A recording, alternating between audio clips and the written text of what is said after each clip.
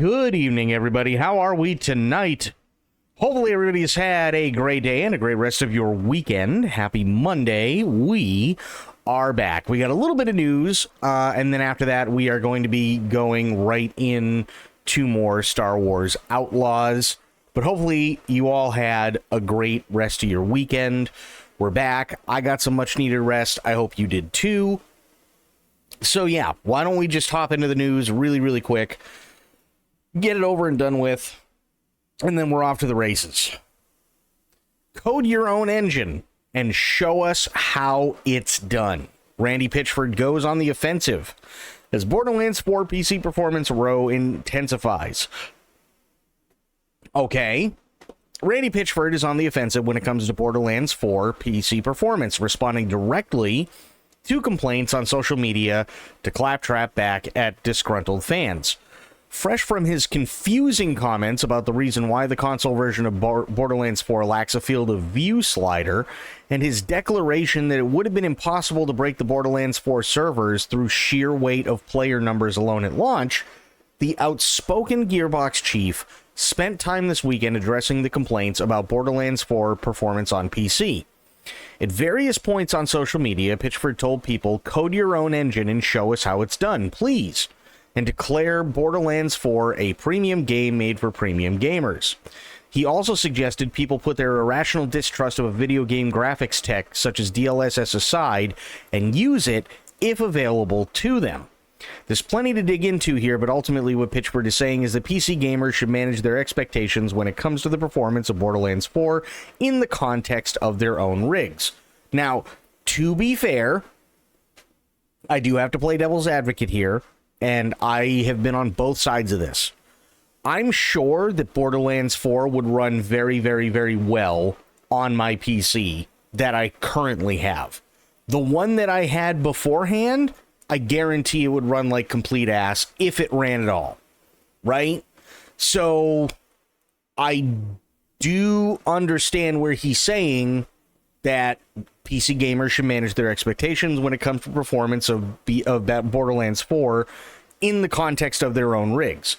I agree with that. I absolutely agree with that. However, there are other things that I disagree with. We're going to be getting into them. One of them is, oh yeah, well, there's this irrational distrust of video game graphics tech such as DLSS. I'll get into why in a minute, but let's keep going. Every PC gamer must accept the reality of the relationship between their hardware and what the software they are running is doing, he said, kicking off a thread clearly designed to address the performance issues that have sparked so much early discourse around Borderlands 4. We have made an amazing and fun, huge looter shooter campaign. The game is pretty damn optimal, which means that the software is doing what we want without wasteful cycles on bad processes. Pitchford went on to insist PC gamers have tools that help them balance their preferences between FPS resolution and rendering features, and they should make use of them. If you aren't happy with the balance between these things you are experiencing, please tune to your preferences using the tools available to you, he said. And again, totally fair. So far, that's totally fair, right? Not every PC is going to run the same way. You could literally have two of the same PC, but because they're owned by two different people, they're going to run differently. That's just how it is, right? So I absolutely agree with him there. Acknowledging everyone is entitled to an opinion, Pitchford insisted it was right for Gearbox to have focused on Borderlands 4's default settings hitting 30 FPS on minimum specs and 60 on recommended specs. Some of you prefer more FPS or more features or high resolution. We have provided many tools to help you make those trade-offs, he continued. Then, in typical Randy Pitchford on the front foot fashion, it is a mistake to believe or expect that PCs between minimum spec and recommended spec can achieve all of extremely high frame rate, maximum and ultra features, and extremely high resolution. If that last post makes you have a negative reaction, I bet you have emotions and expectations that you feel aren't sufficiently attended to. I'm sorry. Okay? Now, again, I don't disagree with what Randy's saying. If you're somewhere in the middle, between minimum and recommended, you're probably going to get a mix of different things, right? I get Randy getting frustrated at gamers. The last thing he should do when the game is getting mixed reviews is open his mouth. It's almost like he wants the game to sell less. Well, let's see what he has to say. But please accept that the game is doing a lot and running pretty optimally, and that you may have to either accept some trade-offs between FPS, features, and resolution as your preference, or you will continue to be disappointed. There's more. Pitchford went on to advise PC gamers should make use of DLSS, NVIDIA's AI-powered image enhancement and rendering technology for the RTX GPUs, downplaying concern about input lag. Use DLSS. It's great, he said. The game was built to take advantage of it. Uh-oh. This is not a competitive FPS, and I have been led to believe that in a blind test that humans cannot detect any input lag. Oh. In my own demonstrates and experiences, I believe this is true.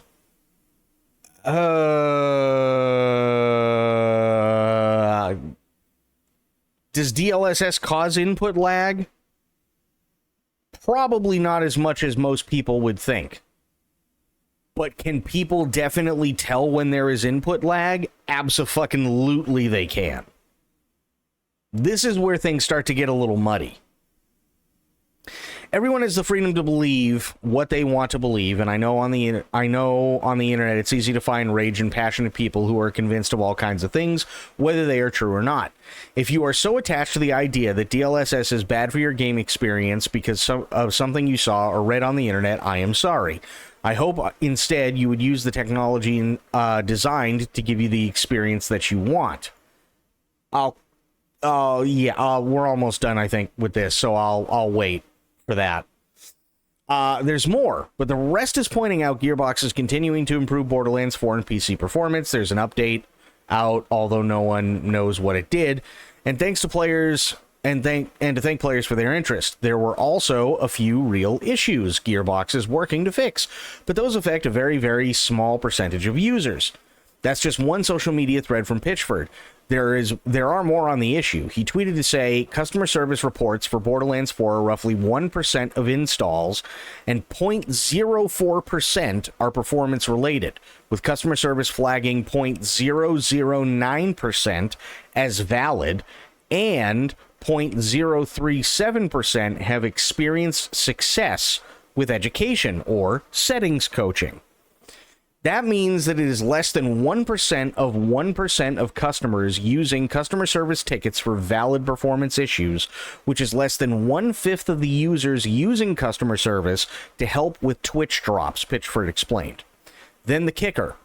This reality is dramatically different than what you would expect if your only sources of information were, say, certain internet threads.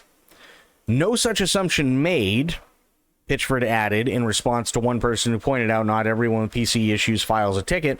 We are also looking at telemetry in real time regardless of what people report. There are people with low performance and we care about that. But 1% of 1 million is 10,000. Just 1,000 posts feels like everyone the way the internet chatter works. Earlier in the weekend, Pitchford suggested people dead set on playing in 4K should perhaps consider playing at 1440p instead. I know a lot of you are dead set on playing at 4K with Ultramax settings and using 2 or 3 year old hardware, he tweeted. You do you, but Borderlands 4 and UE5 are doing a lot, and for me, that trade-off for frames isn't worth it. I play at 1440p with settings super high, and I am super happy with that trade-off. The game looks amazing at 1440p. If you're not 4K stubborn and just want to have a great fun time with the higher performance, please consider running at 1440p resolution. If you've got a beast of a video card, you're probably fine at 4K, but if you're in the middle or close to minimum spec, I would definitely recommend making that trade. Okay. And there are further quotes, perhaps betraying a touch of frustration from the Gearbox boss. Responding to one person who told Pitchford Gearbox would have been better off building the game for the most common hardware, he tweeted, Borderlands 4 is a premium game made for premium gamers. Oof. The minimum and recommended specs are published, he said. The most common hardware is a 4-year-old cell phone. Borderlands 4 is a premium game made for premium gamers. Just as Borderlands 4 cannot run on a PlayStation 4, it cannot be expected to run on too old PC hardware. Which, to his credit, fair. I can understand that. That's fair. The way he put it, it's a premium game made for premium gamers. Nah. Unlike on PlayStation and Xbox, we cannot prevent a PC player with suboptimal hardware for the game to try to play it. So some try and get mad, and some have actual issues we need to fix, and some need to learn how their PCs work at the high end for this specific game in 2025 and use the tools available to them to find the right balance between frame rate, resolution, and graphics features. This is not a game made to run on 10-year-old PCs. This game uses the full capabilities of modern bus, CPU, and GPU.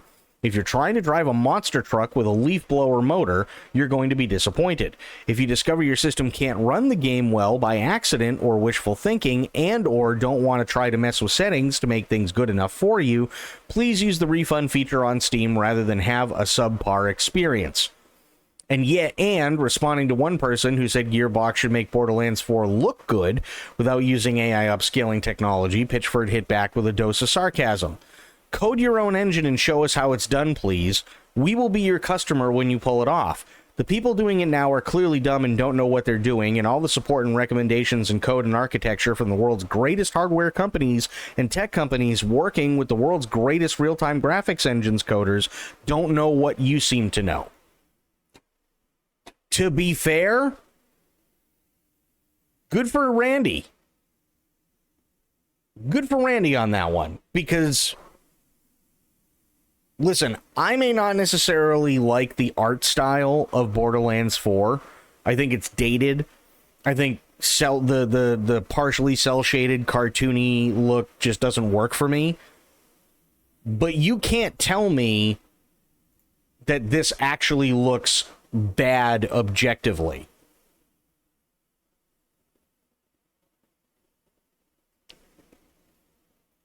For the style that they are going for, I think it looks great.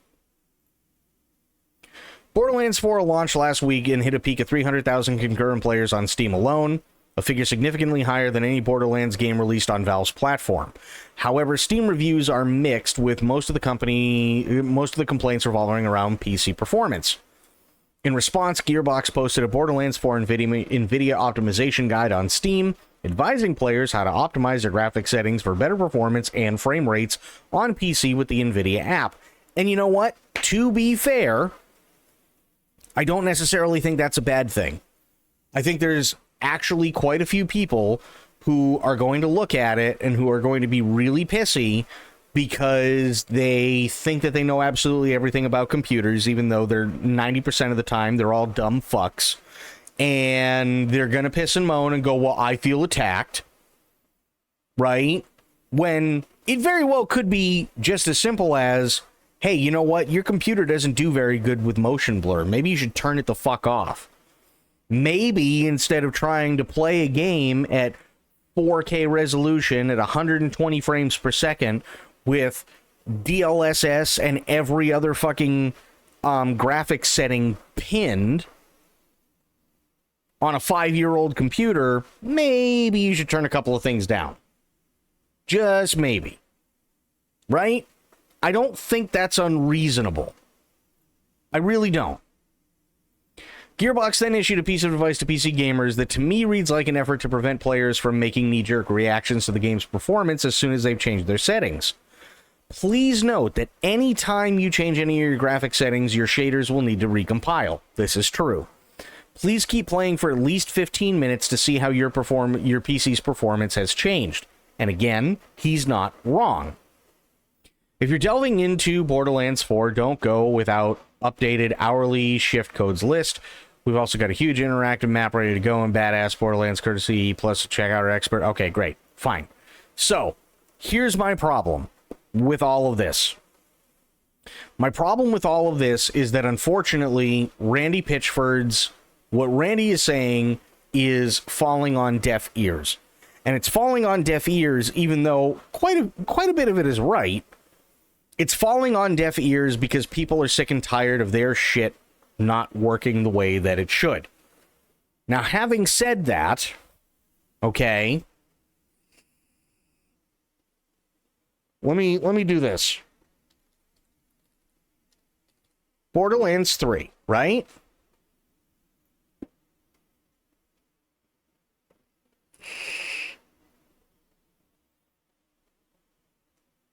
Let me do this. Borderlands 3 gameplay. Fair.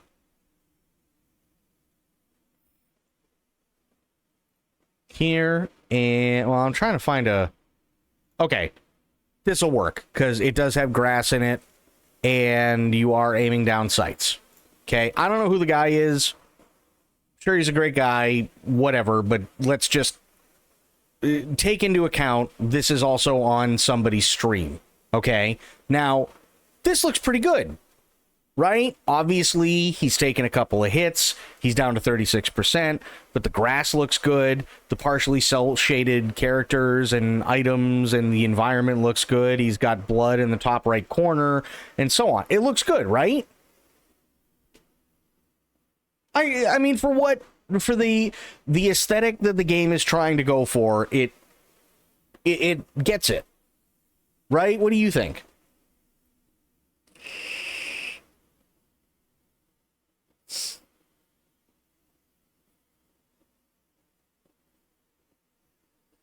The leap from 2 to 3 was big, and the game ran pretty good. Okay, so what do you think of this screenshot?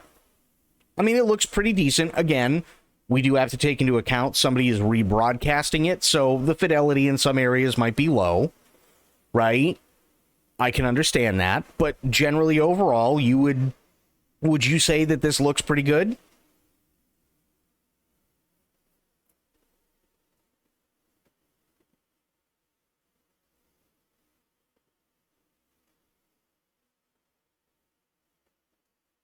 Okay, so what about it only looks okay?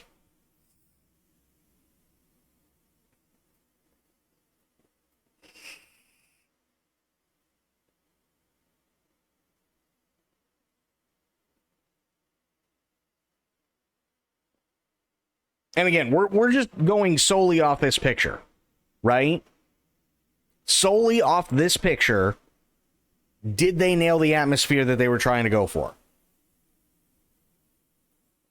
And I'm not, this isn't like a gotcha or anything like that. I'm genuinely curious as to what you mean by it's okay. It's a bit blurry. Okay, again, this is being rebroadcast. So because this is a streamer, right? As you can clearly tell up here. People resubbed, people came in for 47 months, and, you know, he's got a new sub. Hey, great for this guy, right? This could be this streamer's settings. This very well could be this streamer's settings. So we have to take that into account. That is why I said 3 times, this is a screenshot from a stream. Okay? Now,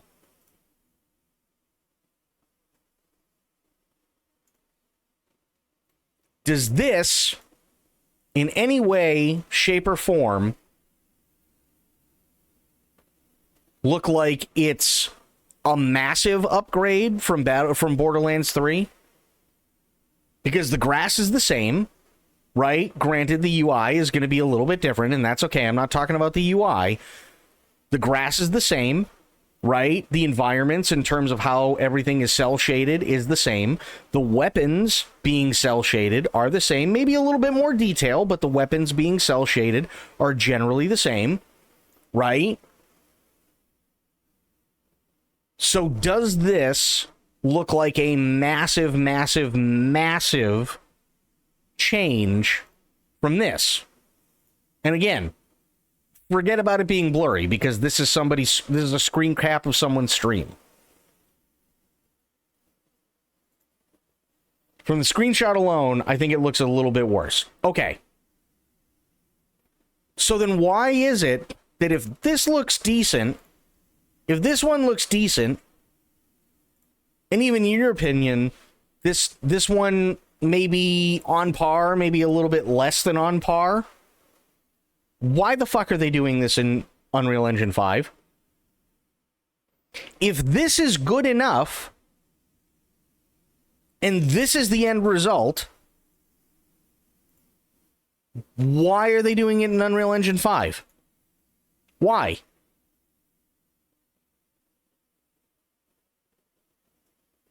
We're talking about Randy Pitchford, Fafo.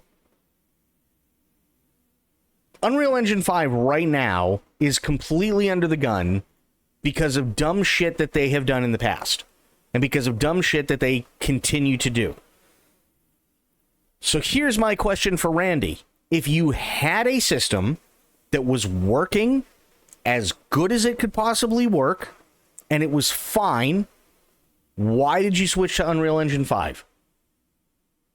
Something that, by the way, for the last few years has been notorious for crashing.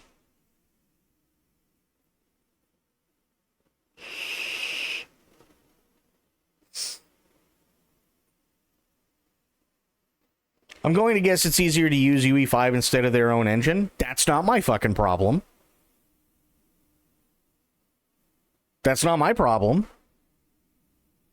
I'll tell you why they're using UE5. They're using UE5 because it justifies the price tag. That's why they're using UE5. Because it puts it toward justifying raising the price. That's why they're doing it. It has absolutely nothing to do with this engine, whatever engine this was. This could have been Unreal 4. I don't know. But it has nothing to do with this engine not doing the same thing that this engine does. Has nothing to do with that. Price of Borderlands 4. $70 for standard, $100 for the deluxe edition, $130 for super deluxe. Is anybody surprised? Borderlands 3 came out at, I guarantee you, probably $60. They have to justify. They have to. I don't understand how this is like... Why are we surprised that it's 70?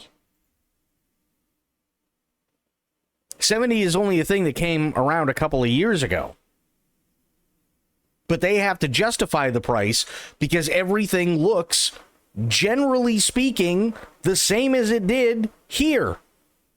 They have to justify the price somehow.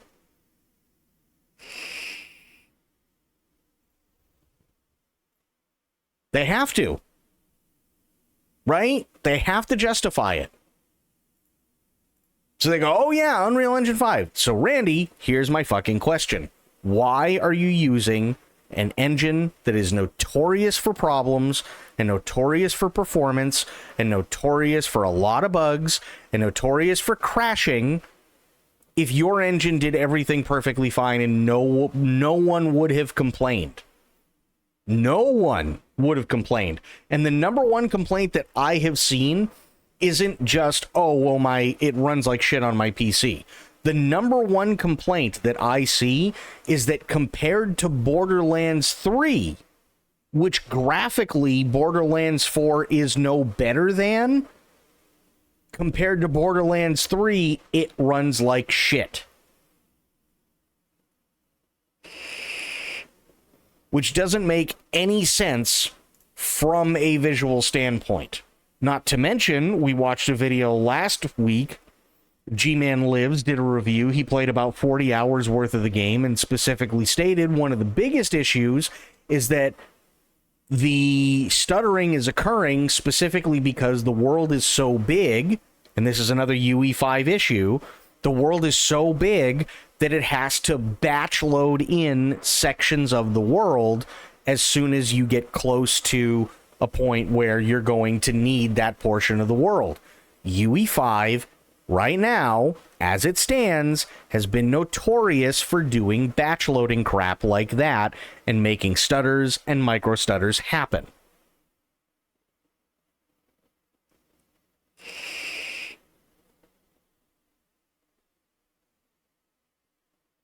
My theory was incomplete, so the guy is doing damage control because the optimization is fucked up, but they're going to don the Fallout 70... What? They're going down the Fallout 76 way in which they are going to update later. Okay, so then why is it that they're using UE5? And why is it that he is telling us that DLSS is like the greatest thing known to man and that it's optimized? And that the game is specifically designed with DLSS in mind. Okay? Here's my question to Randy, and this is what I'm talking about. He said, and if I can find it, I gotta scroll up a little bit more. Higher resolution. Okay.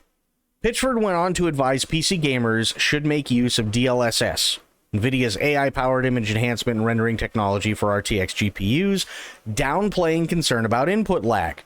And again, I agree that yes, the input lag that you're probably going to get from DLSS is very, very minimal depending on the hardware that you have. Use DLSS. It's great, he says. The game was built to take advantage of it. This is not a competitive FPS, and I have been led to believe that in a blind test that humans cannot detect any input lag. In my own demonstrates and experience, I believe this is true. False. Absolutely false. Yes, Borderlands 4 is UE5. So they're using UE5 and they're designing the game with DLSS in mind instead of creating the game to run flawlessly without the use of DLSS. This is the issue that I constantly have, right? It's the issue that I constantly have when people bring this up. Oh, well, you should just use DLSS. No, motherfucker. I shouldn't have to use DLSS. DLSS is a thing that stops their cards from brute forcing a thing because it just takes an AI algorithm and allows those images to be, and allows those frames to be created, right? Instead of what NVIDIA used to do, which is literally brute force the motherfucker. The problem is that now they're concentrating too much on using DLSS, which gives them the excuse to not put out superior products, which is a problem. I remember back in the day, it didn't matter whether it was AMD or ATI, okay? Because it's both the same company now, but I don't care. Back in the day, ATI was made for people who needed video cards on a budget. And they did really, really well with what they could. Right? May not necessarily have all the fancy bells and whistles, but the thing was at least cheaper. And it would run comparably to what you would typically see with NVIDIA. Okay? That's not the case anymore. NVIDIA used to blow the fucking doors off of ATI and AMD, and did for a very, very, very long time. You could brute force anything and everything out there on an NVIDIA card, and you could not do the same on an ATI or AMD card. You just couldn't. But now, you can't do that anymore. So instead what they're doing is they're trying to make the graphics card work in a way where, yes, there are some benefits, of doing it this way, and that's fine, and I'm not disputing that there aren't benefits, but they're forcing you to use DLSS instead of what everyone is used to, which is, oh, well, shit, I got a 4090, I got a 5090, I should be able to not have to worry about DLSS whatsoever and just be able to play the fucking game. And he's flat out telling you, no, this game is designed with DLSS in mind. That's what he's telling you.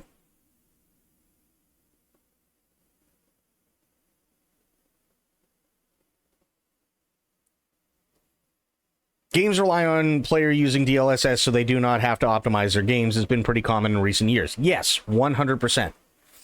And to be fair, in a lot of instances, it works, and it works really well. And I'm not saying that it doesn't, because I use DLSS, right? But I'm also not constantly trying to fight the game to get some of the best fucking, to get the best resolution and over 60 frames a second and all this other shit with motion blur on and maxed out everything. If a game auto detects my hardware and says, hey, listen, you're somewhere in between minimum and recommended, then guess what? I'm in between minimum and recommended, and as long as the gameplay is fine and I don't have any fucking issues, guess what I'm not complaining about?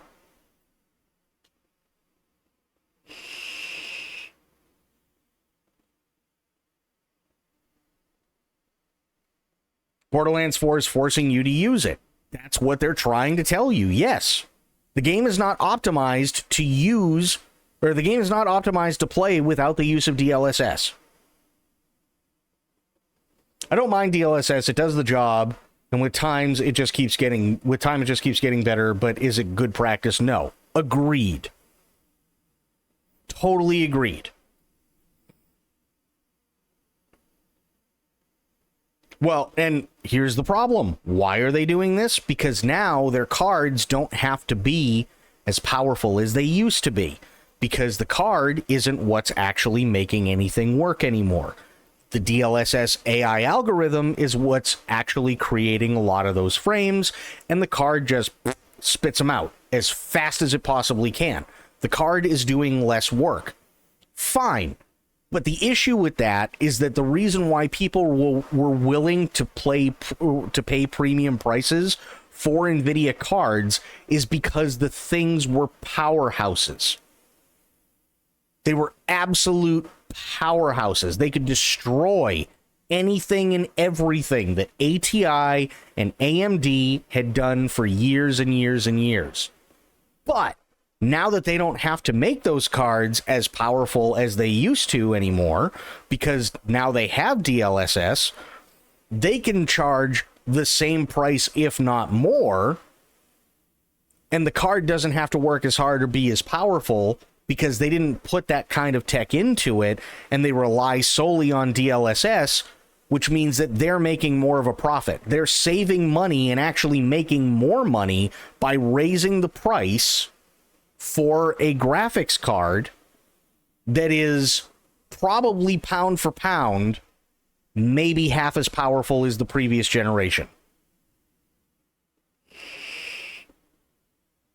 And I say pound for pound because if you take DLSS out of the equation, I guarantee you there'd be a lot of things on those new cards that would run like absolute dog shit.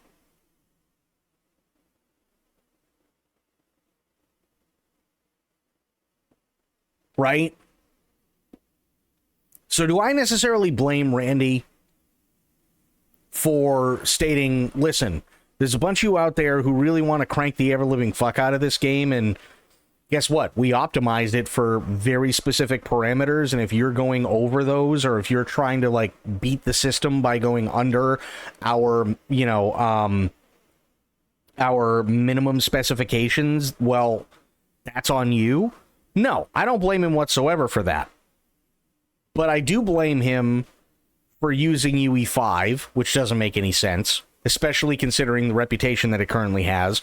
And I do also blame him for sitting there and going, well, this is a premium game for premium gamers. I don't know one person who has ever called Borderlands a premium game. And to make matters worse, everybody that's done a review on this game, issues aside from stuttering and micro-stuttering and everything else, issues aside, okay, they specifically say it's just a good FPS. It's a good Borderlands game. But I have literally never in my life heard Borderlands be called a premium game for premium gamers.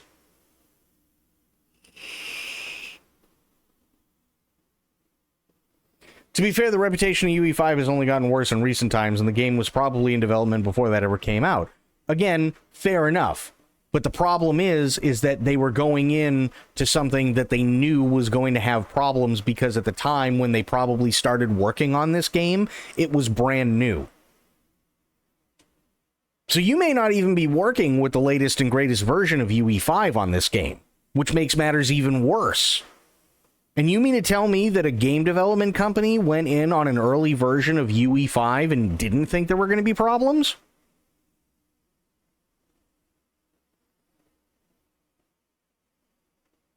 What's a premium game? Yeah, it's literally just a buzzword.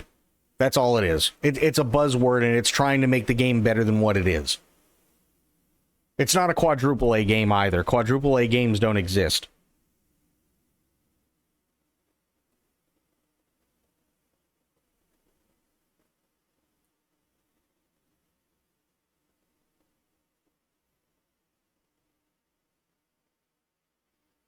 So yeah, I think Randy's angry. And I get it. I understand. You know, you put a lot of time and effort into this, right? And then people come out and they start to piss and moan. I agree from a developer side that there are a lot of things that are absolutely stupid with what people are saying, especially when you have the minimum and the recommended specs and the performance already printed out, and that's been printed out for months and months and months in advance. I get it. I understand that frustration. But if Borderlands 4 doesn't look any better compared to Borderlands 3, then why use UE5 if there's really no massive, like, smoking gun that's going to change the way gaming works? Okay. And why is it that you're now just telling people, oh, just use DLSS, it's great, the game was built to take advantage of it? Bro, your game should work with or without DLSS. I understand and I agree that there are going to be a lot of people who are pissing and moaning and it's needless and everything like that, but making somebody use DLSS is just flat out stupid. Absolutely stupid.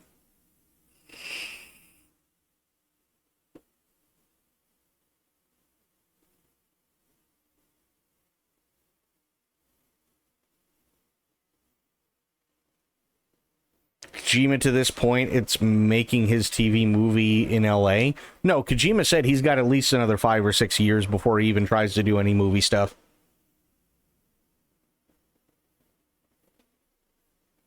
He's already come out and said that. He said that, I want to say shortly after Death Stranding 2 came out.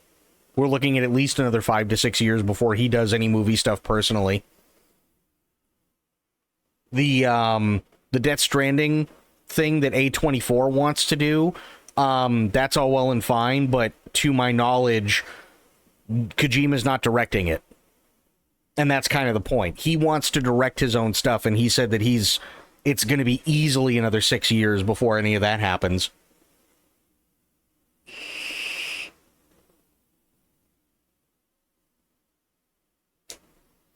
Play the Mistfall Hunter playtest now. You have been invited to play. Click to install and get started. Well, there you go, Spoiled. Did you get invited to? I did. But we're playing more Star Wars tonight.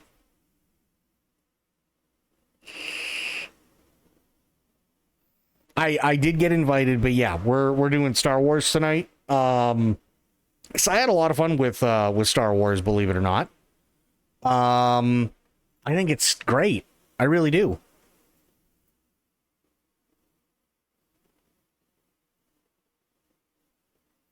Is that an online game? I don't remember off the top of my head, honestly.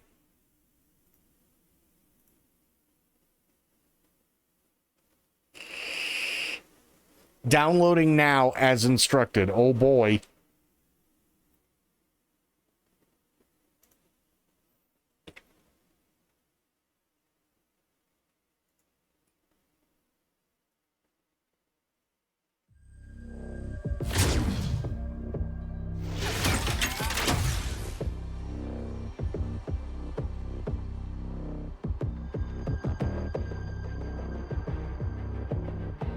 Okay.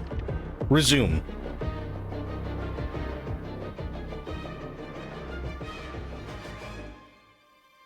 Yesterday I got invited to try out Deadlock. It looks promising. There you go. Also, Spoiled, how you doing? It's good to see ya. And Aelin, it's good to see you. How you doing? I gotta remember what the hell I was doing. Ooh. It changed tonight. That's cool. Hang on. Let's go take a look at some of them clouds.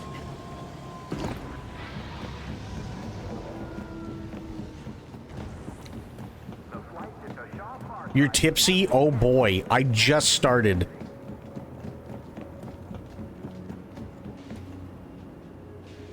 Look at that. Those clouds don't look bad.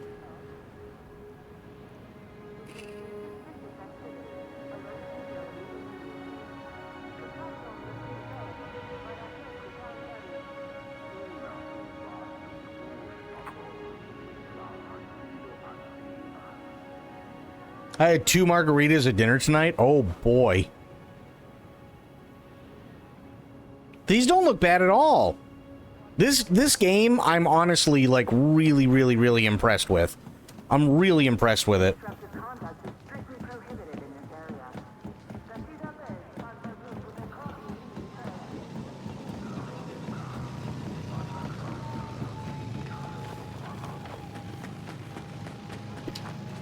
Looks like crayons? No, it doesn't.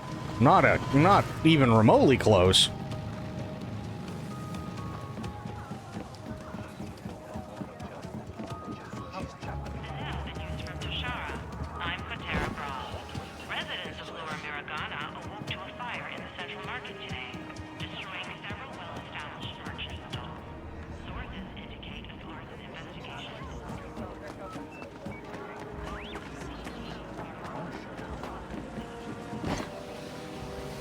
Oh, I was gonna try and slide down the stairs. Damn it. Okay. Journal. Oh, those are the keys. I don't want those. Crash speeder, an Axis, ruffian pants. Oh, okay. That's not what I wanted either. Hang on.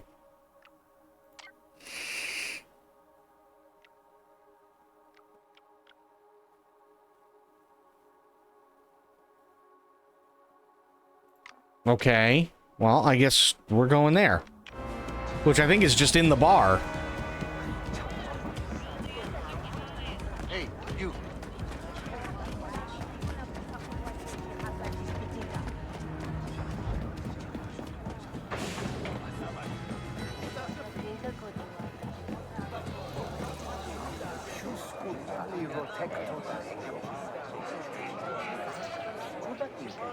Okay. How do you know my name? I keep an eye out for new talent.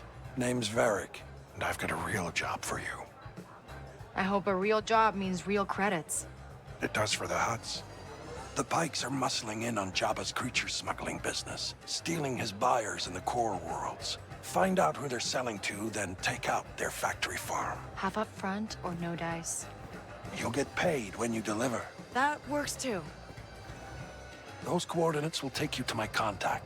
Don't keep her waiting. Okay.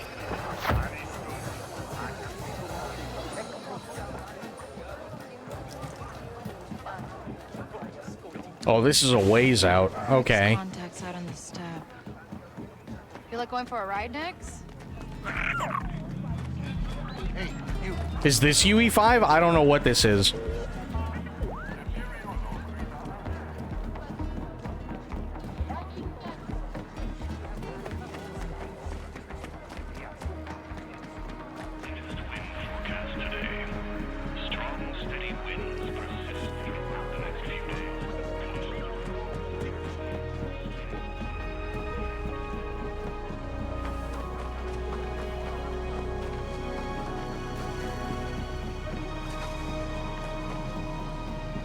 Where's my... Oh, wait. Speeder. I can just call it. There we Let's get go. out of here.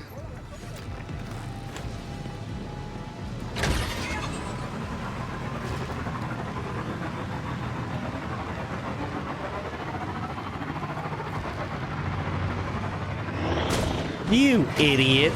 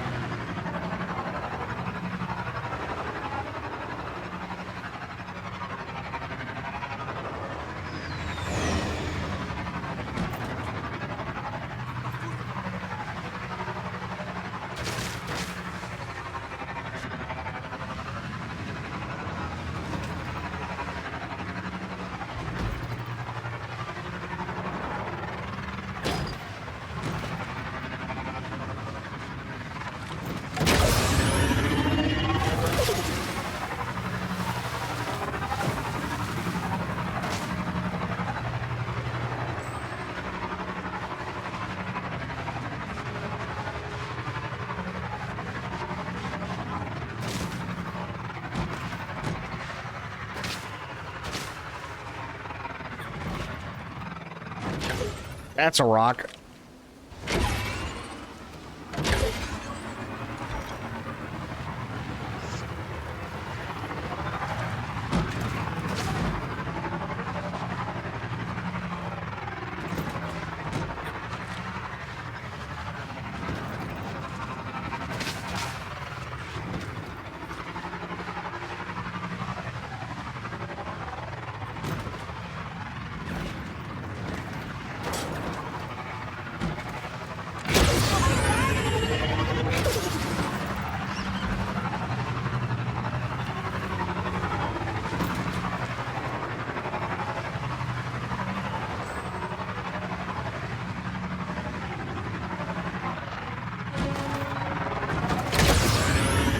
Come on, guys. We can work something out.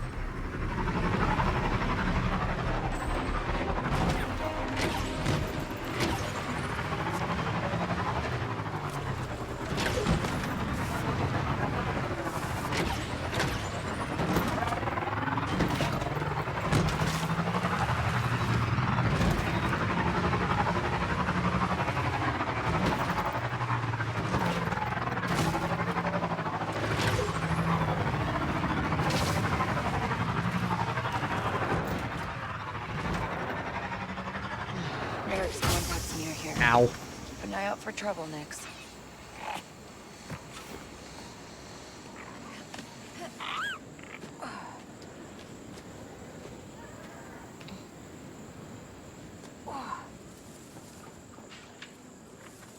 Hmm.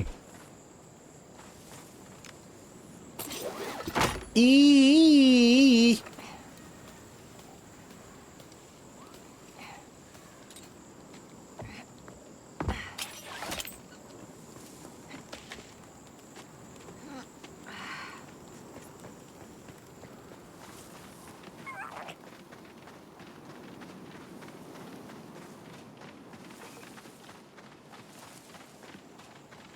I know I'm getting close. I just don't know where I'm supposed to... Okay, I guess it's this guy? Maybe?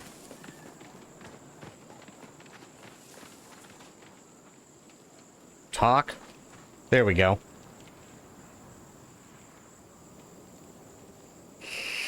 Hey, Varric sent me? Name's Monda. You're new. I'm Kay. This is Nix. All right, Kay and Nix. Here's the job. Get inside, grab the client list, then plant the bomb on the generator. That should open the pens and ruin this entire operation. Right. And the bomb? Over there. It's your standard time-fused beradium charge. Oh, sure, yeah. Baradium. Use these all the time. Yeah, she sounds so enthused. Okay, picking up the Guess it's time to beradium plant a bomb. Where am I going? I'm going... Oh. Oh. Okay.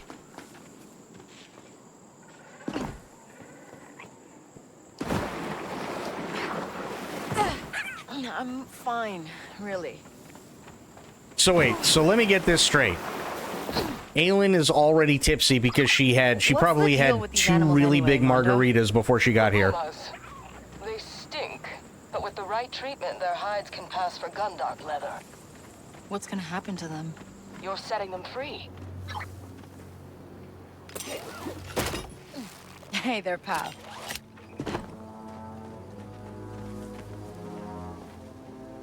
Oh, we got tons of murder bushes. Even better. Gotta love a good murder bush.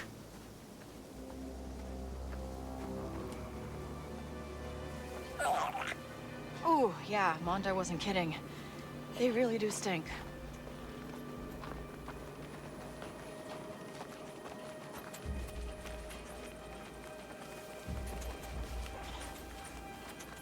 Despite those fancy robes, bikes are tough. Really tough.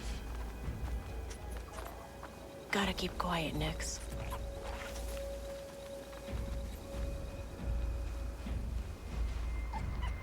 Mmm.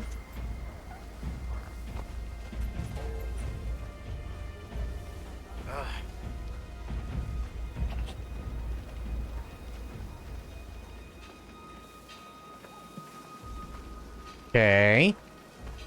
Go up this way. I don't think the Pikes trust outsiders like this.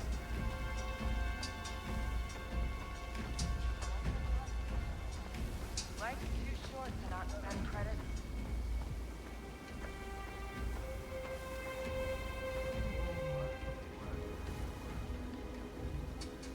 Oh. Wait. Go back over here and cross. Need more power cells.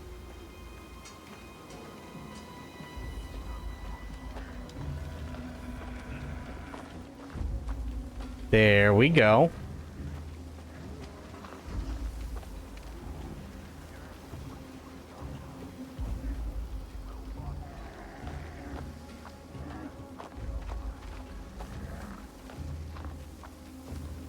I wonder what the rest of the gang is up to.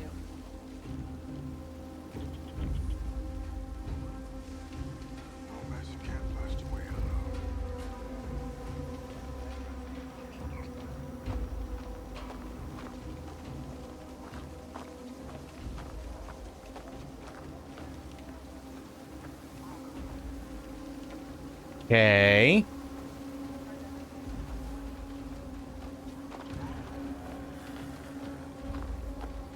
Murder bush. This is not fun.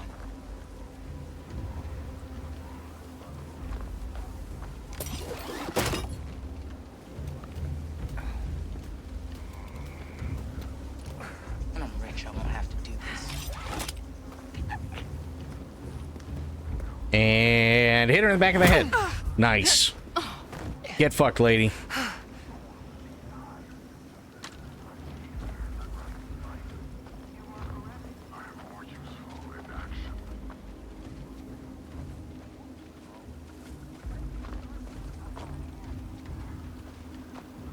Those guys better not be drinking without me. Quiet time, little guy. It's been quiet time. What was the other time? Just not be sneaky and fuck around time? Is that what we're meant to believe? I don't think that's what it was. I thought it was supposed to be quiet time all the time with this. Okay, now we wait.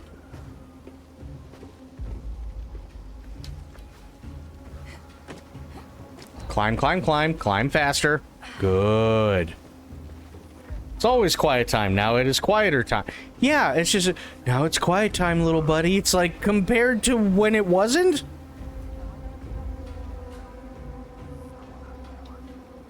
God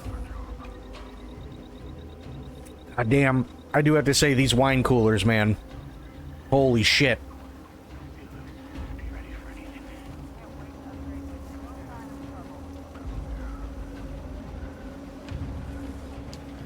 This is nothing like home.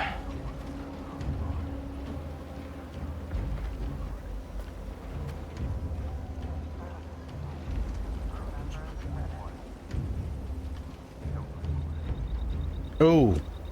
That's bad.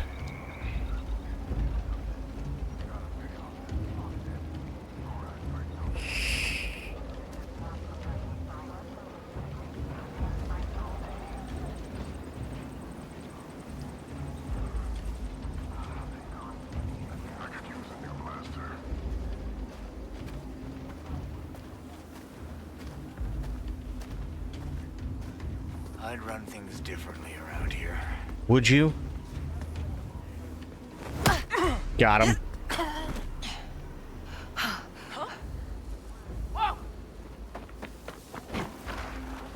I guess I should check that out. No, you shouldn't. You shouldn't check it out at all. Trust me, you don't need to check it out. Lady. Don't do it. Do not check it out.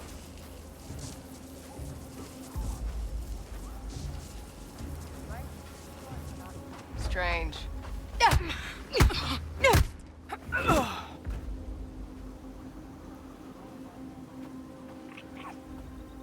Okay. Data spike. Okay, careful.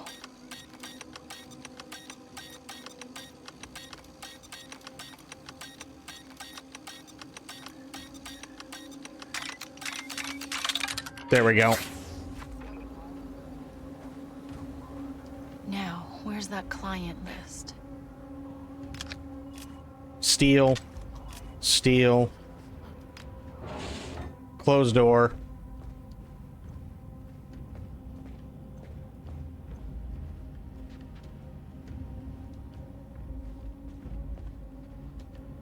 Okay.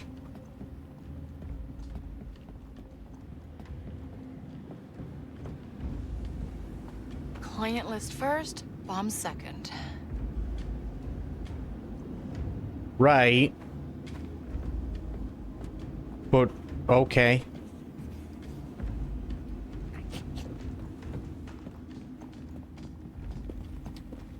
So wait, does that mean that with Aelin already on, like, 2 margaritas, does that mean that she's also drinking more wine coolers?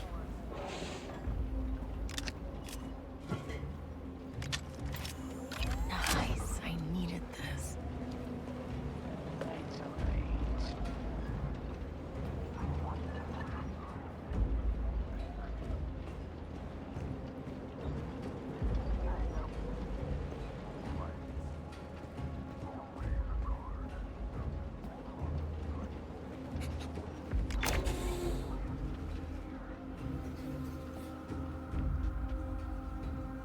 Ooh, maybe the list's on that hollow puck.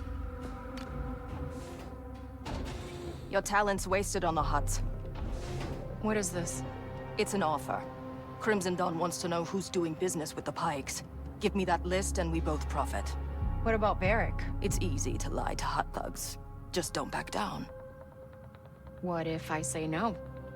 Now that you know who I work for, I can't let you walk out of here.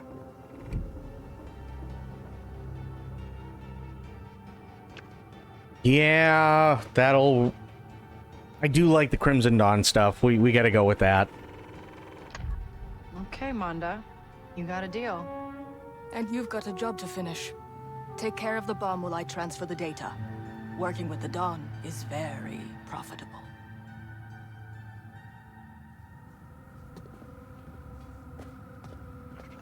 Okay. Bomb time. Come on, Nix. Let's deal with that generator. See what Dice said about the Series S? No, what did they say?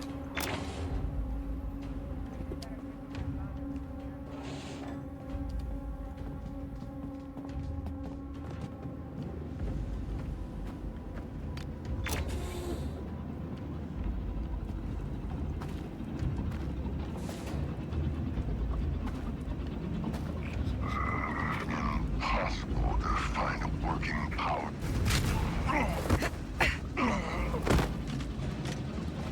Dice struggled getting Battlefield 6 to run on Xbox Series S, but it forced them to optimize memory usage, making the whole game better and more stable for all platforms. I'm not surprised. Good boy. And I don't think that's a bad thing either. I think that's fantastic.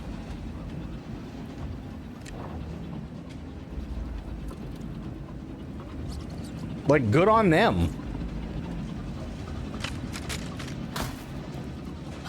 Okay. This looks right, I think. Did you touch anything? Because I didn't touch anything. That timer's going real fast. There's gotta be another way. Do you see a way out, Nix? You gotta push the button, Nix!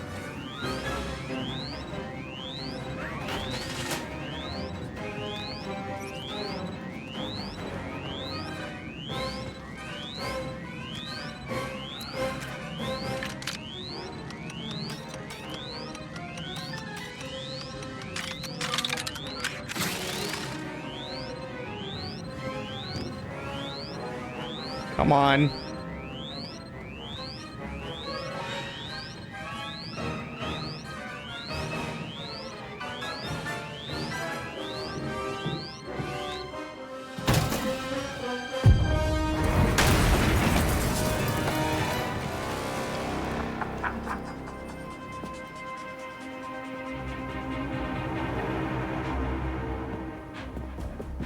Oh, well, that was close. Those Robuma have the right idea. Come on.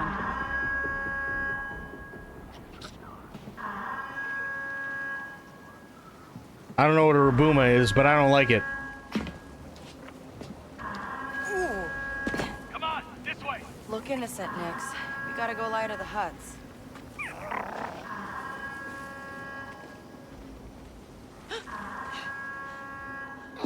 That's okay.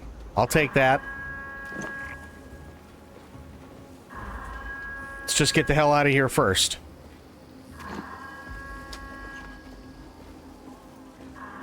Yeah, no, I think it's a great thing with what DICE has been doing, and I think they've been pretty open and transparent. And it's about time. It only took them about 15 years.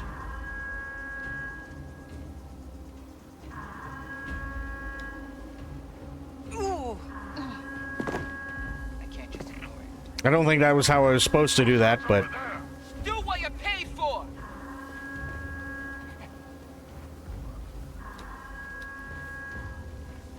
Get back to it. Okay. Now we sneak out.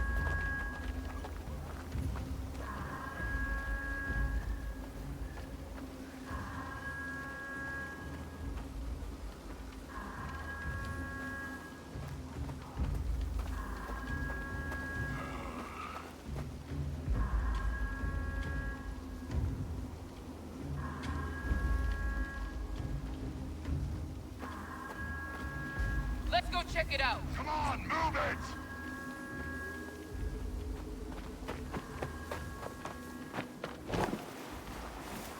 There we go. Nice. Varric, job's done. I knew you'd deliver. Meet me at Daruda Diner in Janta's Hope.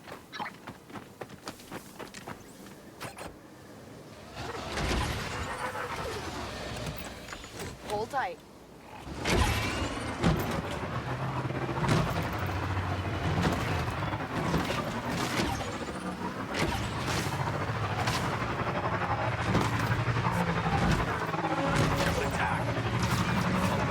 Here we go.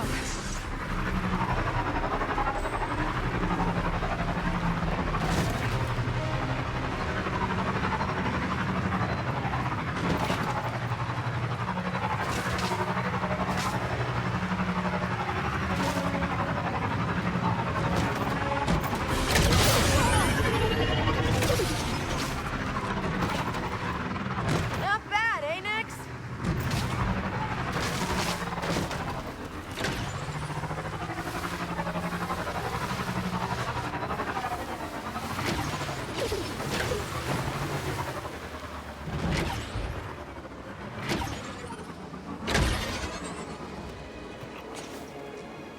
Okay. I'm not giving you any credits. He's not giving him any credits.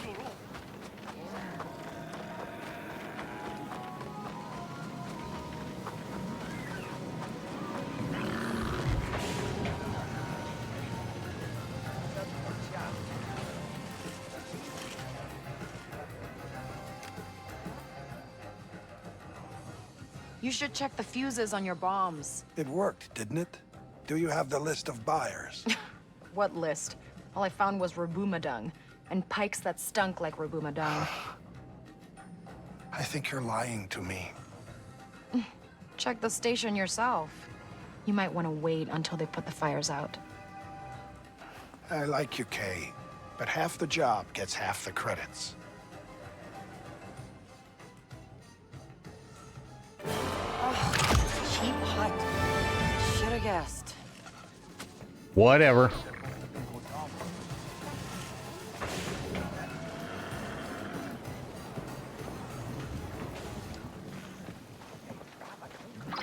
You're a good liar. Who is this? Crimson Dawn's got its eye on you, Kay. Don't disappoint. Nice. Better reputation with Crimson Dawn? I'll take it. Let's get moving.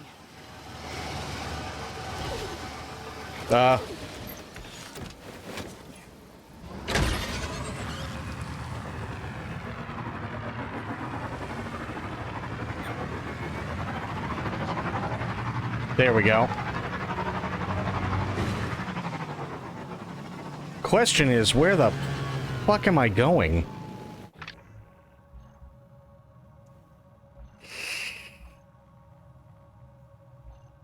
Lost Step, Boulder Forest, Grazing Fields, Miragana?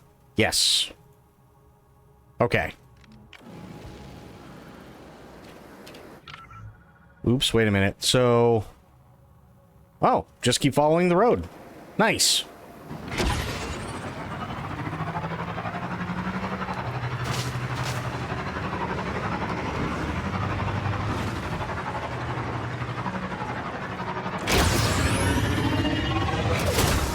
Idiot.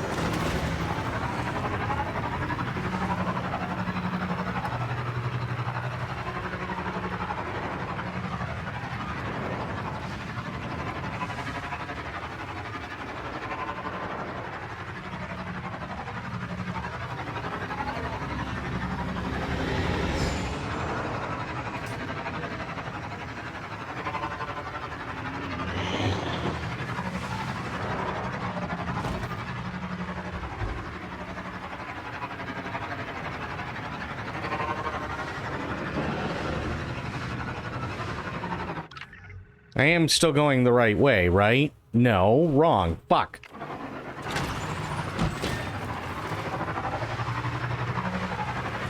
Looking for a race?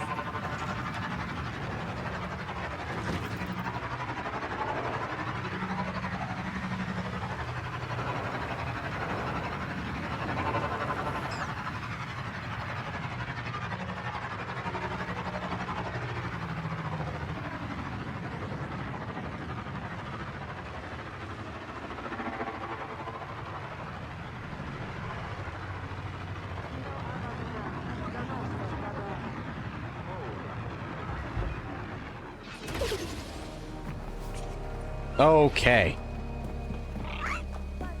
Oh, wait, hang on. I gotta go back. Do I have any new stuff? I don't think so. No. Here, reputation. Okay, so I'm still only good with Crimson Dawn. I need to up that more. Gotcha, gotcha.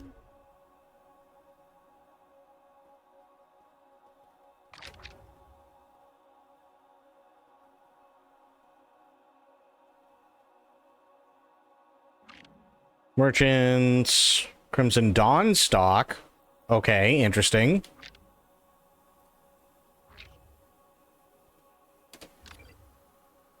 View on map. Bello Reuben. Okay. I'll probably forget all about that.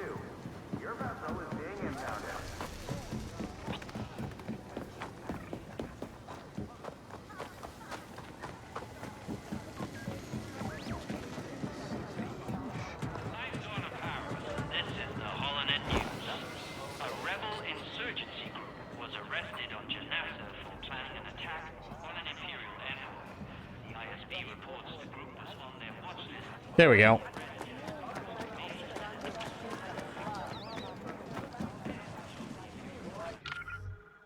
Opportunities nearby. Where? Well, if I go down here, and then that's fast travel point, I take a right, the wreck, talk to Waka. Okay, track that.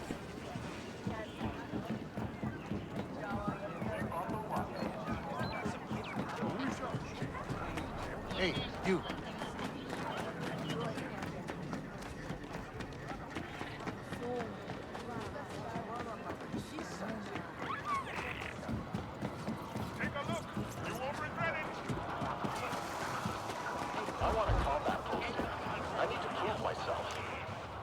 Hey, with the nav computer and your repairs, how much am I gonna owe you? Okay, we're friends. We'll get to that. I wouldn't call us friends. You will, because I just found you an EML 850 compatible nav computer. And since I know what I'm doing, it's free. What's the catch? No catch. There's this old wreck buried in Amberine, and it's loaded with compatible parts. It's not stripped already? Look, I mean, we tried. The winds picked up, and not all of us have fancy speeders. Then part of it collapsed and sealed it off. Can't I just, like, boost one off a Pike cruiser or something? Not possible. Trailblazer's a custom job. Off-the-shelf parts won't cut it. You're lucky I even remember this wreck. Even luckier that I have a plan. I just, need a Class 11 power core. And where exactly am I supposed to get that? All kinds of places, like, you know, Imperial compounds. We barely made it out of that space station alive. You trying to get me locked up? I'm just trying to get your ship fixed. You're welcome. And, don't die, all right? Oh, great. I thought about playing this game. How is it? Coast, so far, I've had no issues with it whatsoever. What's catch, no catch, lists all the catches. True. How you doing, Don? How are things, buddy?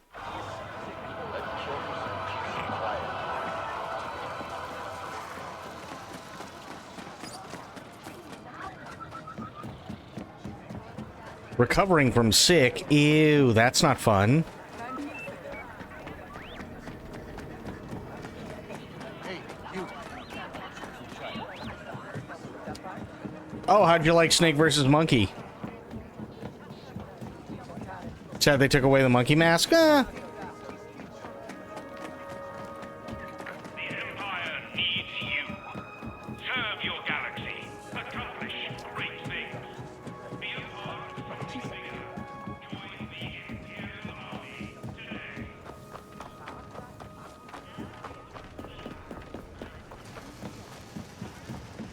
All right. Now to go fuck with Imperials again.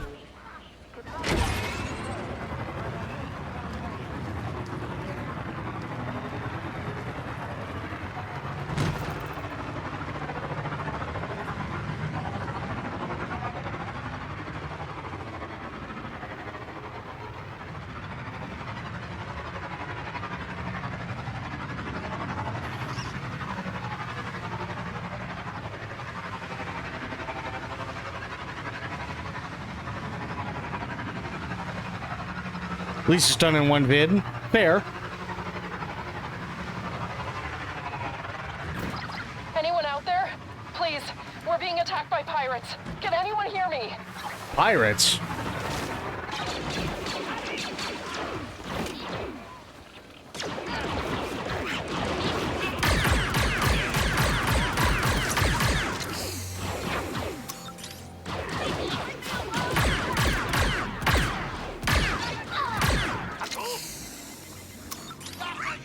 You won't get away with this!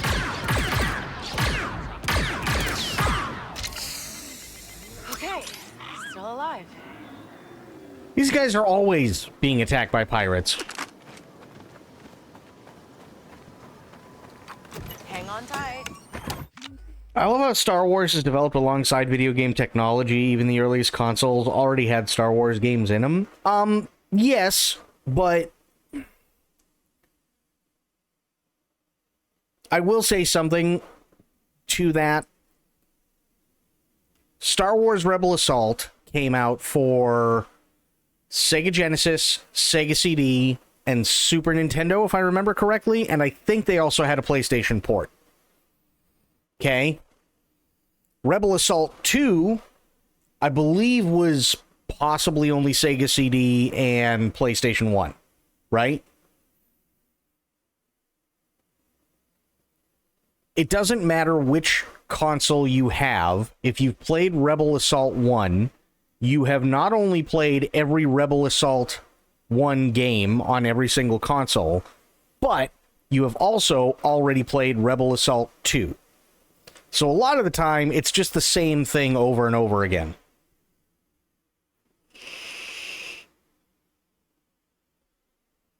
That kind of stinks. The other thing that kind of stinks is, for the longest time, there was really no rhyme or reason as to why Star Wars games were the way that they were. So, for instance, you have Star Wars on the NES, then you have Super Star Wars on the Super NES, right? I can't remember if they had Empire, but they had Return of the Jedi, which is fine.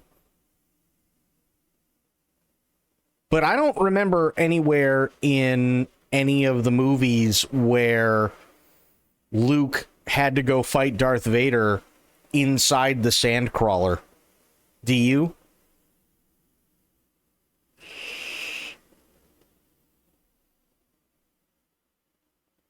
Also, I'm pretty sure that the Sandcrawler part happened before he ended up getting a lightsaber. So why is it that he has a lightsaber?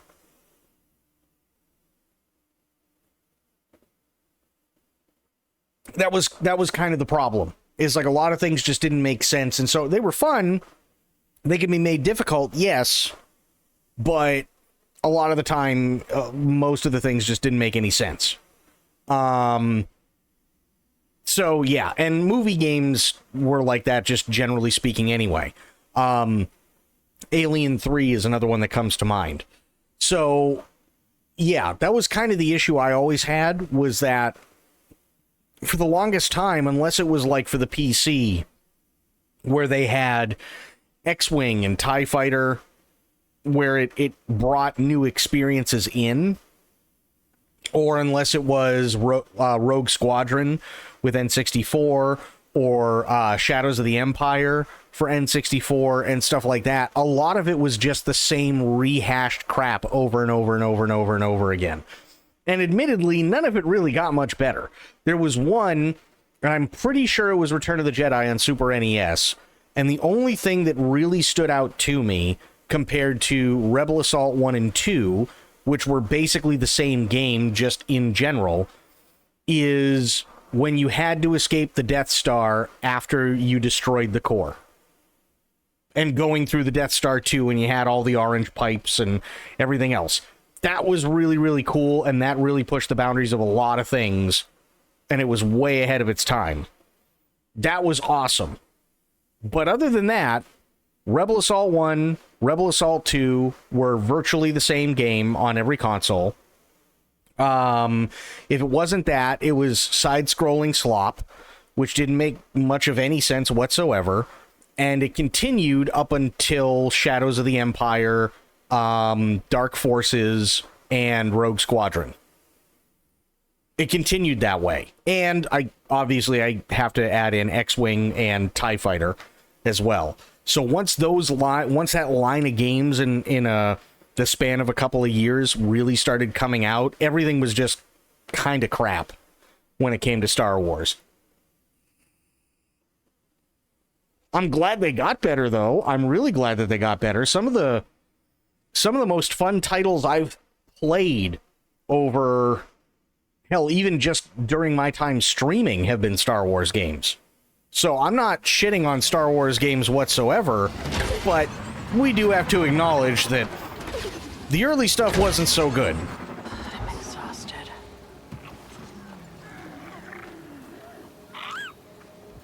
My name's Kay. I picked up your distress signal. Thank you. We already owe you so much, but there's more pirates on the way. God damn it. Whoa. Things have to turn around soon.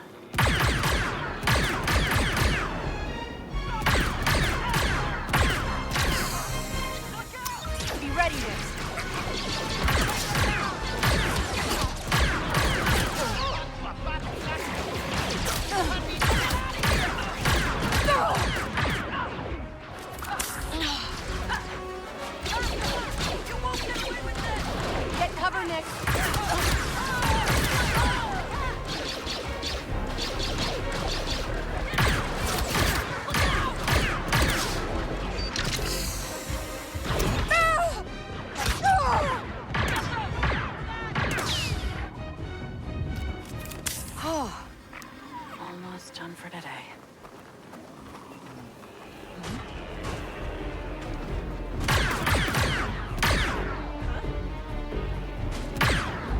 Okay, let's do this, Nick. Take him down! Leave me alone!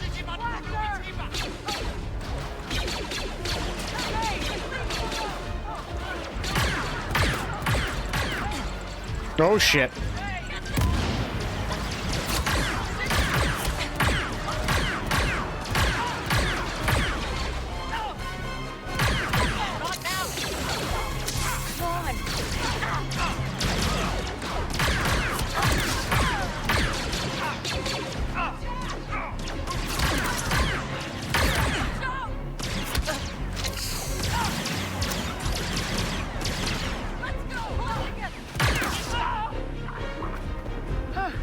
Let's hold it out.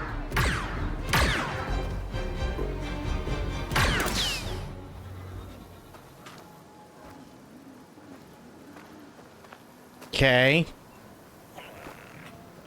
We got any more coming? Yep, there's more. This could do some damage. Yes. No, I don't want that one. I want this one. There we go.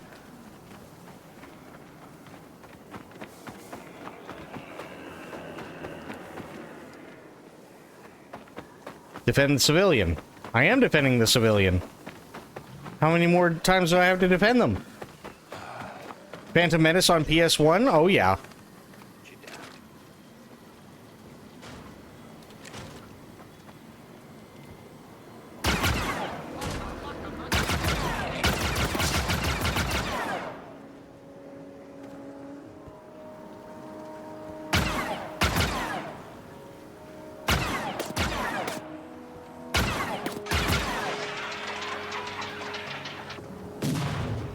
He might be dead.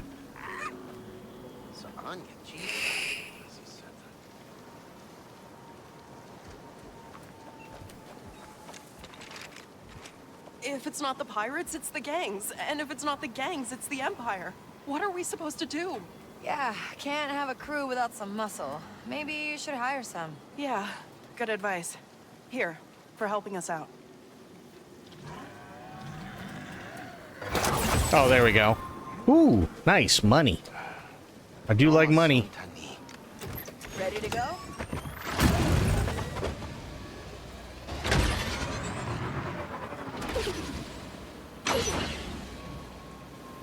I'm taking this back to tank. I need it. There we go. Ready, Nix?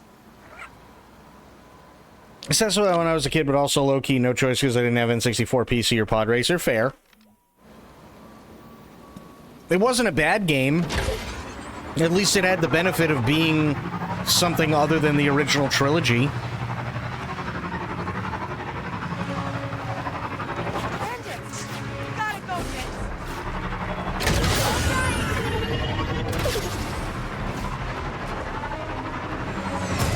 Ow. Sorry.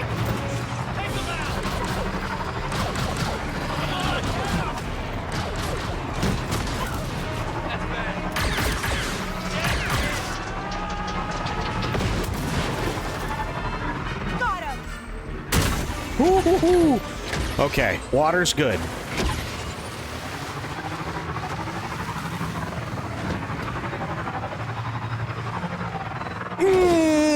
Uh-oh. I think that might be the edge of the map. Let's not do that.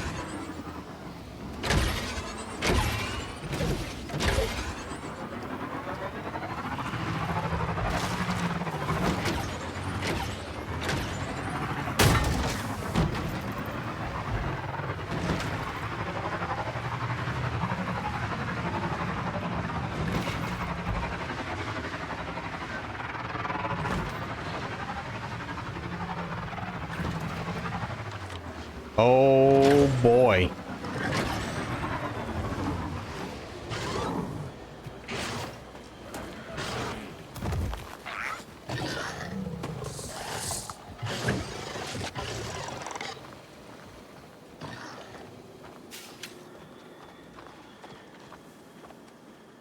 Okay.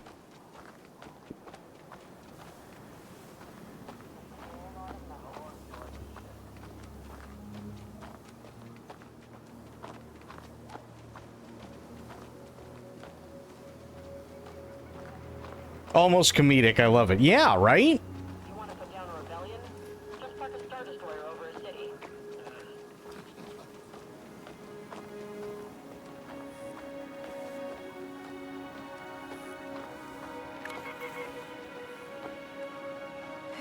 Yes. Big area, much restriction.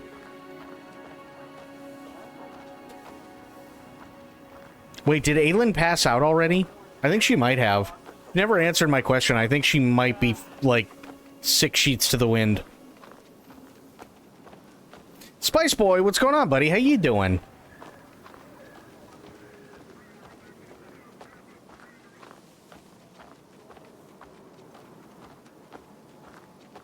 Okay, we got some stormtroopers there.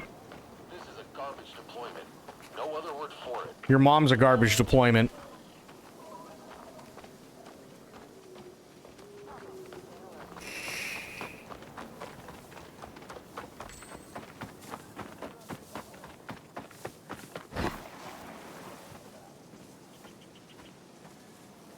Okay. Fuck. Oh, wait. Wait. Is this tall enough? No, it isn't. Fuck. Ramping up for a 2-week-long state fair, and I'm driving Bengal out of town every weekend. Oh, boy. Yeah, this is Star Wars Outlaws. This is the one that caught a lot of flack because they were trying to charge $130 for it. It's come down in price, and you can get the base game no problem for like 60-70 bucks. And it had a lot of problems when it first came out in terms of performance, but honestly, it's working great now. Yeah, they wanted you to pay $130 for absolutely everything that they had to offer for this game, or pay $18 a month to their subscription so that you could just play it there with all the bells and whistles. So they were basically forcing you to join their subscription service. What's the best way to put this?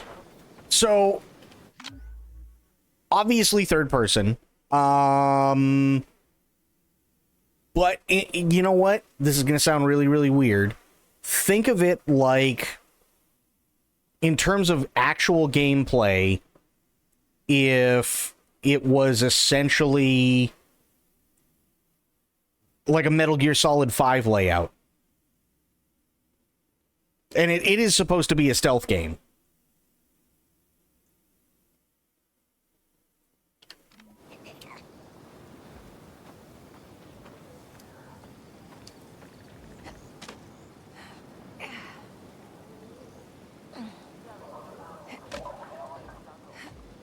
Oh, that's not good.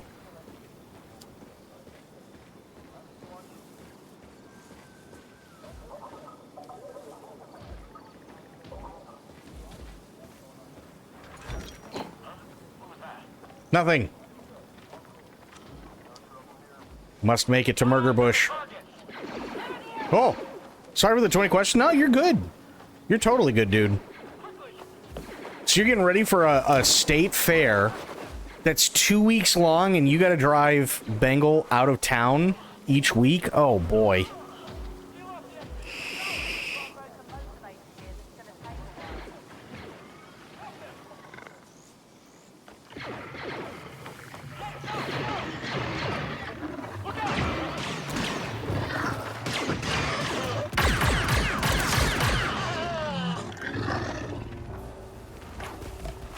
Don't worry, bros, I got him.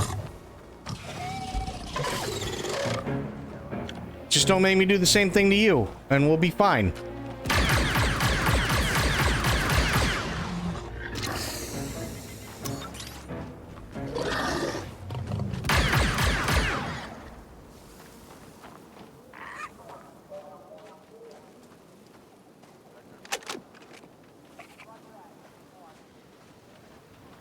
She's doing her glass engraving events Friday through Sunday, 3 hours away, so I drive here. So I drive her there and come back to keep working on stickers and prints and shit. Wow, dude. Busy, busy, busy. Holy crap. I mean, that's a good thing. definitely a good thing, but that's a lot of work.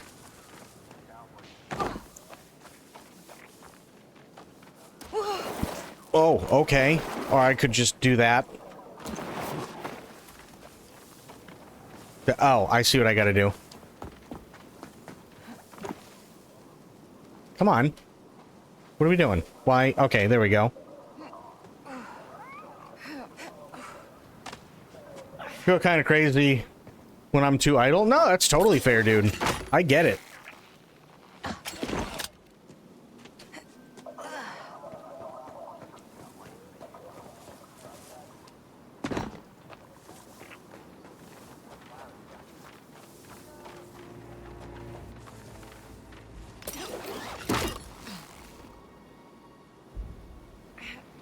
Well, what the hell am I supposed to do with this? Can I... Nope, I can't. Okay. Stir crazy boy. Hey, you know? It happens sometimes. Nope, they don't like that. Okay. So what good is this gonna do me?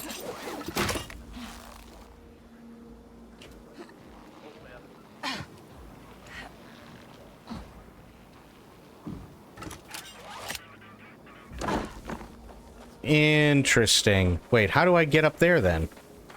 There's gotta be a way. There is a way. Okay. Nice.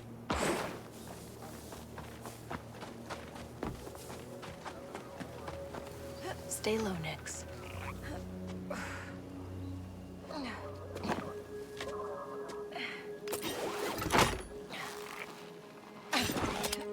Okay. Go up here. There we go.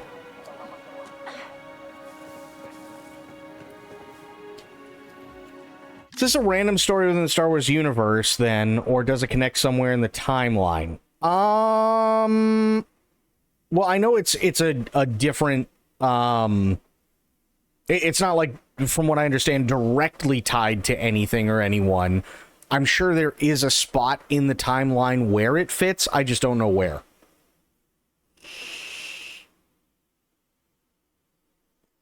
My dream Star Wars game is a pod racer in today's graphics. Anyone who can handle a good racing. Oh, fair.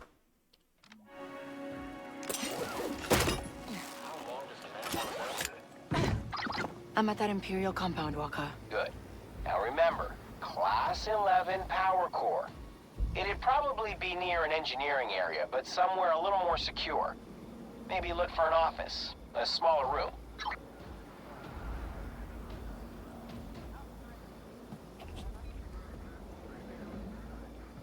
Looks like the stabilizer's fried. Need to get it replaced. Well, that sucks. I hate it when my stabilizer's fried.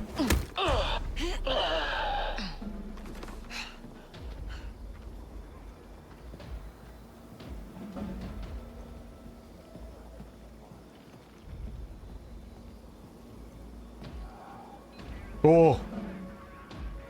Actuators clear, inverters stable, just the final calibration left. We should all be issued droids to take care of the annoying stuff, like blaster cleaning. You're right.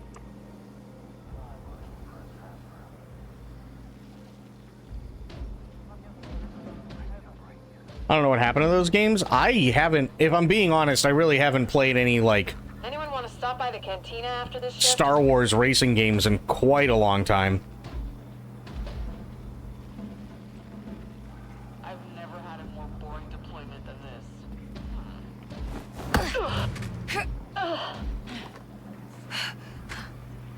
Not that I didn't enjoy them, and even the, like, Star Wars Starfighter, Fix the crankshaft. Should be up and running again. that was actually really good. I think that was the sequel to, it was like Jedi Starfighter was the sequel to Starfighter, and then they also had pod racing. Schedule's killing me.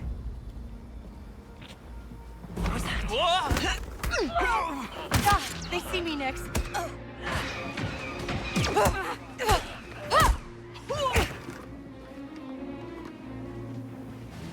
Oh boy. That thing is not happy. There is no threat. Shut up. I didn't sign up for this. You did not sign up for this at all. Right, you did not.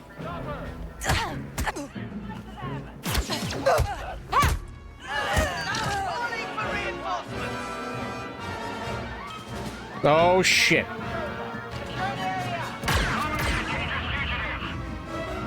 Roger TK-5265. Permission to use force. Neutralize the target. Over there! Secure the perimeter! Come on! Where is she? Fan out and search! Okay, no one knows where I am. Slice. Wordle time. Good. Good. Okay.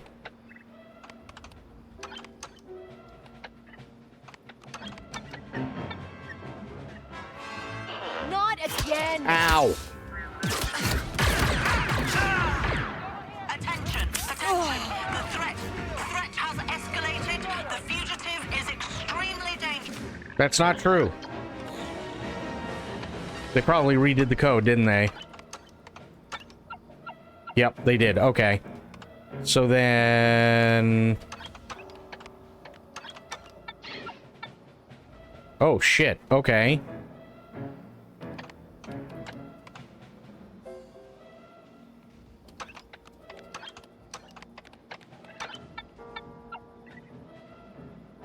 Okay, these are still out of whack. Whew, I think we lost him. God, I hope so. Okay. No. No, no, no.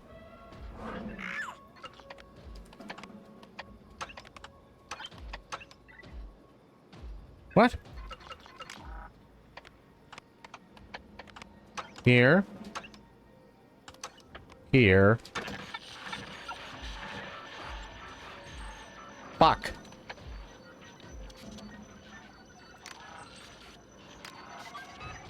Okay, exit.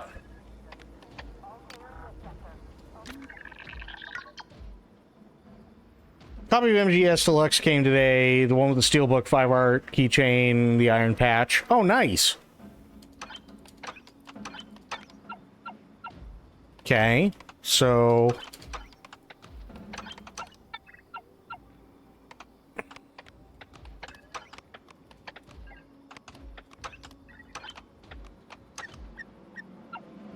Damn, okay.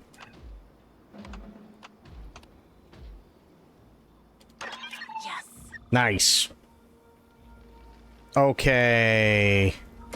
Open. Disable camera. Nice. Yeah, it's basically Wordle. I'll continue surveillance.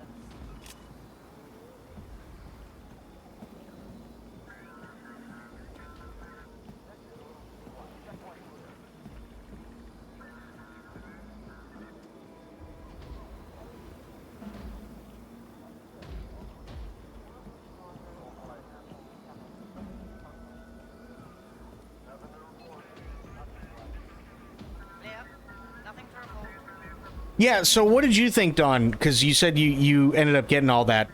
Is that the one that came with the diorama? All clear. Hold your position.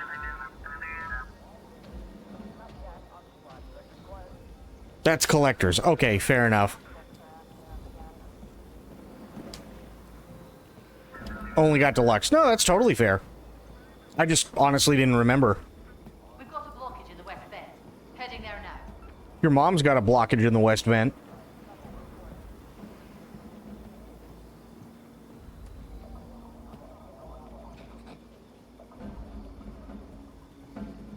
Some protesters were giving us trouble, so we brought out a D-93 incinerator. That took care of it.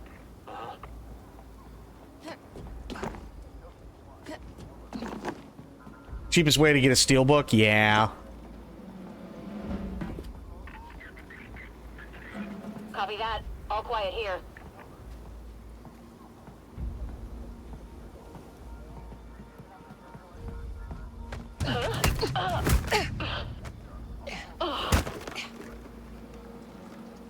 Okay, that one's down. Backup generator is red. Recalibrating now.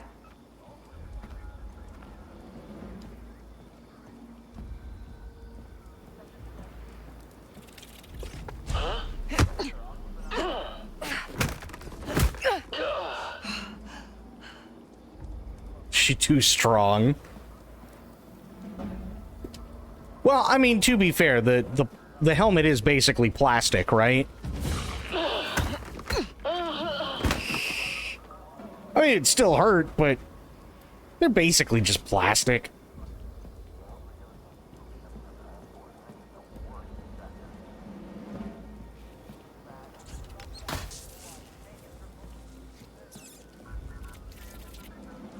Oh, if it were metal, she would have broken her hand the first time she tried it. No doubt. I have visual on a broken antennae. Heading up to replace it. They'd ring like bells every time you decked them. True. Bong, yep. And again, can you imagine punching a helmet that's just made entirely of some sort of metal? That would be giga ow.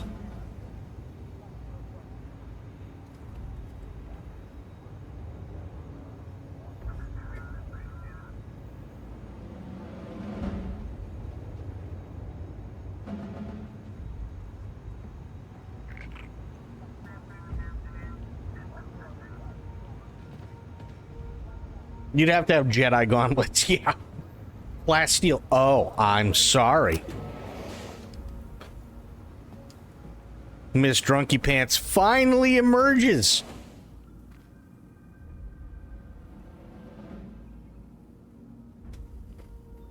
And she did so to tell me it was plasteel.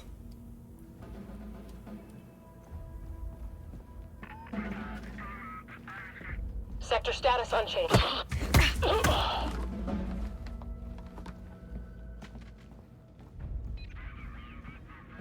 Stabilizer is red. Need to take it apart to see what's wrong.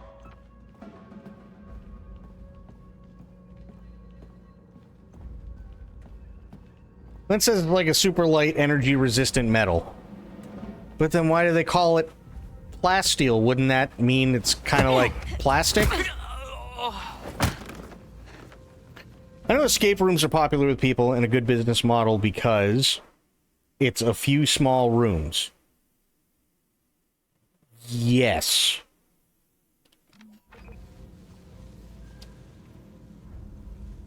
Oh, I gotta take out this douche. Otherwise, he's gonna be a problem.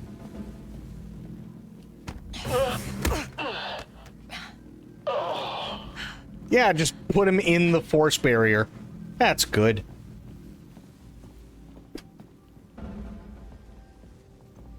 Wonder if anyone created...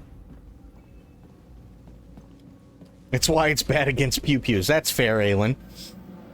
I wonder if anyone created a stealth room business where you don't pay to escape and solve a puzzle. You pay to test your stealth without getting arrested. Maybe? I don't know. It'd be kind of cool. Definitely be interesting. Unlock security door. Ooh, nice. I did.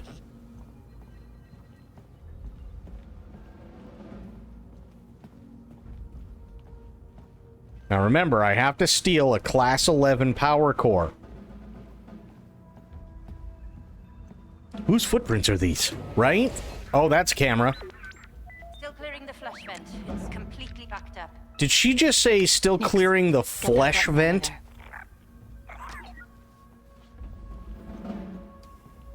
When is the new commander getting here? That sounds awful.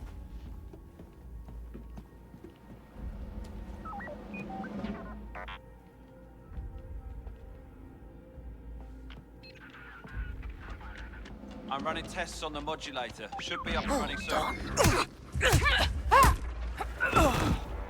I can't take it.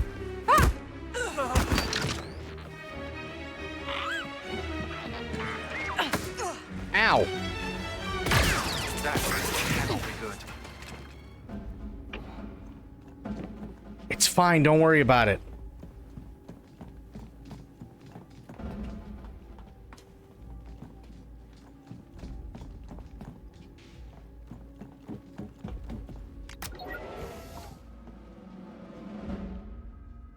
Just killed that droid like nothing. That was somebody's child.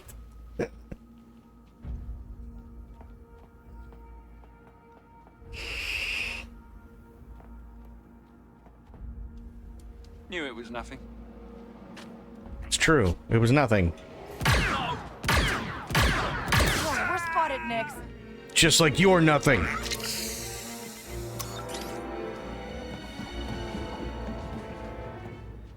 Oh, I'm full of those. Okay.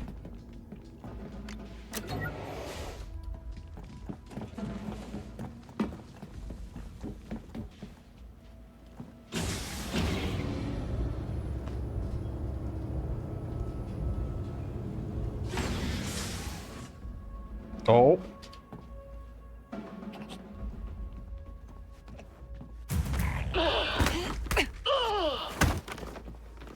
Nobody panic.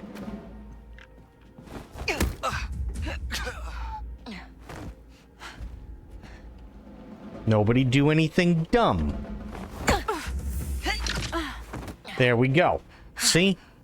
Easy peasy. Ooh, I got a slice, disable camera, transfer data, sure. Okay.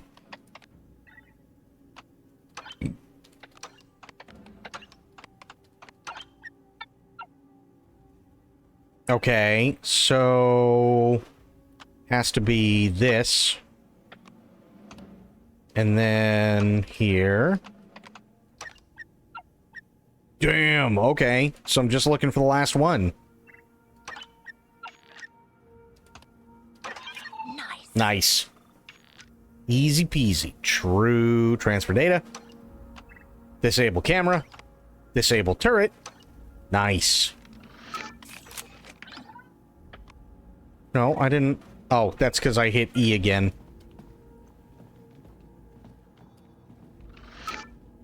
Interesting. The item is a Class 11 power core that is incompatible with standard Imperial equipment, but may have some uses for outdated technology on Tashara. Store it in the security office until we can do a proper assessment. Balls.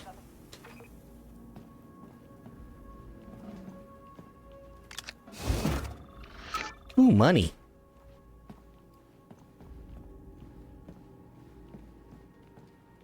Oh, more stuff to grab? Oh, I'm full. Wait, so is there not a way... I'm not seeing a vent or anything. That didn't sound good.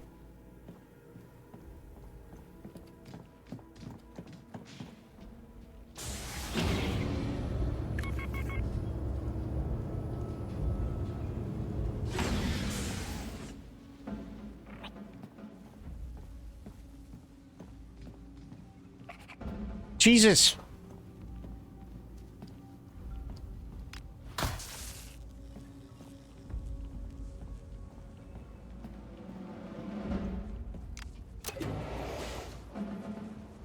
Oh, boy. Yeah. Yeah, it can. Yeah, I can even have him attack. Not seeing anybody else around her. The new equipment arrived.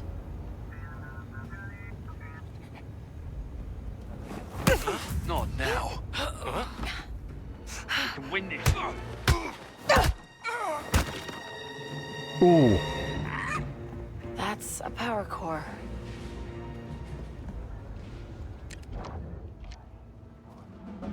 Toggle on. Like we practiced.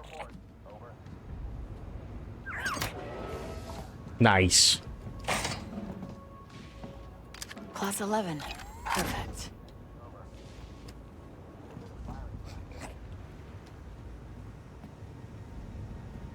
Now I have to get the hell out of here.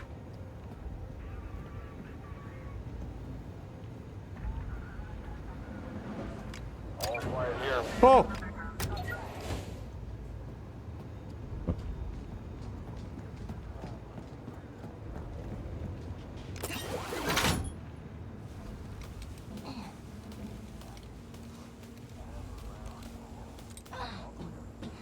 Broad daylight gate.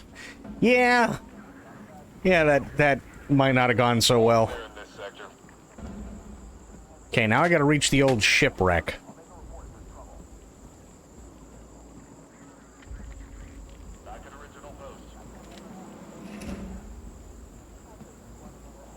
Now, I will say this, okay? This game is at its best when you're stealthing. It's absolutely at its best when you're, like, coming up behind people, knocking people out, and so on. But, having said that, I do like that they are also trying to do open world, reminiscent of, you know, something like MGS5. I think that's a really cool idea. There's not much to do, but to be fair, there also wasn't much to do in the open world either in MGS5, so I can't really fault them. But this game is definitely at its best in the sneaking. And even though I've only been able to do it once so far, the space stuff. The space stuff is awesome in this. Even though I absolutely can't stand the look of her UPS truck.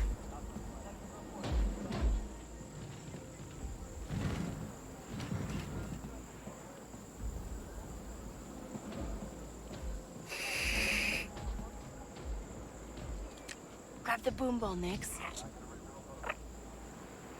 Good one. Oh, and we're full. Got it.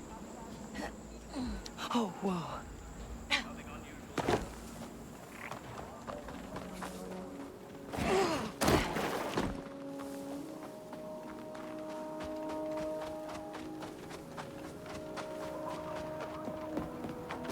Murder bush. Perfect.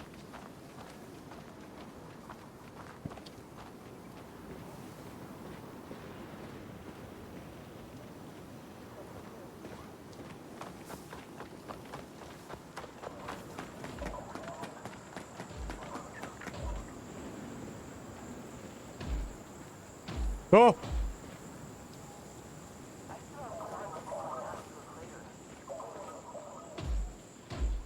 Yes, you go away.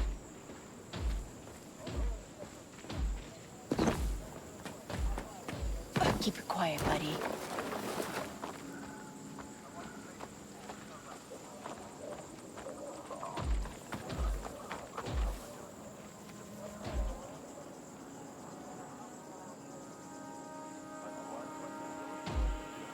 Well.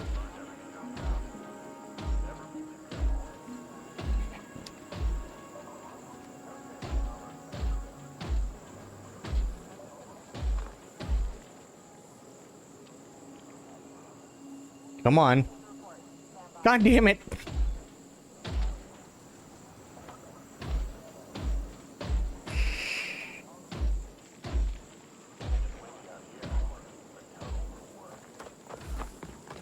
Just run. Just run. Just run. Just keep running. Don't stop fucking running. For the love of God, don't stop running.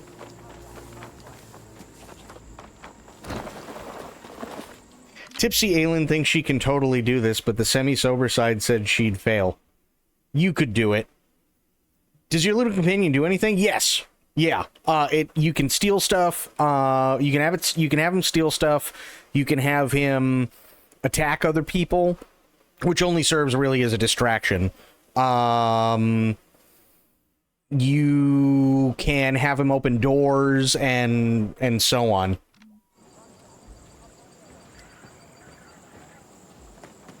Oh.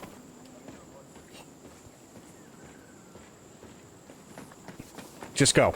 Just go. Go faster. Run faster. Must go faster.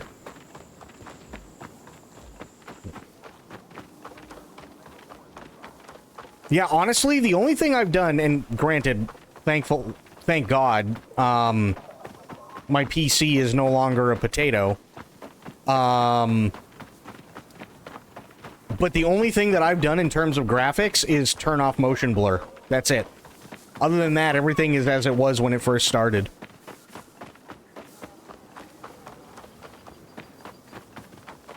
They really ruin shit by being too goddamn greedy. I agree. I totally agree.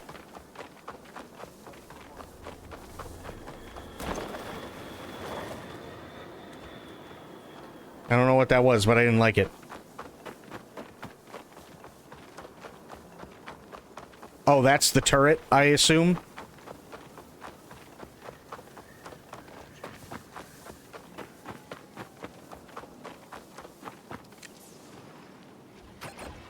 Come on, there's a faster way.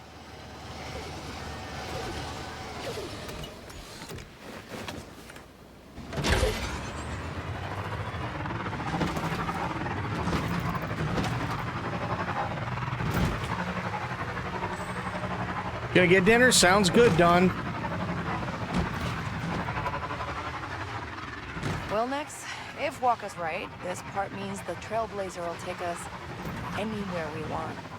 And a big score, we'll be set for life. We've come a long way from the Workers' District, buddy. And it's only up from here.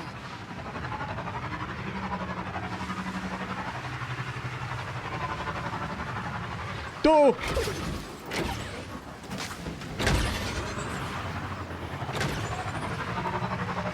Cora, what's going on, buddy?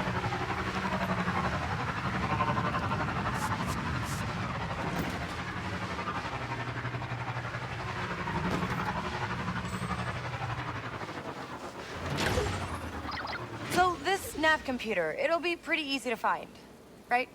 You just need to get through the maze of hallways, climb through some ancient rubble, and hope the whole thing doesn't cave in on you. Oh, easy then.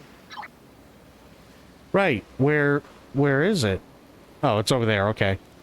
How's the game so far? Honestly, I'm really, really, really liking it. I'm definitely invested. Definitely invested. I'll put it that way. I still think Ubisoft is absolutely stupid for trying to charge what they wanted to. I 100% think they're stupid for that. In which case, it's no wonder why they're not making a sequel to this, which is a bummer, but yeah. No, I did not do the Ubi sub. Absolutely not. No, this was gifted to me.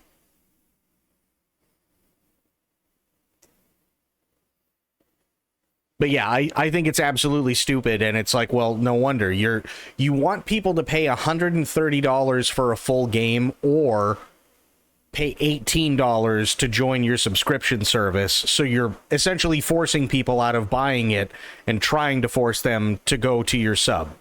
Nope, ain't gonna work. And because of that, it didn't push that many units, which means that, unfortunately, financially it's a failure, and they're not going to be making a sequel. Give me 1 second, I'm gonna go get my last wine cooler.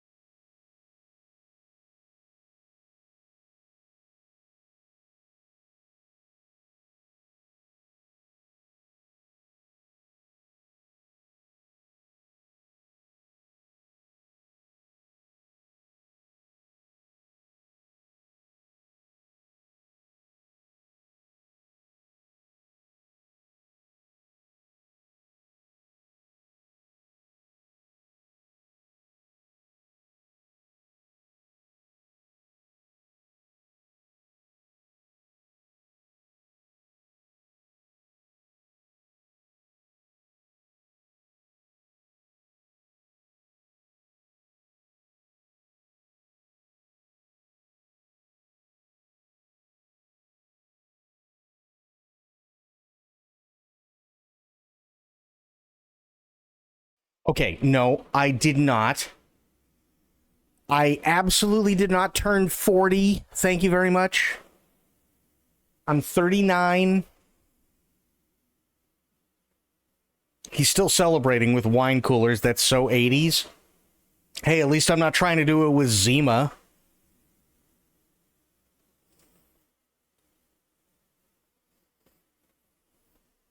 He needs a little fridge near his desk with it stocked with wine coolers. Oh, God. I used to hate beer, so I drank Zimas. He did. He's intent on being 39 until he can't get away with it anymore. No, I'm not 40. I'm 39.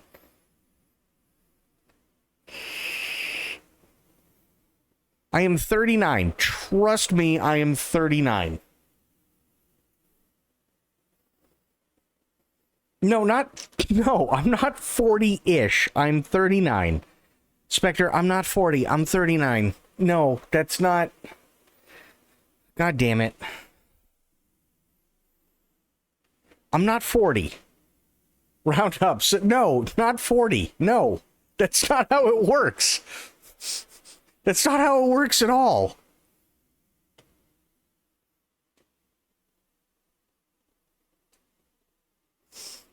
That's what people in their 40s say. It seems to be working to me. No. Hang on. Spectre, how old are you?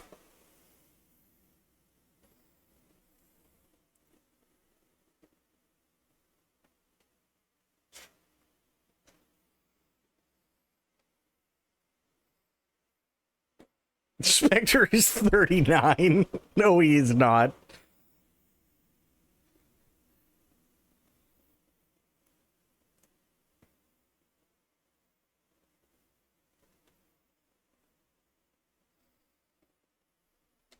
No, Spectre is not 39. Also, I do have quesitos, which are really good.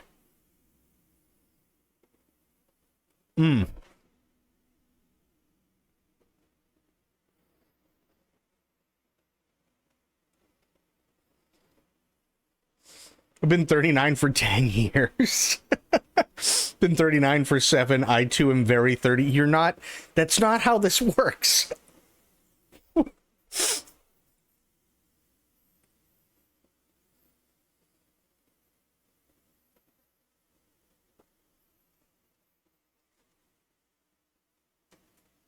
That's not how it ever worked. What are we talking about? Why is everybody 39? See, Aylin's 33. She's honest about her age. You're older than all. That is absolutely not true.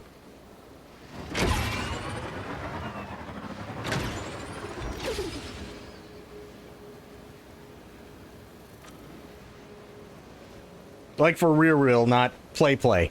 Yes.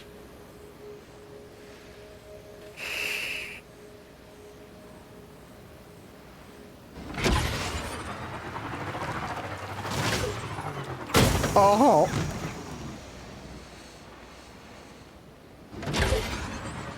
Like, I love how you had to say for real, not play. I don't know why that's so funny to me, but it is.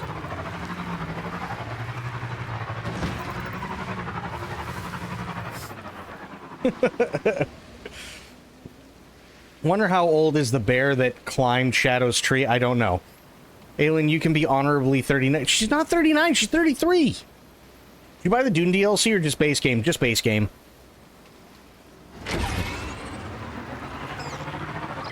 Hey, I think I'm at some kind of tunnel. That'll get you to the wreck. Only way through is with that speeder mod.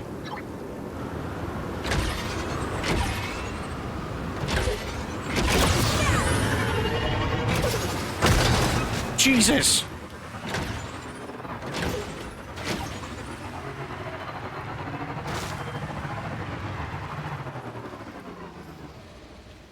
No, Aylin's 33. She's not 39.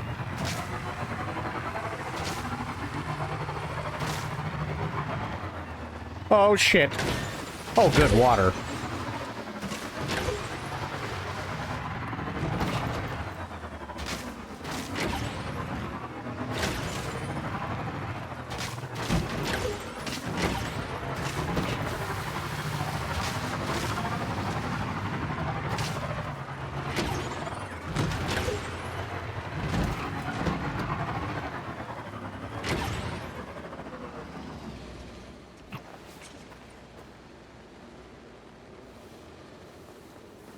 Had fun with June over the weekend. They had a free weekend. The game is still on sale. Oh, yeah. Install the power core and hit the capacitor with your ion blaster module.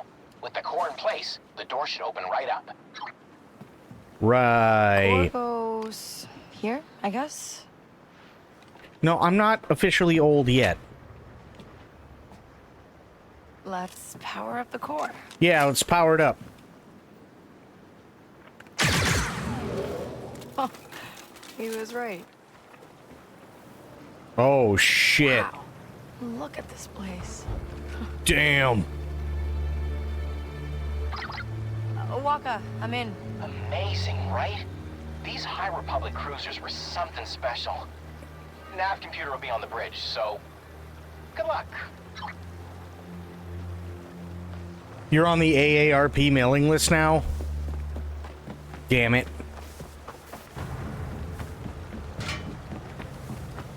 There are definitely days I feel like I should be.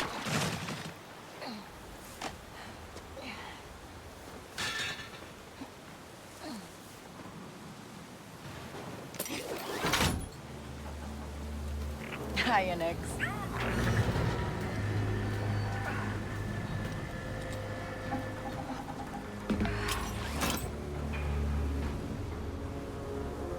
So, there we go.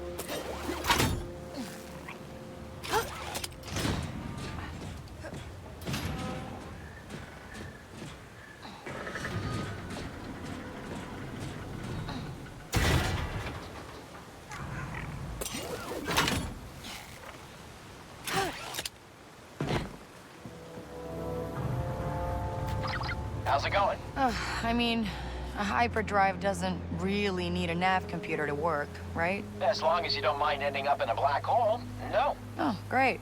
And I'm guessing the bridge is still further in. Hey, if it was easy to get to, that computer would be gone by now. That's a fair point. Where the hell am I going?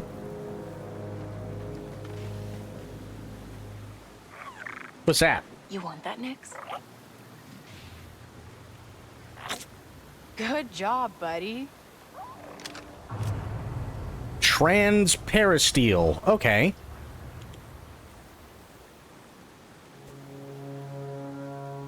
Am I going up, though? I guess I am.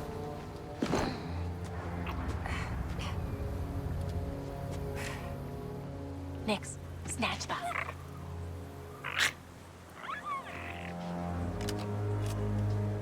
Quadanium.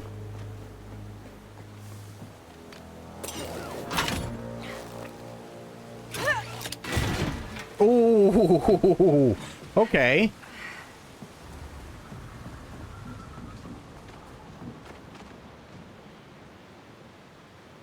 Just 'cause drunk. Oh god, are you doing the shoulder thing too? Huge. How am I supposed to figure out where the bridge is?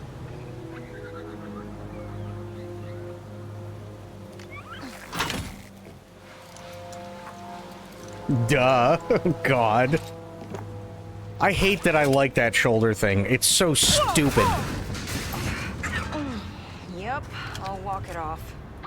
Ugh, Waka, this thing is falling apart around me. Why do you think we stopped scrapping it? Everyone figured it wasn't worth the risk. Except you. It's a calculated risk, Kay. And I'm good at math.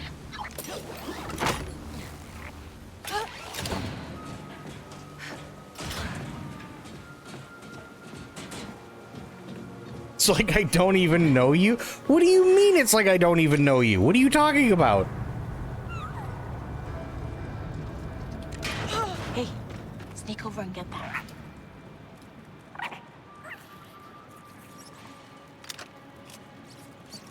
Old galactic credit. Nice. That looks nice, huh, Nix?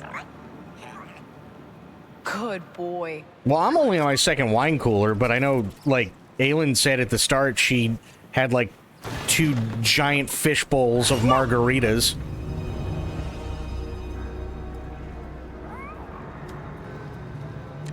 Nix, over there.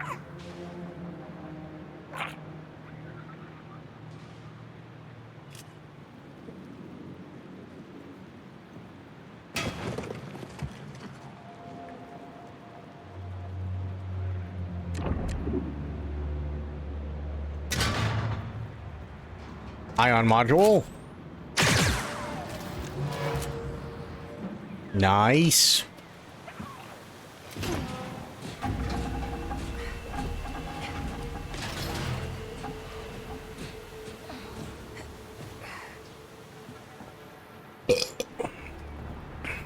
You're a fishbowl of a margarita. Fair. Oh, me? I'm only on my second wine cooler. I only had 4, so it like in total. So I had 2 the other night, and then 2 tonight. Why isn't this thing?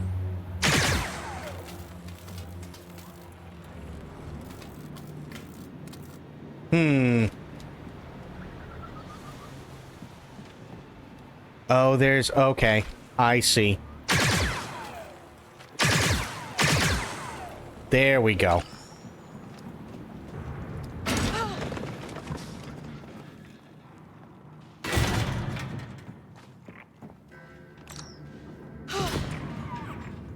Whoa. Was this the ship's reactor?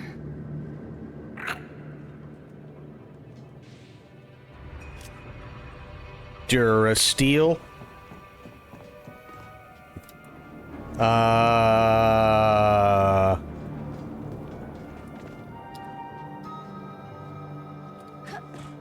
Yeah, bad idea. Ugh.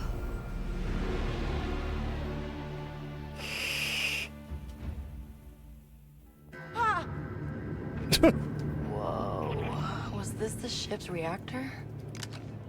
Yes, also don't jump over the railing.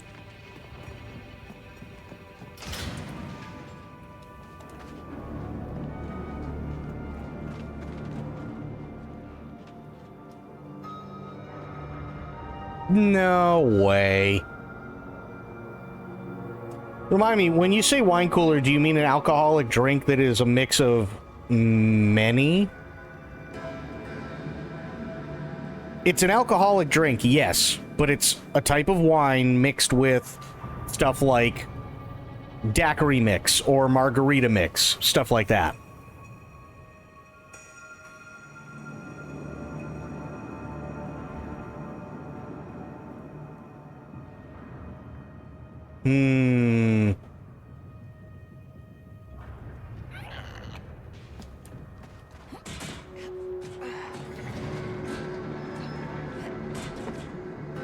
Kool-Aid that pretends to be alcoholic. Oh, God. I haven't had Kool-Aid in forever.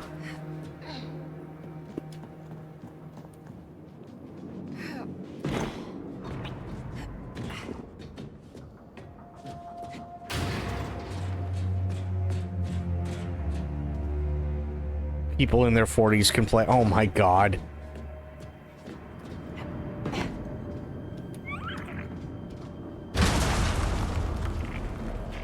I'm gonna go ahead and say we probably shouldn't stand on that.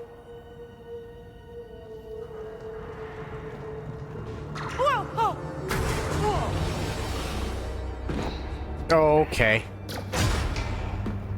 Generally thought you said you... On your X-Wine cooler, you literally drank a cooler full of wine. So you can see me staring at the stream. No. It's just called a wine cooler. It's supposed to be something that you drink in the summer, and it's ice cold, and it's not that it has a shit ton of alcohol in it, but you end up drinking it so fast because it's so sweet that you end up getting drunk.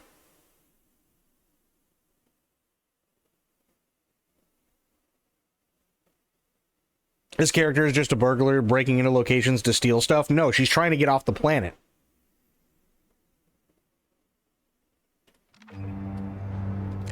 Nix, over there. Nice one, pal. She's been trying to get to the core worlds for a while, and she stole a ship, but the ship is fucked.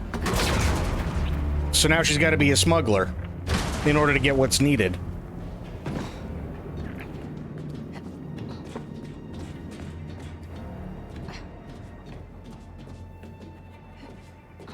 Apartment therapy? What the hell is that?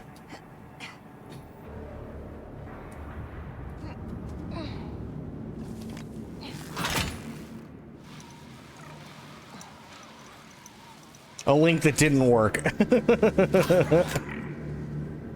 That's true. It did not. Looks like the way to the bridge is shut. Maybe if we get the reactor going.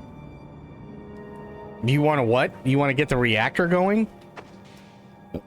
Are you high? That looks nice, huh, Nix?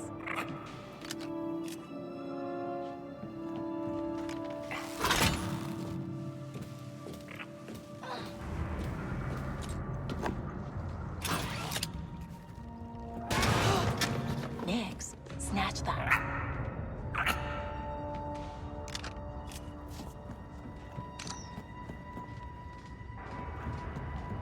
Oh boy. Sobers! Popping to say hi, still quite ill. Hope birthday went well. It did. It did. I'm sorry you're not feeling so good, buddy.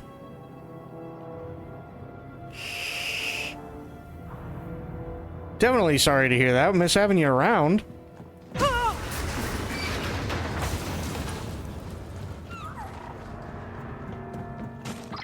Waka, I need to get power to the ship. What? Okay, what is this? Hang on. Wine coolers. No. White Claw. This is not the evolution, okay? These are wine coolers, which is what I'm drinking, okay?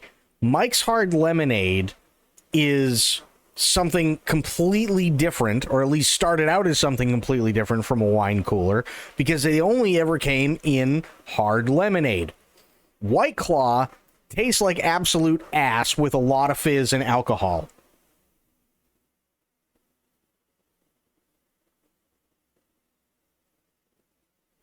I know, because I've had White Claw before, and they're awful. White Claw is so bad.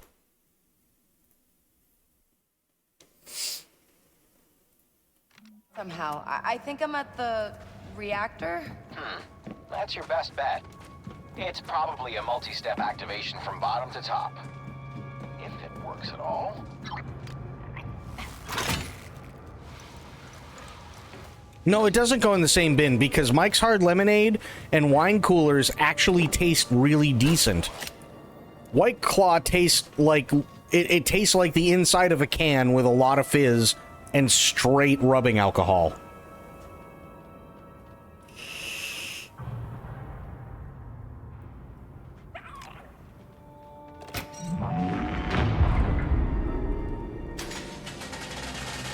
All right, that should warm it up.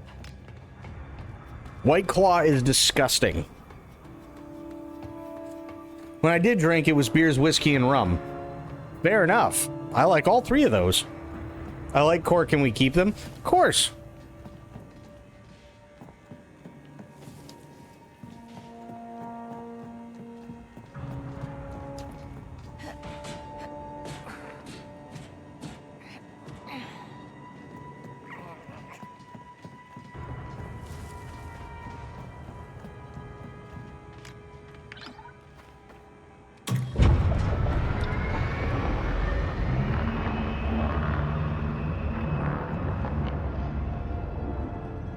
Okay, reactor's up. Now let's see if it'll power the rest of the ship. Do we have to? What in the fuck? Okay, I think we gotta climb up to the top.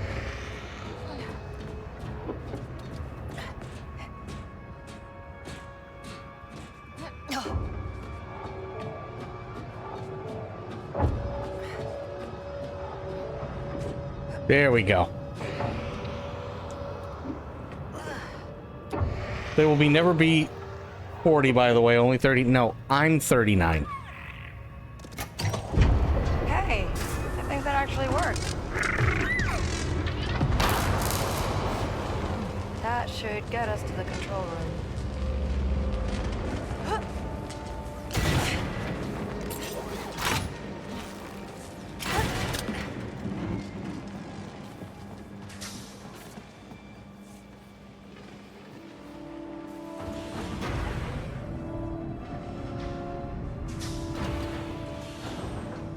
Okay.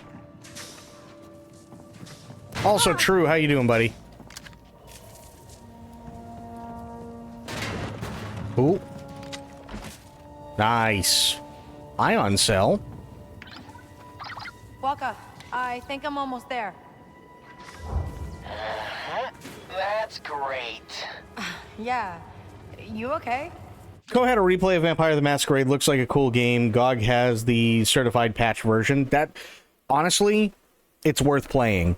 My only complaint with even the certified patched version is that the first half of the game is amazing. The second half of the game is basically just it's a first-person shooter. That's really all it was. It was on sale recently, I think only a few bucks. Yeah, it's worth buying. It is absolutely worth buying. They did a lot, but you can clearly tell when they really started to get rushed. Which is a massive bummer, because I loved the game. Yeah, just fixing the Trailblazer. Hurry it up, okay? Cinder is always getting between anyone and Pitch, like she's his ride or die and gonna protect him from anyone and anything, except now that he's about to get a bath, she's in the bed like, you're on your own, Pitch. Yeah, fair.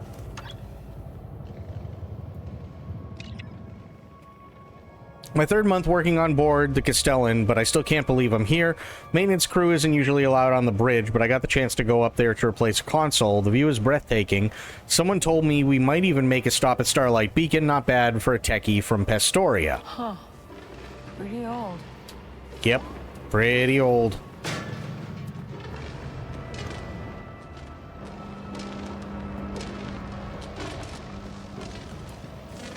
I get nervous when old games are still sold. At least GOG guarantees games. Steam's a bit more annoying because it can be a crapshoot. At least they offer refunds. Yeah, that's why for older stuff nowadays, I just typically go with GOG.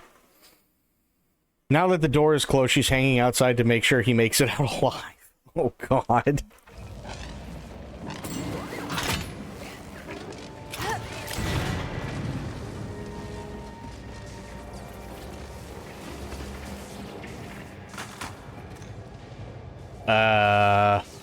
Aha.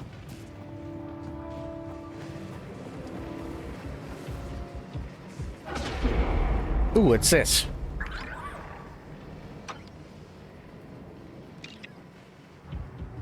This is bad. We got attacked out of nowhere by a fleet of Nihil ships, and the Castellan's leaking fuel at a rapid pace. We managed to jump to hyperspace, but I got no idea where we're going. All the passengers are heading to the escape pods. I just hope the ship holds long enough for them to make it out. Got it. Hey, sneak over and get that. Ooh, stuff. Nice.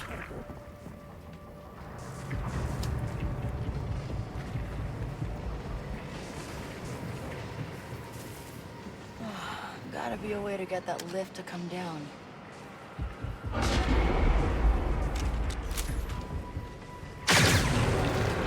Turbo lift works too.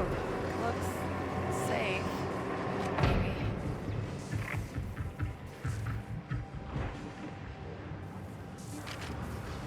Probably have to do this again, right? Yep.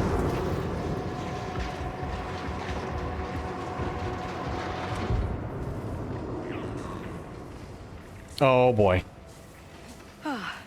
This better be worth it.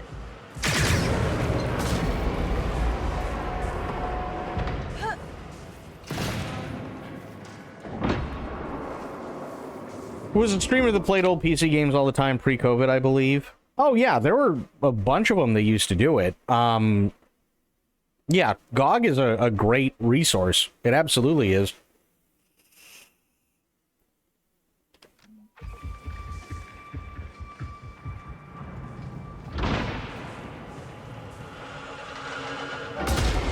Oh!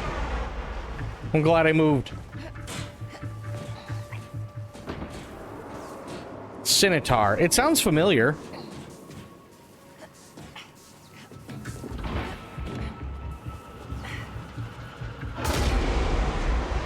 Oh no.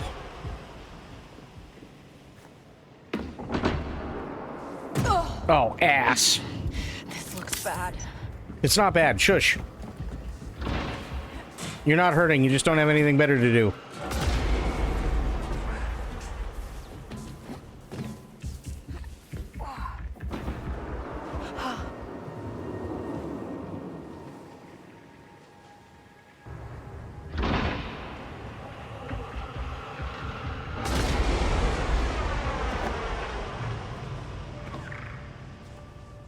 There we go.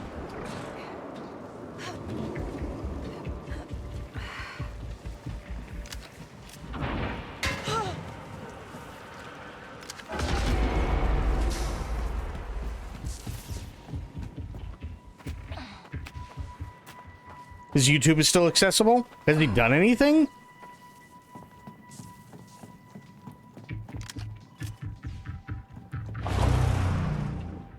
That didn't sound good. Passed away like 3 to 4 years ago. No shit. Wow, that's too bad. Walker, I made it. Huh? Oh, yeah, perfect. Nav computer will be in the console. Okay. I can't pry this open. I think it needs authorization.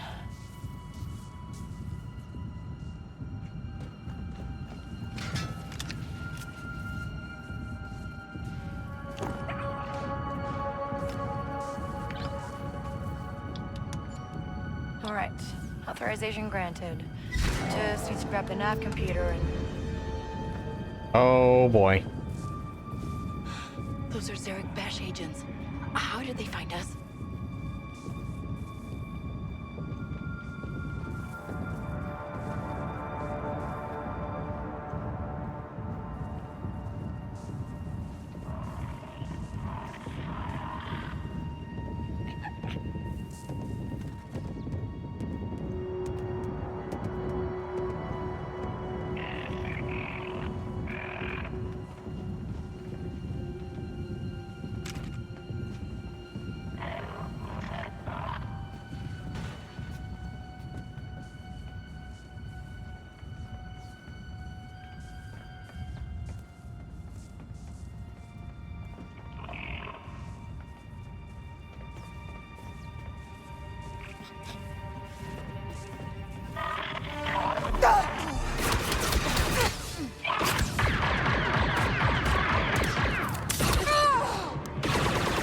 Oh shit.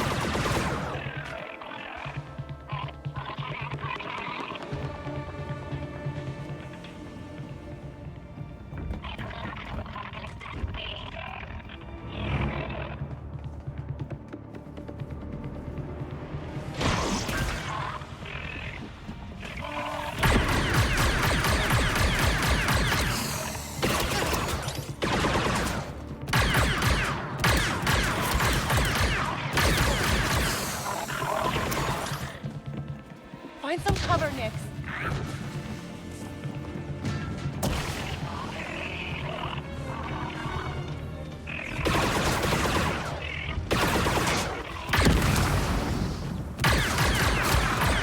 There's one.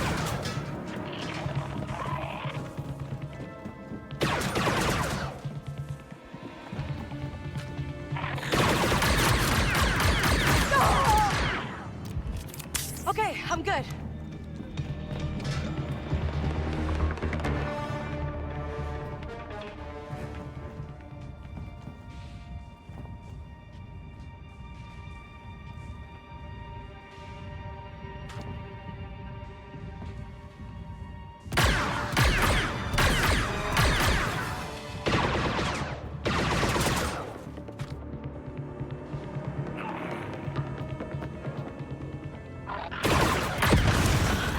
Something's not right about this, Nix. Let's grab it and go. Now.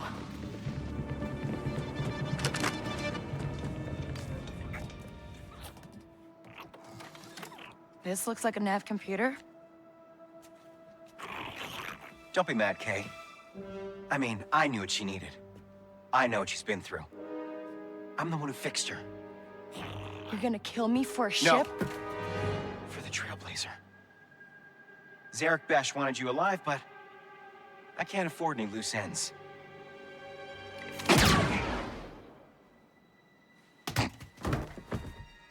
Neither can I. Vale, right? If this is about Lero's ship or the rebels, it's just a big, big misunderstanding. I don't care. At least hear me out.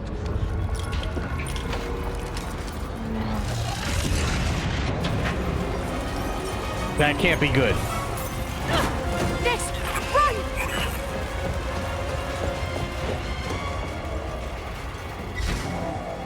Oh, no good double-crossing my own. He was just after my ship. Come on, Nix. Oh, this way. Nothing's broken.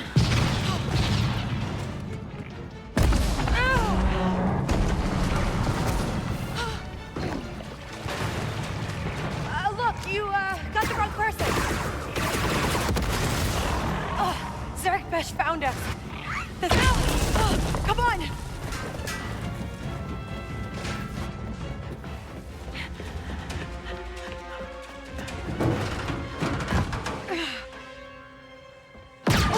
Okay, let's just take a second here. Enough. Just come quietly.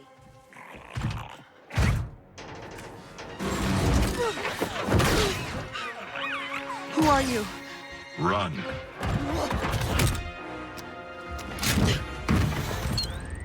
I said, run. Okay.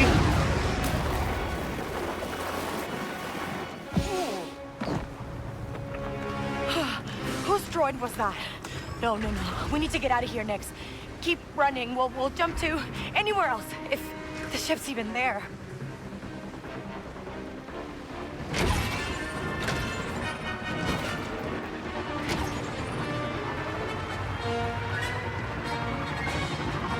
Oh, this can't keep happening. From now on, it's just you and me, Nix, like it should be.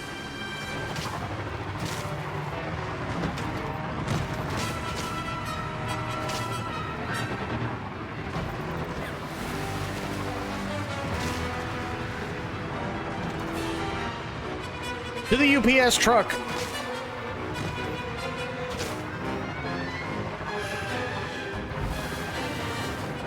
Oh! Oh!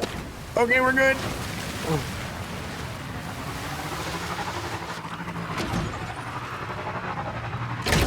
What if that droid was another hunter fighting over my bounty? Is it that high? Over a stupid stolen ship? That Vale person almost had us. We need to get rid of this death mark. Fast.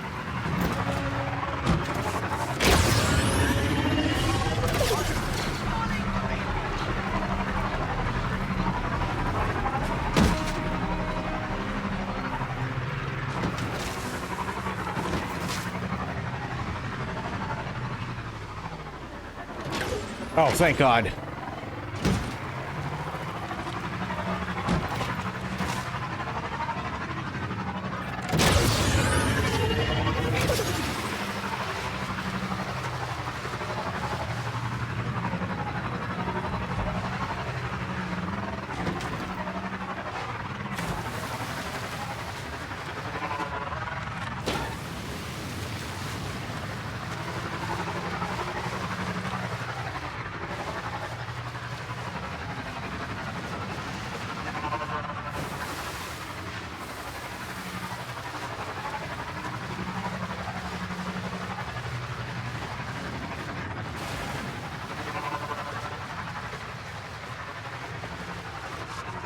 Okay, we're not dead.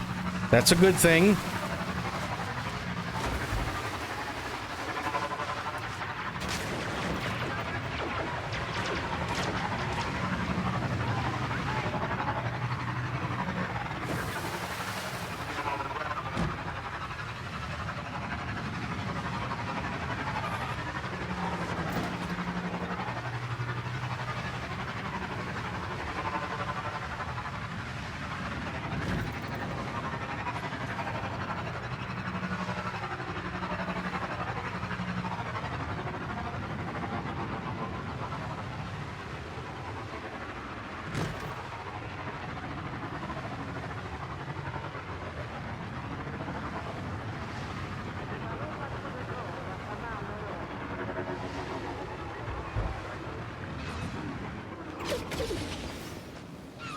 Right, let's go. We need to get out of here. Yes, we do. You hear that, Nix? Uh-oh.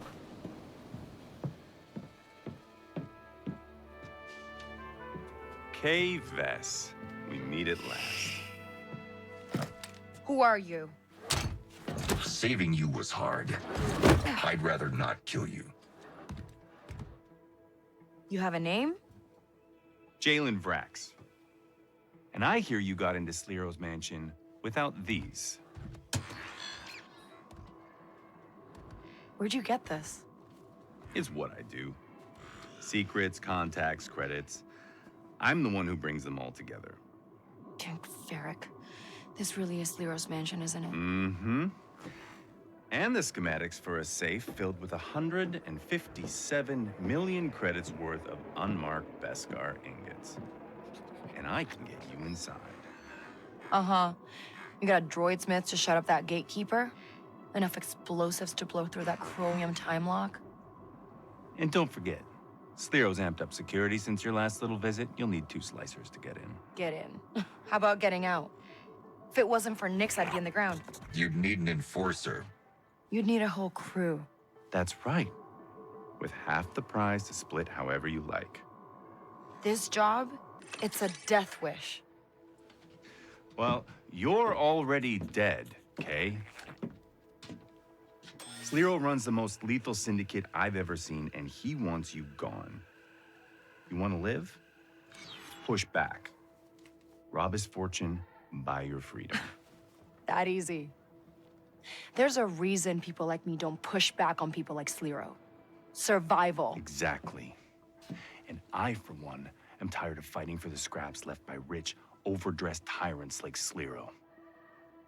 This is our chance. You and I can break him. Together. You really don't like this guy.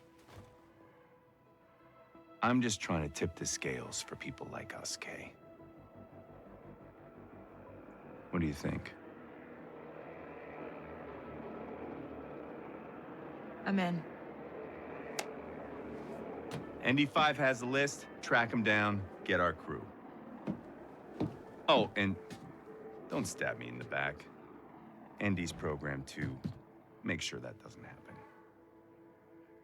Galaxy is yours. Right. I believe if you follow the plan, no one gets hurt.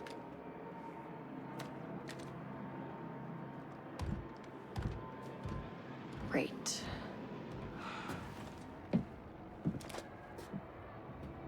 Fantastic. Are you ready? Yeah, let's get the fuck out of here. So, what are the rules here? How do we make this work? You don't betray Jalen, and I don't blast you. So you're my babysitter. If that is what you want to call it, fine. With Sliro after you, you clearly need protection. What's Sliro's problem? He runs a whole syndicate. Who cares about one stolen ship? You broke into his mansion, hid his vault, and stole his ship. I imagine Sliro wants you and whoever you worked for to disappear. For good. With me on board, you might live long enough to complete the job this time. Uh-huh. Just, stay out of my way, all right? Now let's go. I like this guy too. Whenever you're ready, K-Fess.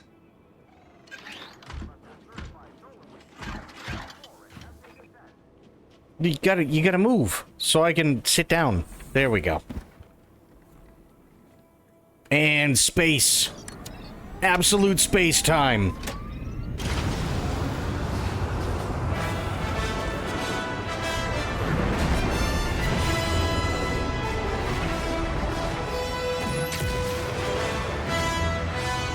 No, spoiled, you gotta see space. Your hyperdrive is offline. Oh, yeah, this nav computer will fix that. Can you hook it up for me? Fine. It'd be hard to recruit a team without one. Oh, right. The team. I know a droidsmith on Akiva. What do we do about the others? Jalen's left you a list of contacts and I've plotted their coordinates.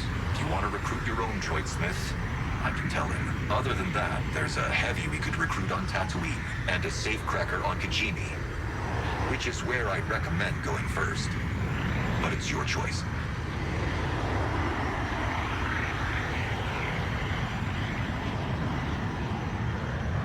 Yeah. We are now in Tashara space.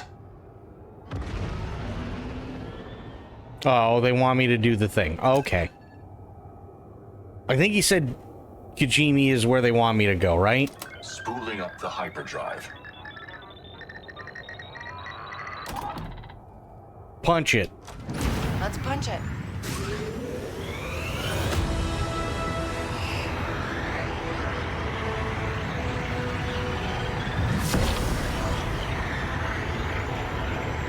On the run from Zarek Besh, Kate crash landed on the moon of Tashara and began to build a reputation in the underworld.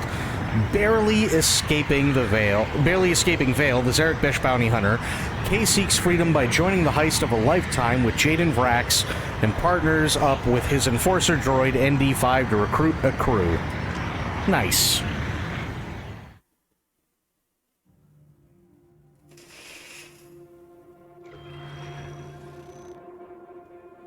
K-Vest isn't working alone.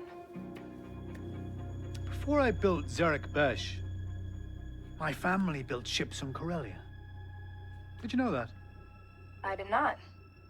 This model, the EML 850, inconspicuous, virtually indestructible. Bullshit. Perfect for the underworld. But they were expensive. Durasteel plating alone cost a fortune. There was a BX Commando. Unfortunately, there were other ships that could do the job for much less. I just need more time. I hire you because you are one of the best hunters in the Outer Rim. Then I tell you someone broke into my private vaults and stole one of the last EML 850s in the galaxy, and you assumed she was working alone. Do you know what happened to these ships? Destroyed. Repurposed. Scrapped. Do you understand? I'll find her. I just need...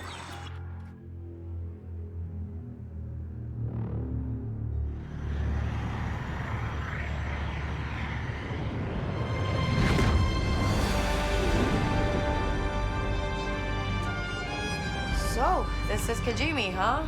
Looks cold. And dark. That's the least of our problems. The Ashiga clan's been running the underworld here for decades. But Crimson Dawn is looking to seize control. Queen Ashiga is determined to destroy them. Well, then let's just get the safecracker before that happens. That sounds like a good idea. I can move quickly through the nebula. It's swarming with smugglers and spice runners, right? Hey, I'll fit right in. No, you won't. Rookies stand out on Kijimi. I'm going to talk to my contacts down there. See if they have any work for you. I can find my own contacts. You can try.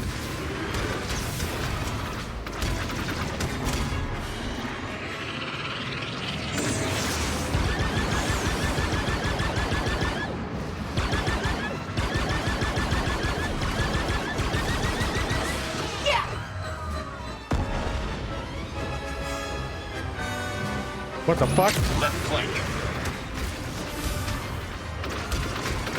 We're taking damage. Shield down.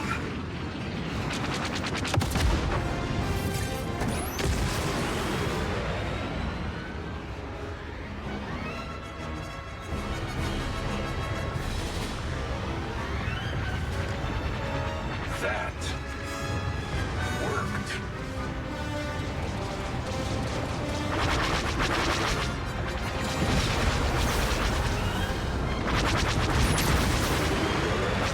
Fuck all of this right now. Enemies. Hand over everything or you're dead.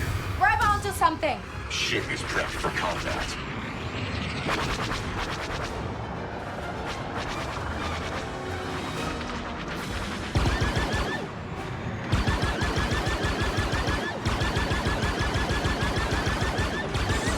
Nice!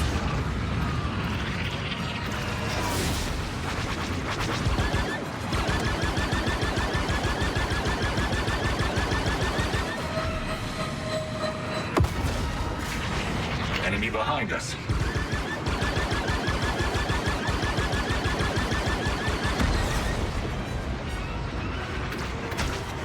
Taking fire. We've got you outgunned. We have pirates incoming.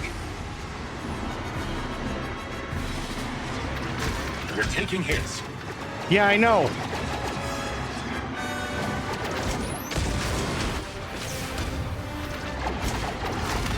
That's it for our shield. Enemy left.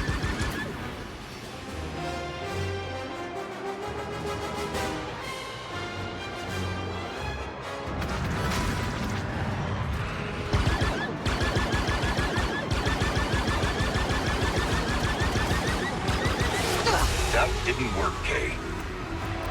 Got it! We're hit.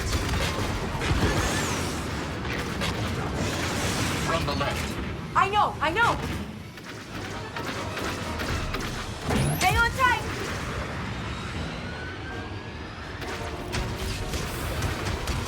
Shields offline!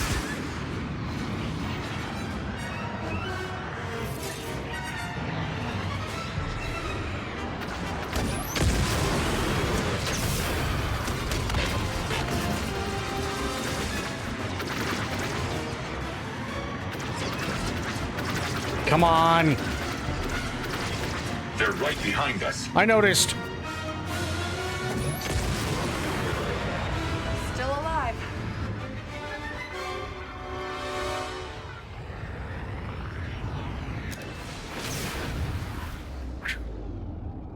Land.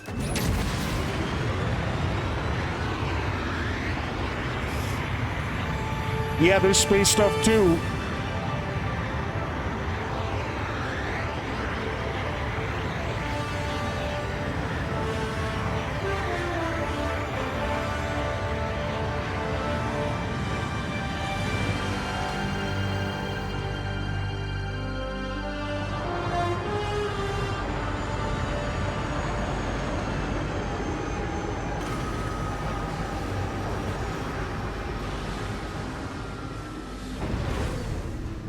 Hank's the best safecracker in the Outer Rim.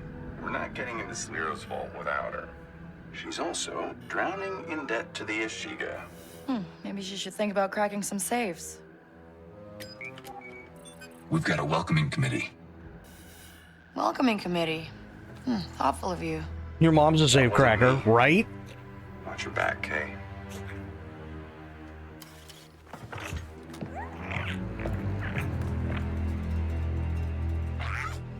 I'm heading out.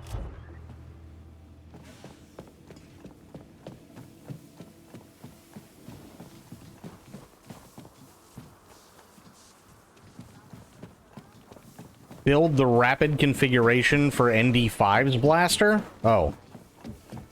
Well, hang on. I must do that. Finally met robot companion. Yes.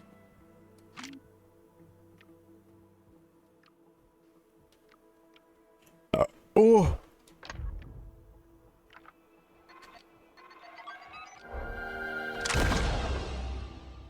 Nice. I need chips. I really need chips. Give me a minute. The wine cooler is hitting a little bit harder than I thought, and now I need chips. I'll be back in a second.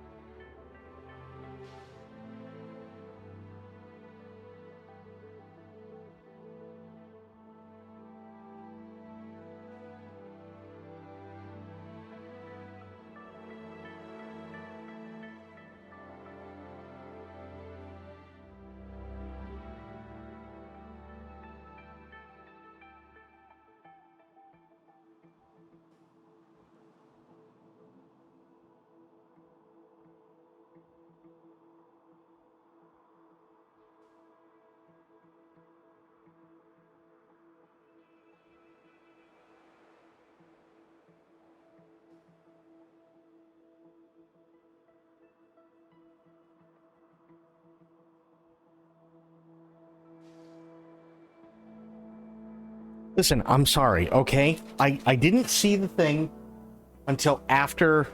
the thing didn't pop up for me until after I left. Also, I lied. I don't have chips. I have popcorn.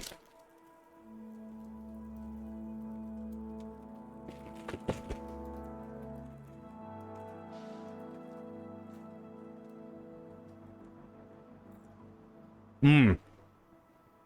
Oh, yeah.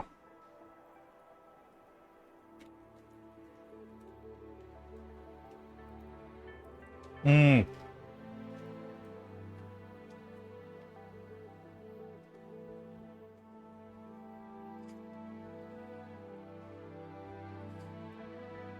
I can share a bit for some popcorn. Deal. BRB for popcorn. What toppings?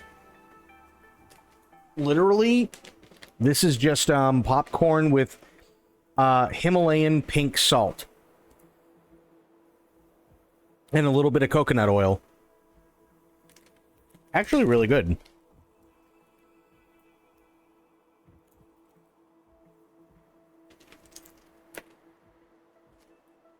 Mm-hmm.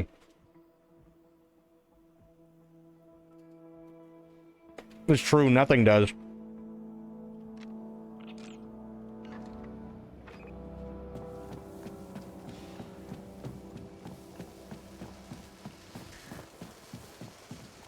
Good stuff. Hey there, I'm Kay Vess. You, must be the Ashiga cartel, right? We are a clan. Your ship is an EML 850, designation Trailblazer, a smuggling vessel in our records. Oh, you've heard of it. Well, I'm just looking for someone. Her name's Ank. What is your business with Ank? She owes me money. Like, a lot. I'm here to collect. You are a liar. You are working with Crimson Dawn. What? No. No, I mean, if I was with the Dawn, you'd think I'd just show up on your landing pad? Ship scan complete. Nothing of interest. Guess that means I'm free to go, right? I mean, sounds like you've got Crimson Dawn spies to find. You are clear to go. But do not lie to us again. Oh, yeah. I won't. Honest. We're totally gonna lie to them.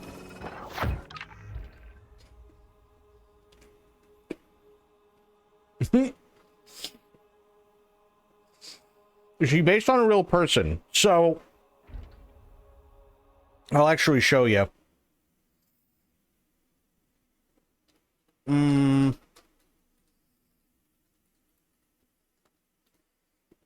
So, there was a lot of controversy because the woman who plays Kay Vess, her name is Humberly Gonzalez. Way cuter than Kay Vess. Way cuter. This is her.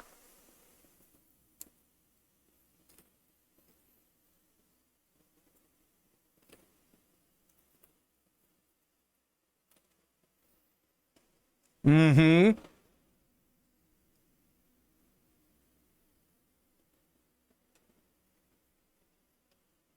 But the thing is, and there were a lot of people complaining, and I don't know the particulars, but I remember the accusations. People were pissed because nowadays you have people doing the modeling and the voice actor. But she's just the voice actor. She doesn't do the model. Like, she has nothing to do with the model itself. So the accusation is that they were dumbing it down and, like, making her less attractive for DEI reasons. That was the accusation.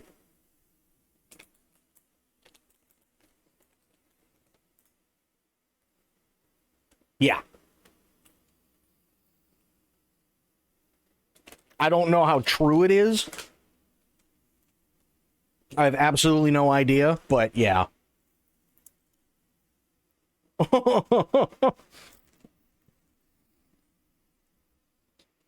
I wish. Mm-hmm. Yeah, she's really cute.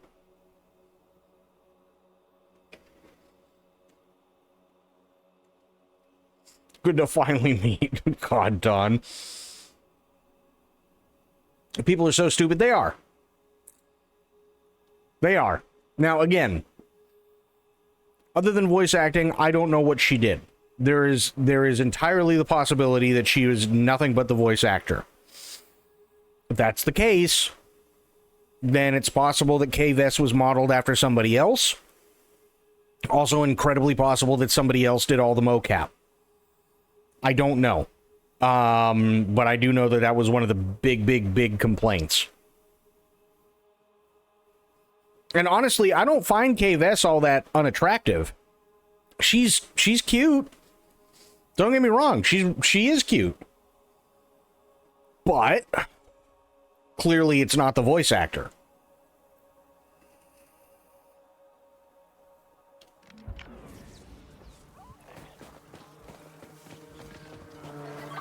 Okay, Indy 5, we're clear for now. Just, don't give them a reason to lock down the ship. This is not my first time on Kijimi. Yeah, okay. I think I'll check out the cantina, see if anyone's heard anything about Ankh. Ankh's a regular at the Domac refectory. It's in the thieves' quarter, right nearby. You hungry, Nix? By the way, be careful in that cantina. It's crawling with mercenaries. What's the problem? You don't want to get in a fight with someone who carries around a blaster cannon. Right. Or maybe they help me out with some heavy weapons. So this is Kijimi City. Long way from home, isn't it? Come on, Nix. Maybe they got some good snacks here. No, I swear. I'm ready to pack up and hit the road. This place is gone down. Let me rephrase. She's not ugly. Yeah, no. It's not that Kay Vess is ugly. Not at all. But if you put Kay Vess and Humberly Gonzalez side by side, they look nothing alike.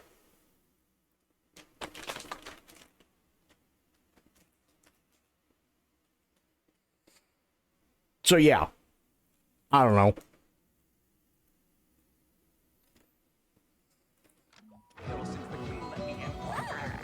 Oh, it's okay, buddy. People around here are just tense.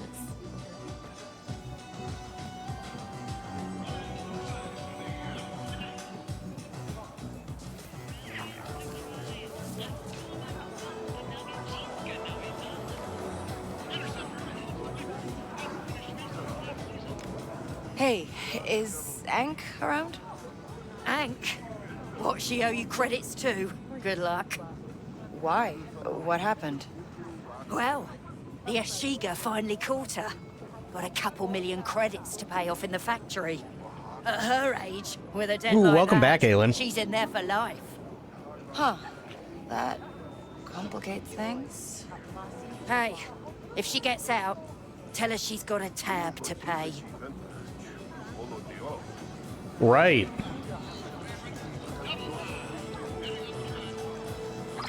Hey, Indy 5. Looks like Ankh is trapped working in some Ashiga factory. I think I'm gonna have to break her out. If they catch you, they'll lock you up as well. Duh. You got any better ideas? No. Find the factory schematics first. Slice into a terminal in their district and see what you can learn.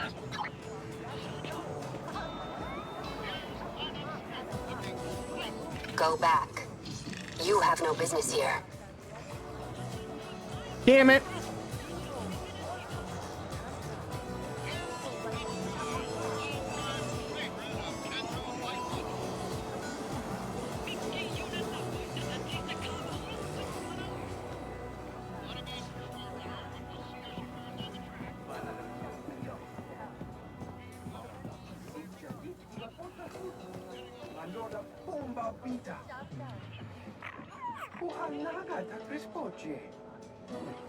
Or 3PO can't get work anymore.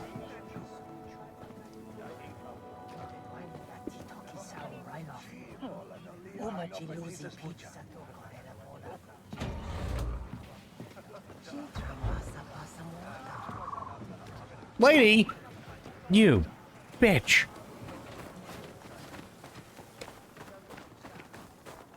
Yeah, popcorn was definitely a good call. To hire a local. Born and bred Kichibi native.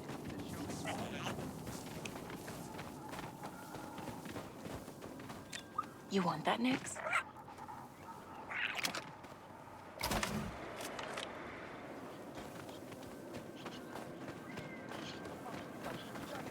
You need to come with us for questioning. Ooh. Why? I haven't done anything. We have records of you breaking curfew. That makes you a suspect. Oh. You can't just... Hey, my mother's sick. I need to see her. Get moving. Now.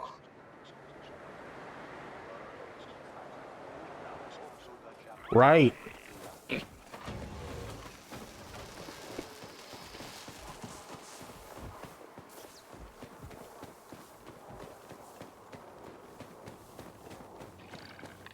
Salt and sugar. Oh, like a kettle corn kind of thing. I love kettle corn too. That's really good stuff. You must prove yourself to us. Okay. You may leave now. I'm... We order you to leave. I just did. You dick.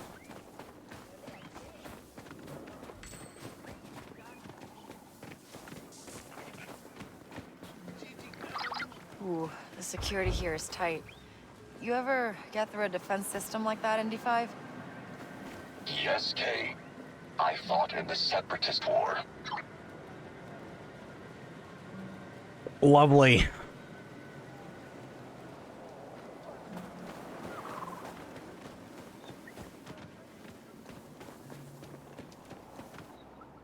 Back away. No outsiders. Okay. No outsiders. Got it. But if I get in, does that make me an insider and then I'm fine?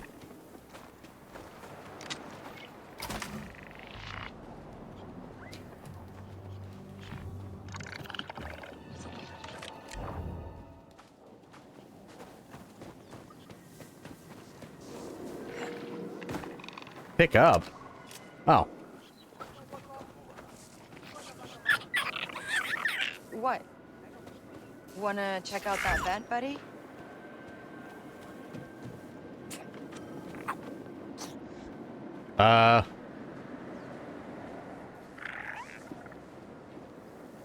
So where do you want me to go? Oh.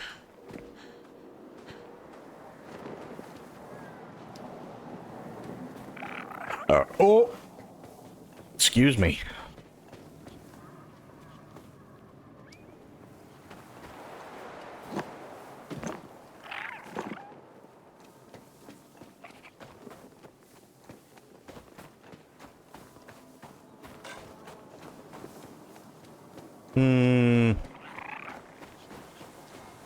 Aha. What is he doing up there?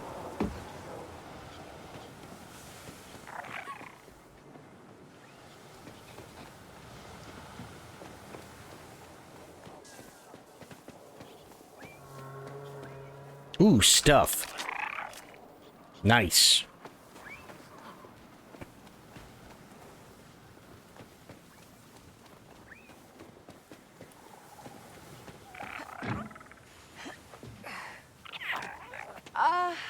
Give me a second, buddy.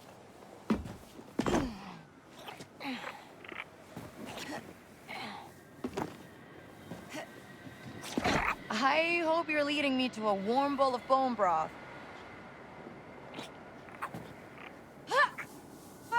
Ugh, crap. Ow.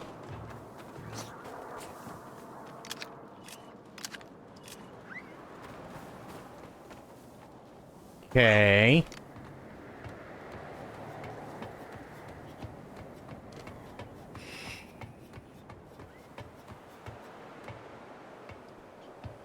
Also, bone broth. Isn't that Alex Jones soup? Yeah, that hurt.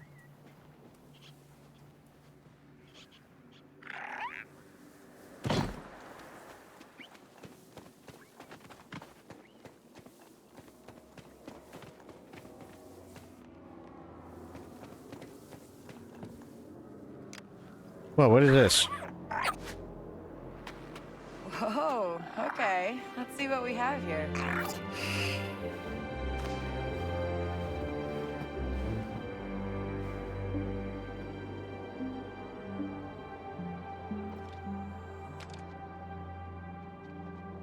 Okay.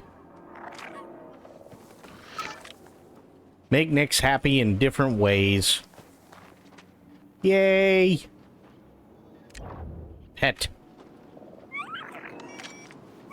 You and me, buddy.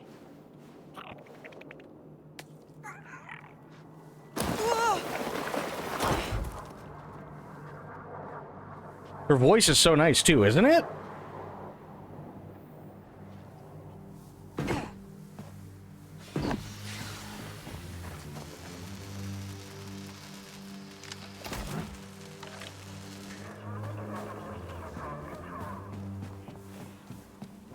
Okay, there's nothing in there, which is kind of a bummer.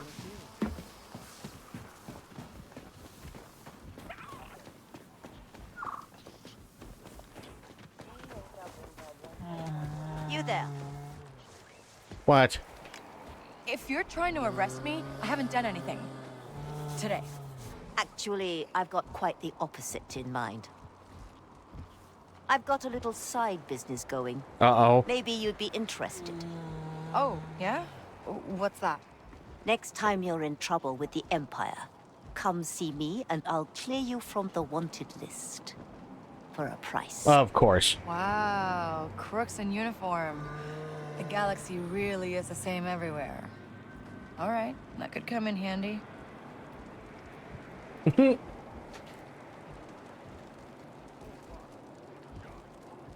Wow.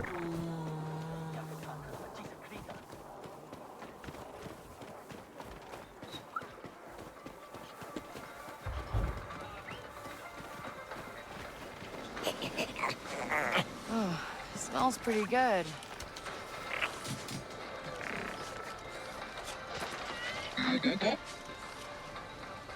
Nyx treat, yes. Hi, I'll have the Duradan soup.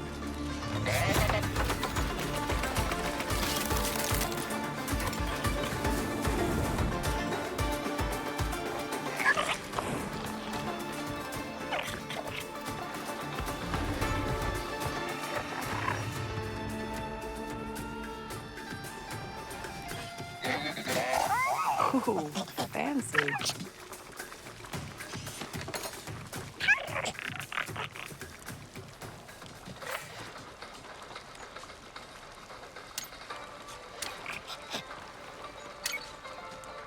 You first.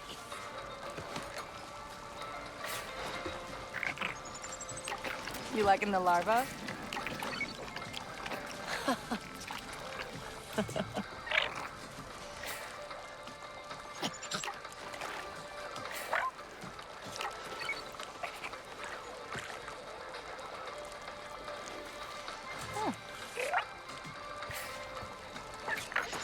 Okay. I'm doing a mini game to eat soup. Nice to have something hot and cold.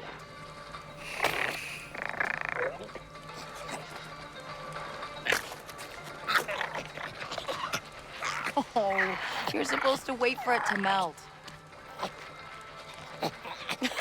Hold on, Nick.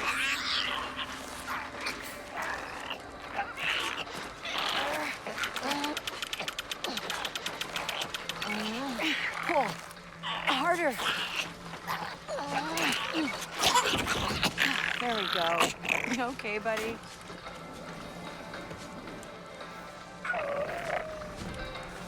Yeah, you're okay. Aw. Aw.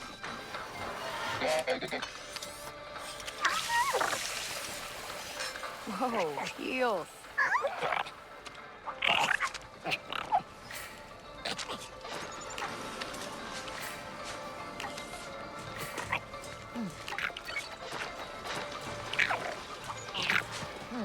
Okay.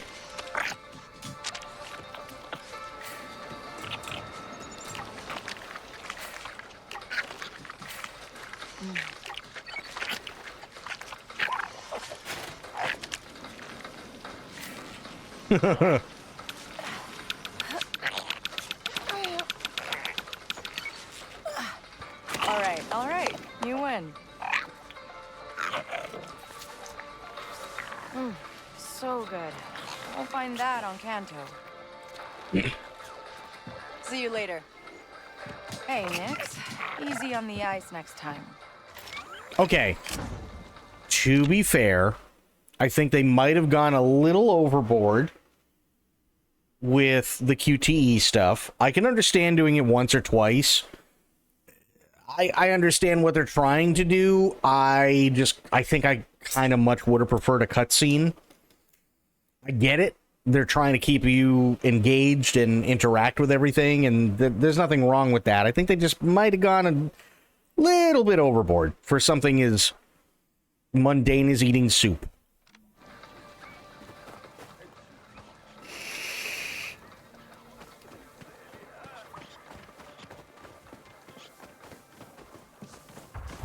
There might be, but I don't.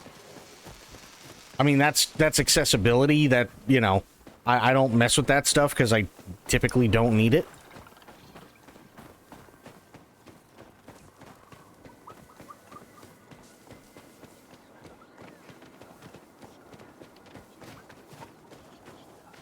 Where the hell is the thing? No, that's not it. I'm missing it somewhere. Maybe it is up here.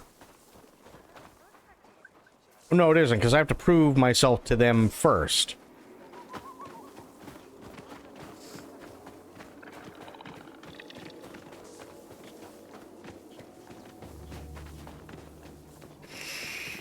Yeah, I am going the wrong way. Damn it!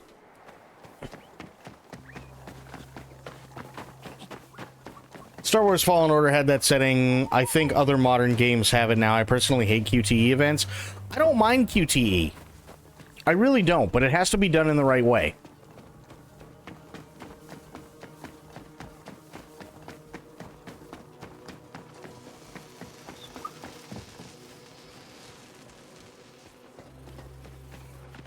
Like, I want to experience this game the way it's meant to be played, right? So, you know, I can get a good idea as to what's what. And so far, I've really enjoyed the crap out of this game. I really, really have. That's the first thing that I've seen so far where I'm like, did we really need it?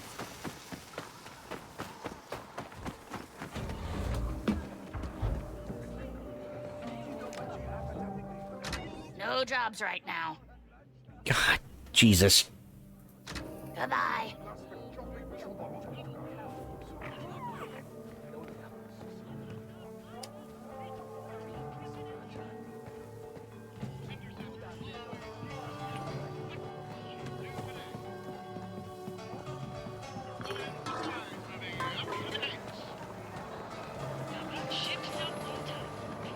Ooh.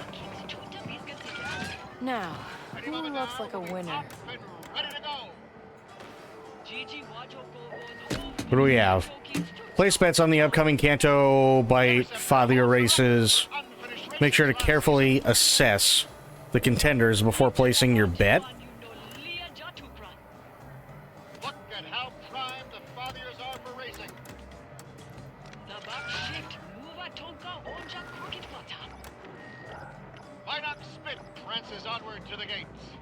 All right, this should work. Screw it, let's do it. Okay, come on.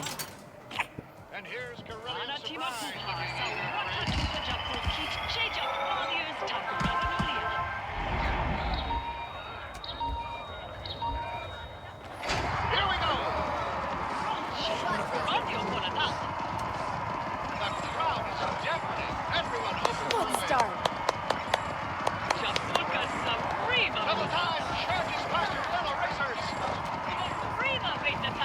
Come on, Green. Come on, Green. There we go. Oh, you bastard. Oh, that was so close. Okay, kind of cool. I don't mind that.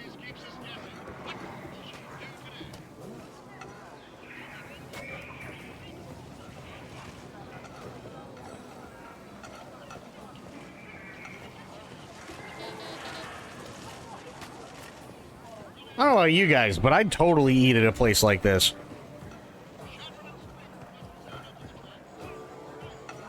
Garnock and Yabasi episode 4, or sorry, Glarnock and Yabasi episode 44.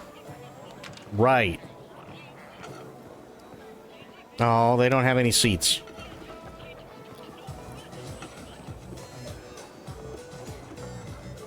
I don't think that will work.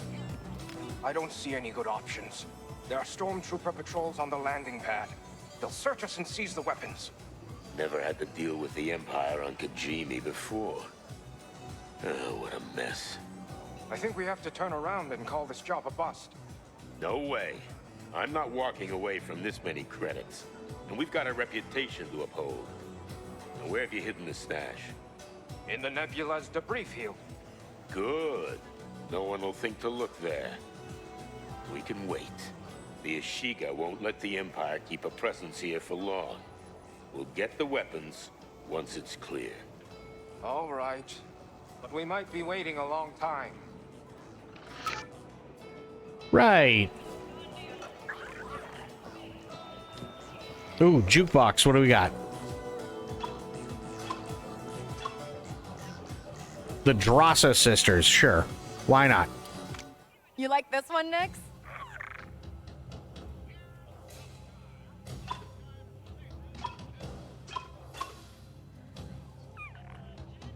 Sure. We'll keep it this one. Why not?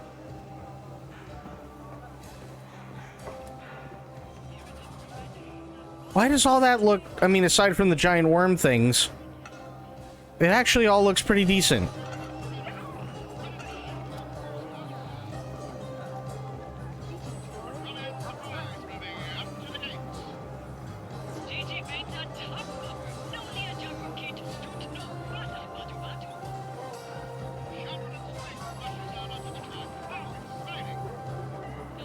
No, I don't have all 43 episodes.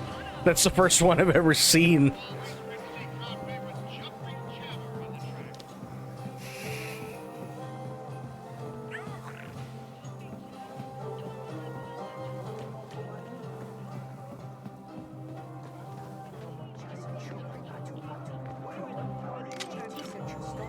Yoink.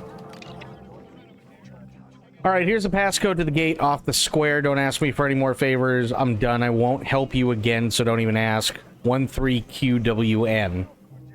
The gate off the square?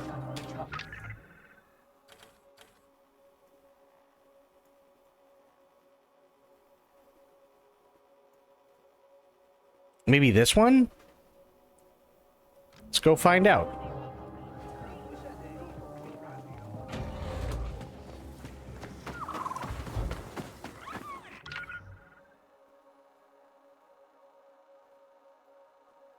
Okay, down the stairs. Got it.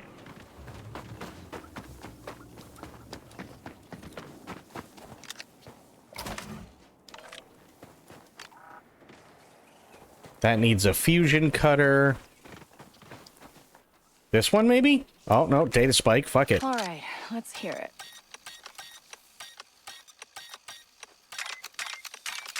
Yes. Nice. Money. I like money. Kijimi City Crimson Dawn Vault. Ooh, okay.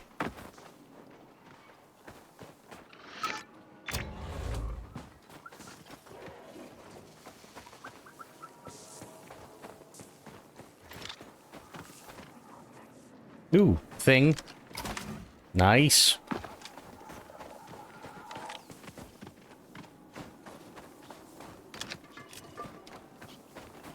I thought that said saliva iron. I was really confused. What is this? Let me play! We got time for a game, right?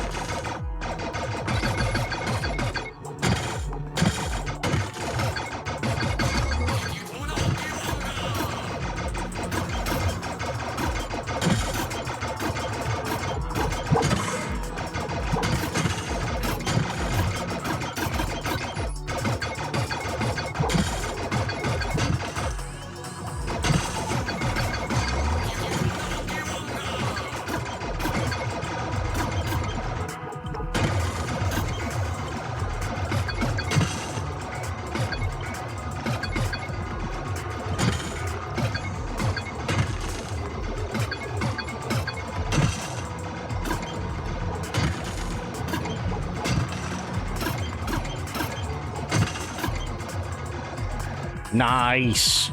I like this.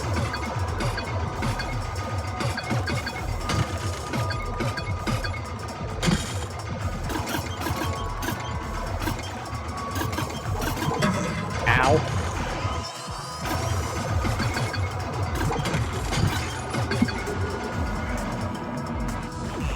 Beat my own record. Nice. I like it. Come on, buddy. Break's over. That was cool.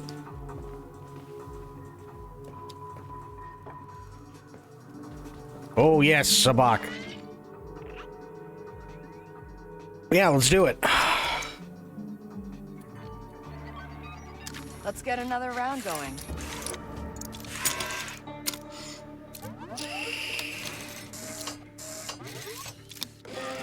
Okay.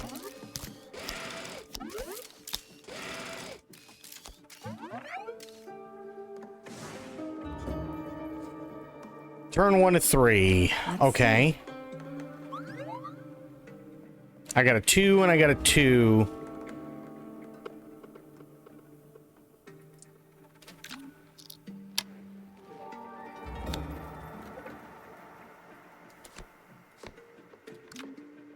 There we go. I draw.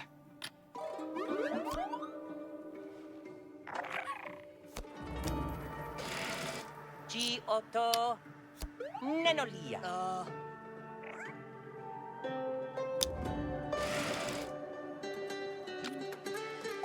All right.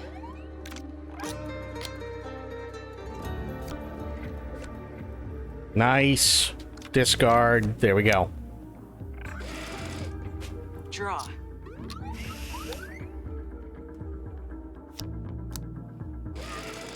G Tinka G Nenolia.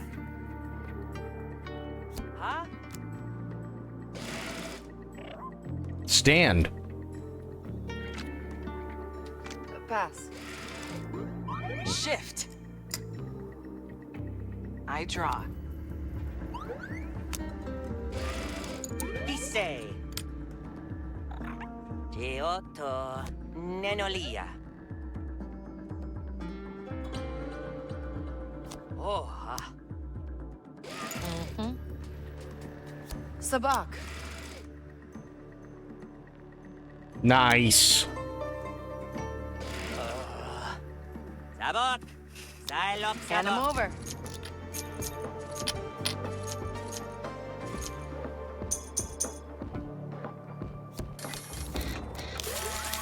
Okay. What do we got next?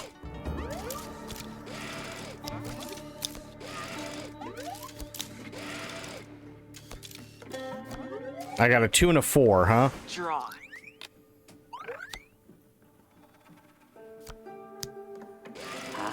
He says Scott. G Tinka G Nenolia. G Jiska Makapika Pand. Okay. What do we have? Come on. Oh, fuck.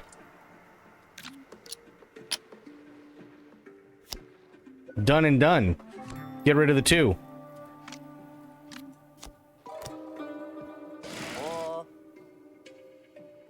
Shift.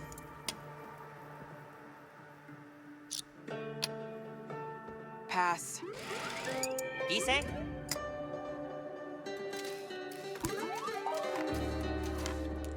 Oh, shit. You bastard. G Otopa. Okay.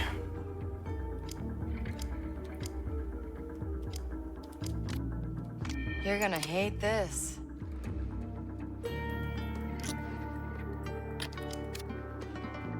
Nice. I stand. Sabak. Shit. That's Bonopa Mulira Sabok. Prime, Sabak. You heard the droid. Nice.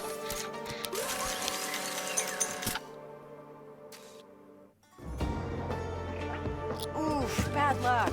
For you. Easy peasy.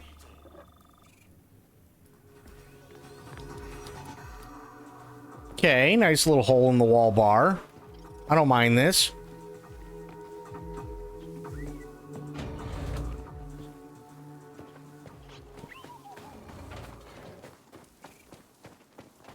Corgi, what's going on, buddy? How you doing?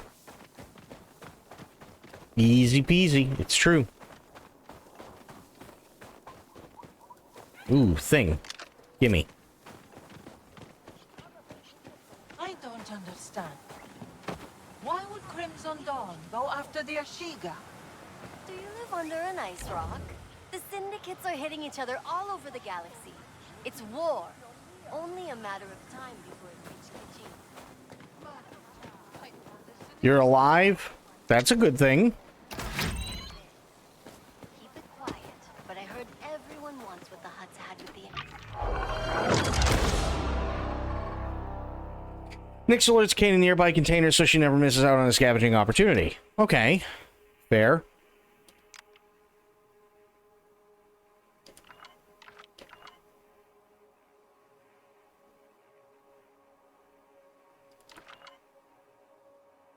I'll just go back for now.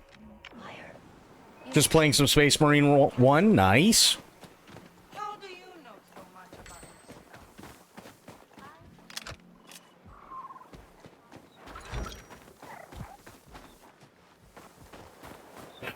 Oh.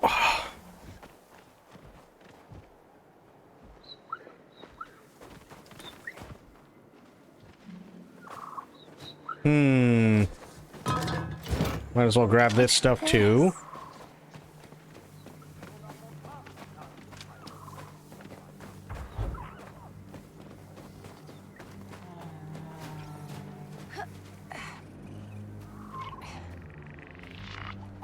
Oh. Hang on. Oh, okay. Nice.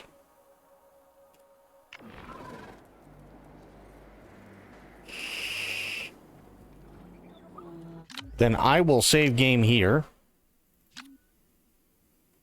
Because with my luck, things are gonna go tits up. So, Aelin.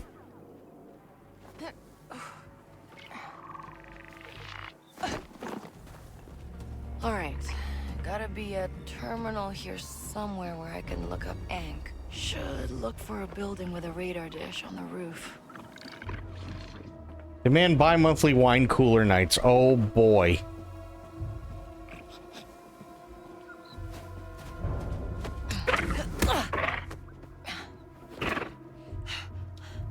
Bi-monthly.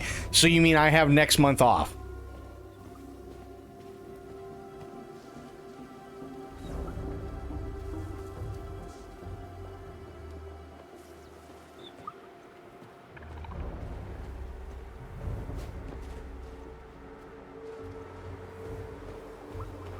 No, it happens twice a month. Oh, God.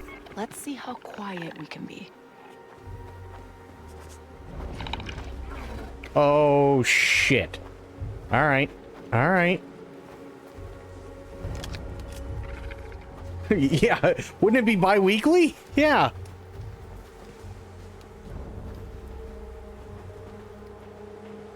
I mean, she is also a wee bit drunk. So, you know.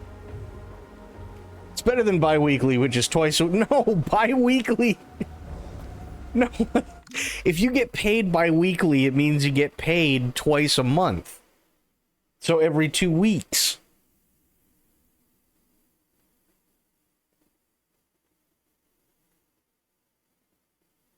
Right?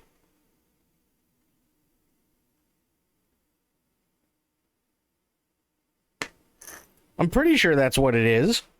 If you get paid bi-weekly, then it's... you get paid every 2 weeks. So what would be twice a week? Or, yeah, sorry, not twice a week, twice a month. Yeah, that's what I meant. So what would be twice a week? I don't know. I have no idea.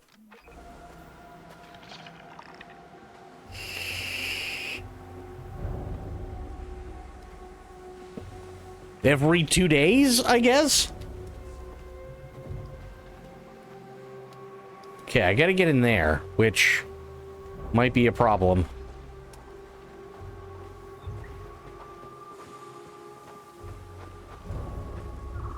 Yeah, bi-weekly is twice a month. Yeah, it's every 2 weeks. Fine. Then bi-weekly wine cooler nights. Oh, God.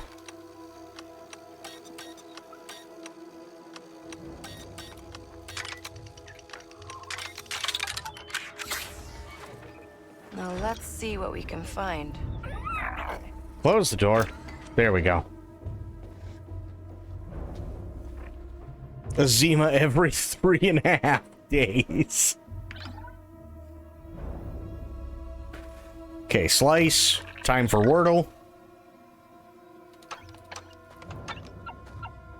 Okay.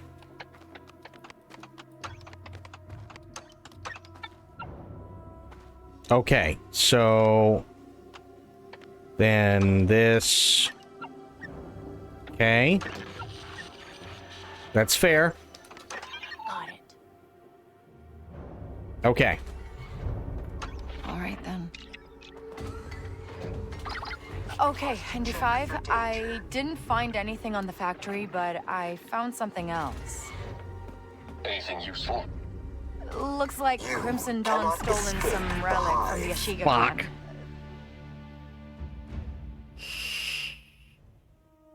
You haven't earned our respect.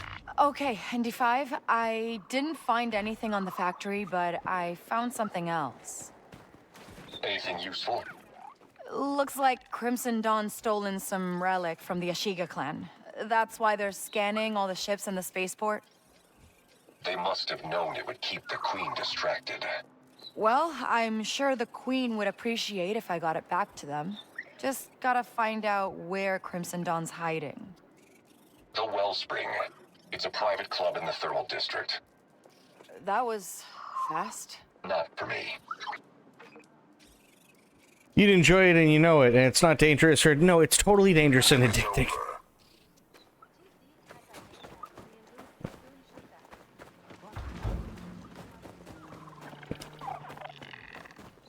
Besides, I'm not that big of a drinker.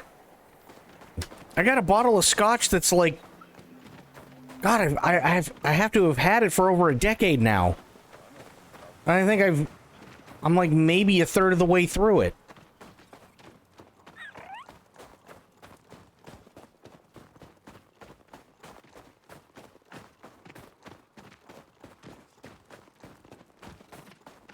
I've never been a huge drinker, like, really ever.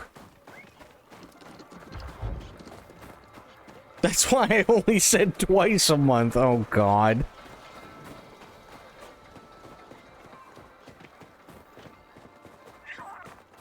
Okay, but, Aelin, here's the thing, though, right? So, I have, in the last... Well, Saturday was was my birthday, and I had 2 then, and then I had 2 tonight. So, I have had nights where I've drank 200% more this month than I have in the last 9 months.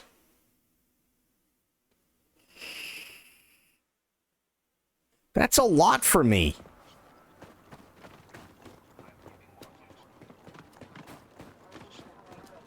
Actually, no. You know what?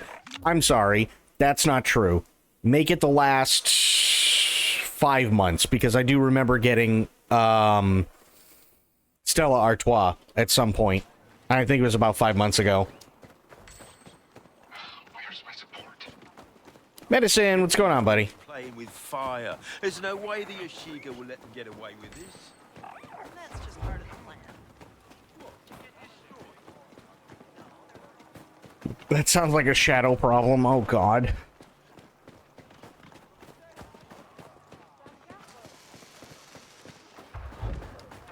That should be the wellspring.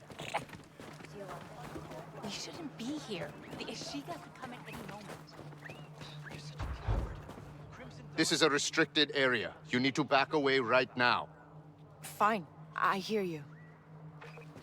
Oh, gotta be another way in. Oh, there's always another way in. I just gotta find it.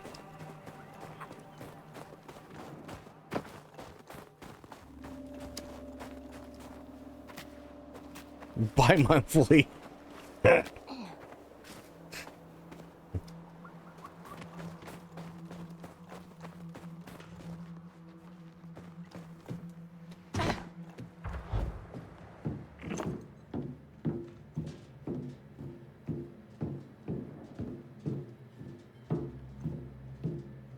Yeah, that'd be every 2 months. Which, to be fair, that's not terrible. I could live with that. Stay quiet, Nix.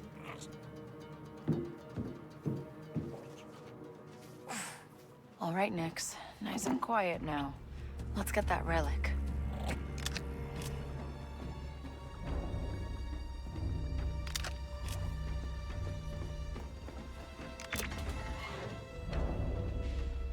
Oh. Close that door. Actually, I might have to go that way. Shit. Yep.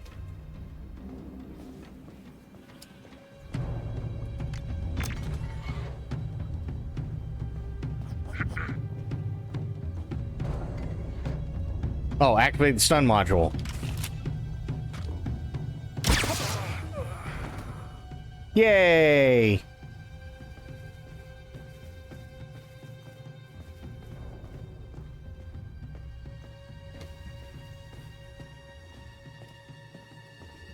Medicine, did you by any chance, have you been able to look up that thing at all?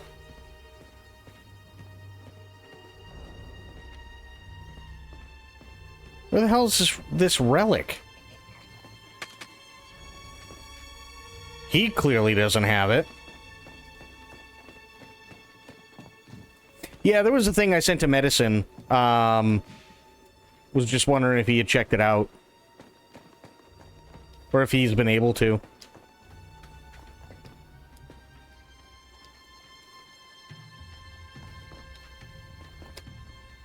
Playing Battlefield 2042, guess who just got promoted? Oh, God.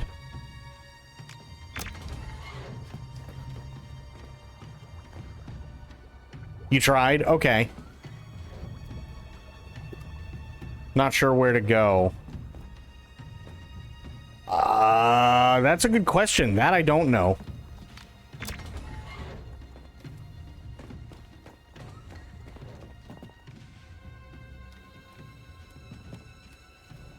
Don't get things for Shadow. I feel so unlucky. No, that's not... God damn it.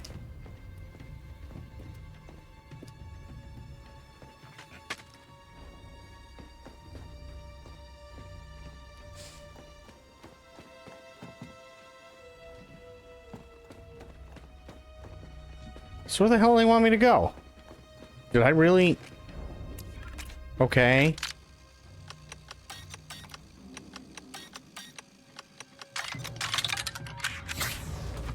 Oh.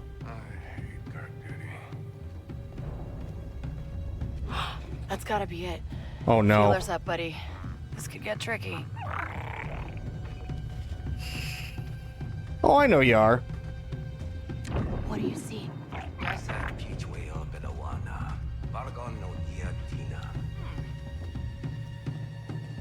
I'm sick of guard duty. I gotta disable the energy barrier. What could go wrong?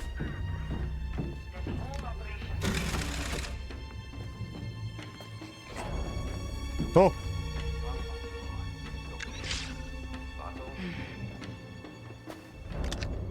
Yoink. Almost time for my report.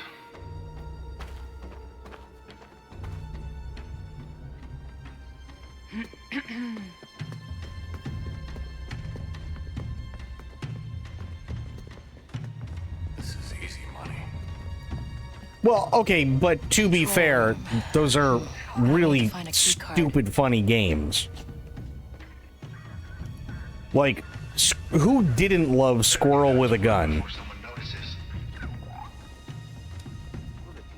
That was an absolutely fantastically stupid game, and it was so much fun.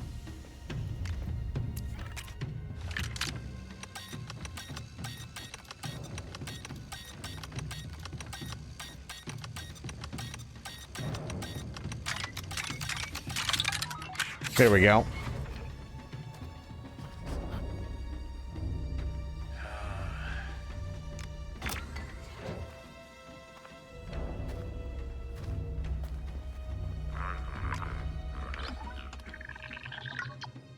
Oh, more Wordle.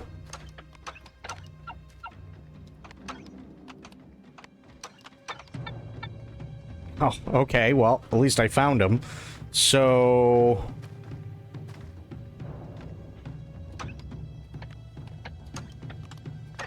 Nice. If Crimson Dawn wants me to stick around, you're gonna have to tell me. Not good. Not good.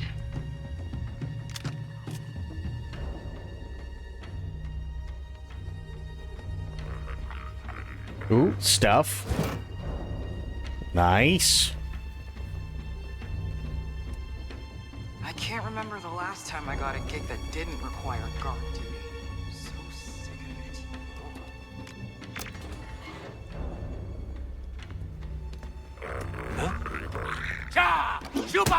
Oh, fuck. He's hit!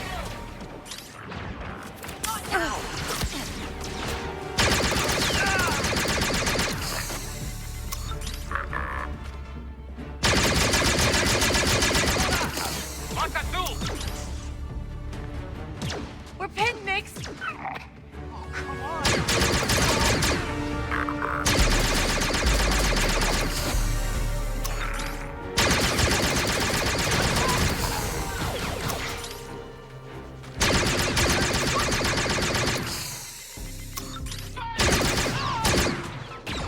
Oh! Jesus.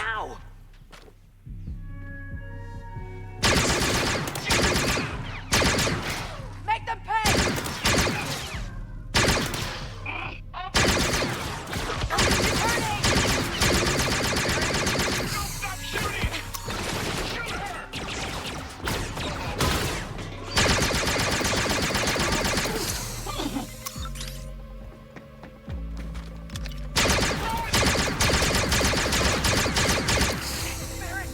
Don't let them through! Get her!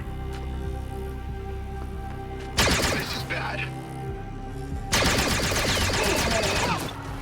1-on-1, let's go!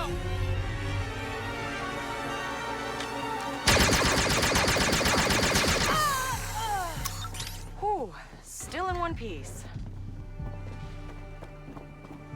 Jesus.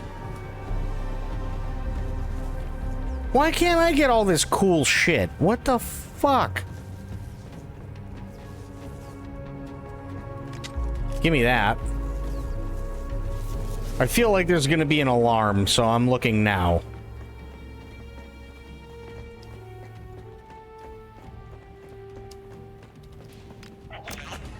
Aha. Gimme.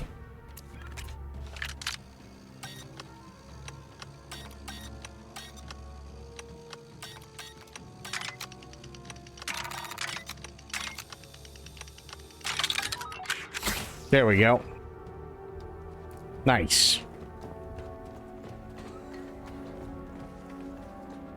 Anything else I can steal?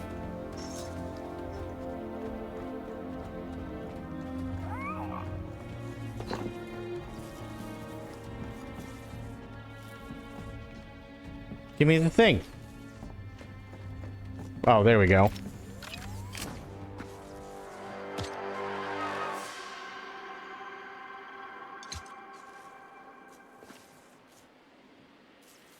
All right, let's get this thing out of here. Yeah, I've already completely shot up the place. That's our exit. We gotta move, Nick. Oh, shit. Look, Nick, they saw us. You got this!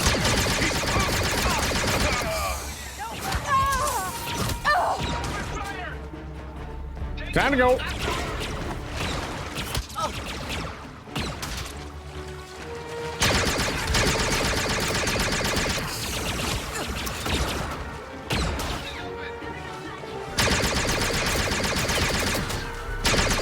We're pinned down.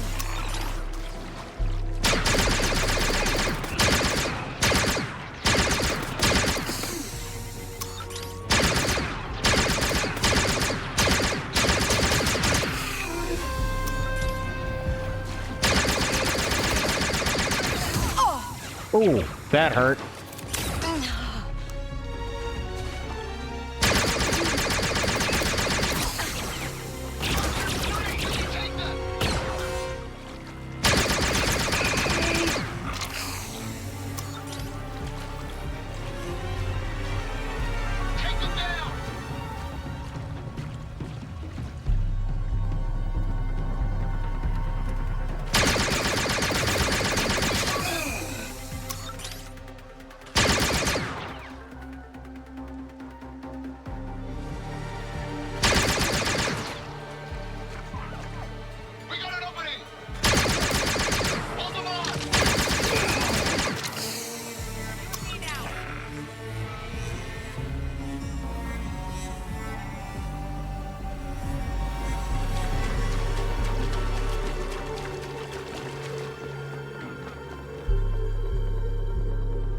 Okay, not seeing anybody.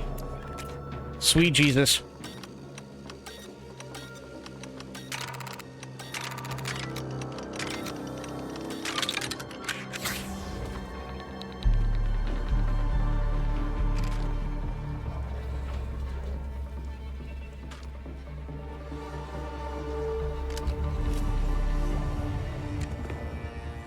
That looks nice, huh, Nix?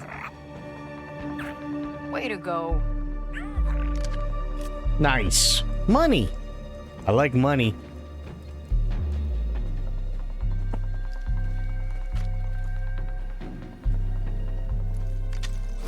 More money. Nice. Those are showers.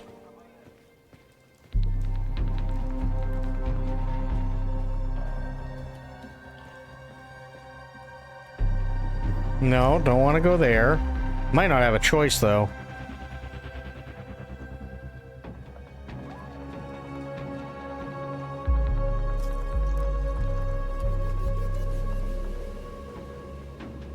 Nope, nothing in there.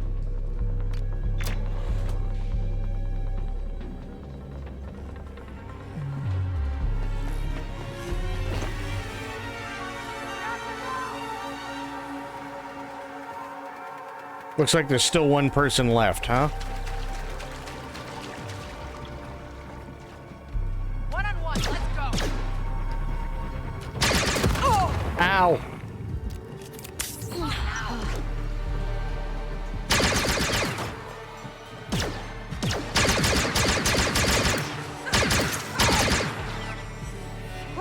Nice. Over.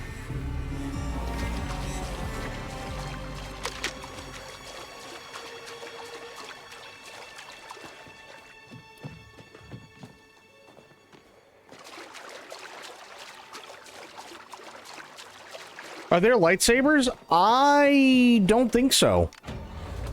Which I don't see as a bad thing either.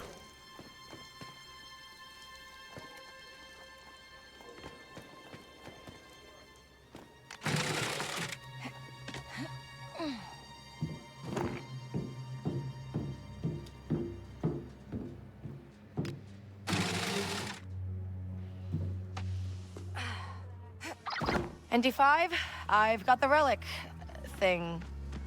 Should I be concerned about how you retrieved it? No. I'm taking this to the Queen. She won't see just anyone, Kay. Don't get your hopes up. Laser knife for the sneak attacks. Yeah, honestly, I think, if I'm being honest, they need games that revolve less around lightsabers. Now, don't get me wrong, lightsabers are cool. Problem is if you overuse lightsabers, they get boring. So, like, even one of my favorite Star Wars games of all time, Knights of the Old Republic, regardless of what you do, the game steers you to getting a lightsaber. And then at that point, why do you want really anything else? It doesn't really make much sense. Other than maybe grenades, right? Aside from, like, Jedi Starfighter and the pod racing stuff, eventually, most of the Star Wars games, you end up with a lightsaber.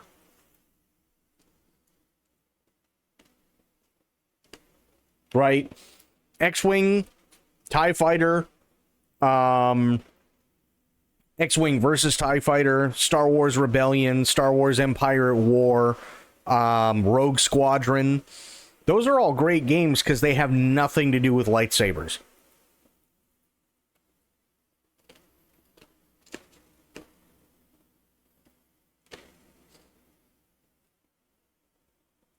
Even though it's not my favorite, Star Wars Squadrons, which only came out a few years ago, for what it was fun.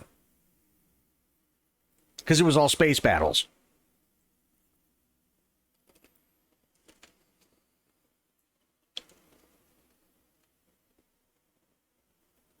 Sorry, munching on popcorn.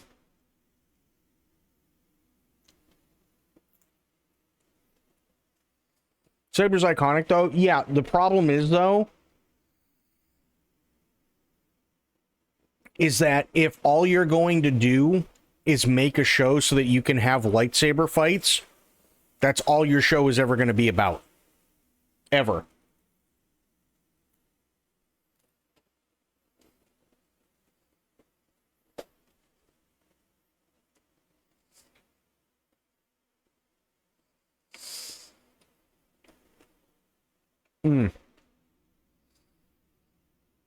Squadrons was fun. Writing left more than a bit to be desired. No, I could see that. You want to know what my issue with Squadrons was? My issue with Squadrons was that, and again, this is partially because of the internet, but I also think it's because they didn't help to quell any rumors or expectations at all. We were all expecting to be able to walk around the inside of a Star Destroyer, right? Or walk around the inside of one of the Rebel capital ships. And we can't do that. It was kind of like an updated version of Rogue Squadron in the way that everything operated when you weren't flying. And that's not necessarily a bad thing, but we've already seen it. I think it would have been cool to walk around the inside of a Star Destroyer. Or walk around the inside of a Rebel ship. You know what I mean? That would have been really, really, really cool. But instead, the biggest issue was literally that they didn't do anything to tell us, no, this is going to be, you know, hey, like, think of Rogue Squadrons, right? When you're doing your setup and everything else, and there are going to be cutscenes, and sure, you know, you might look over at a place and, you know, it'll bring you there, kind of deal. They didn't say anything about it. They just went, here it is, even though they knew. And that was kind of like, that was really my only gripe with it. Other than that, it was not a bad game. Again, you're right. The writing was a little bit left to be desired, for sure. But the actual, like, gameplay, when you're in those ships, when you're in the TIEs, when you're in all the different Rebel ships, that was fun. That was really fun stuff. Star Wars ships and bases have a lot of safety violations. That's fair. But thank God this is a long time ago in a galaxy far, far away. So OSHA didn't exist yet.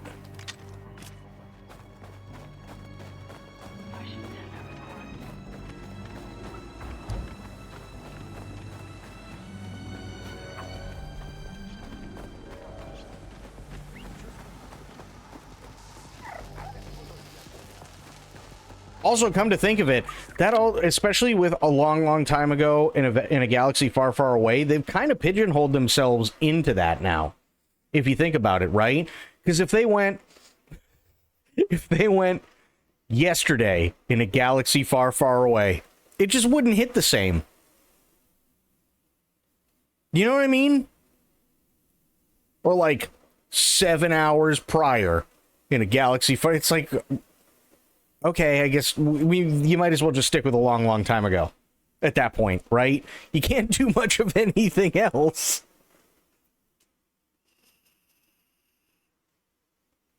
Although, I do have to say,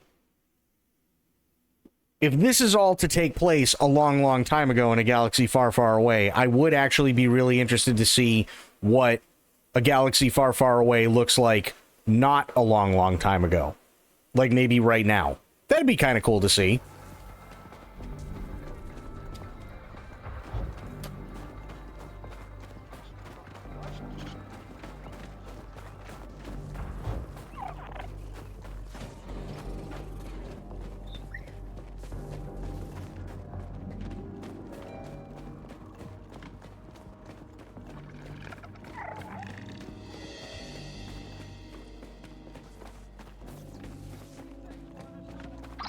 The Ashiga basically run Kijimi.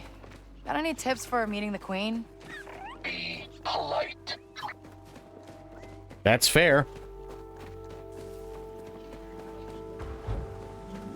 Right? Every time I hear a name of a planet or something, I'm always trying to figure out, like, okay, we know that this planet was here beforehand because it's George Lucas. He named everything, right? So it's just like, oh, you know what? I kind of like that Hideo Kojima. Kojima? No, Kojima guy. You know what? I actually really respect him. They're like, no, sir, it's Kojima. He's like, oh, okay. Kojimi, though. Well, maybe that's a good name.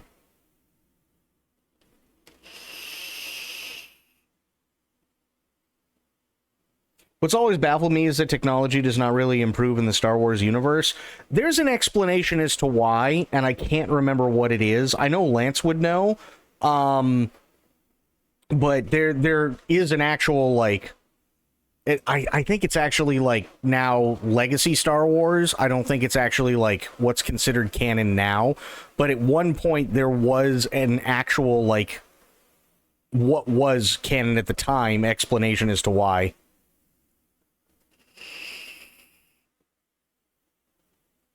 Nah, Peter Griffin sounds like this. What are you talking about?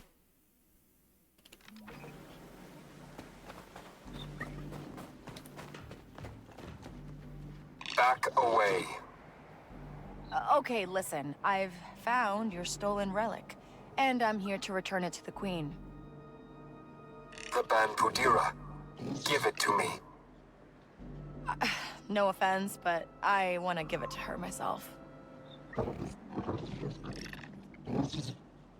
Oh, people go insanely deep with that stuff. You may pass.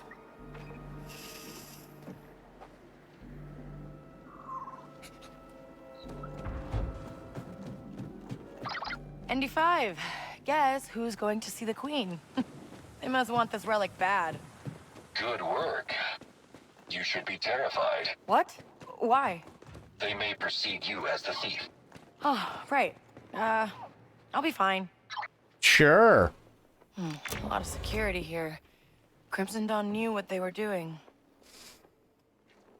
A little too deep. Well, and so here's the funny thing, right? I actually don't really mind how, like, deep people go with canon or lore videos and stuff, only because, like, at least 70 to 80% of it was all done by George Lucas, right? It'd be like if we found, like, a treasure trove of Tolkien's notes and stuff like that, and, maybe, like, notes as to why, like, Aragorn did a certain thing, or why he carried, certain gear, or why he carried a sword, and, like, stuff like that doesn't bother me because it comes straight from the creator.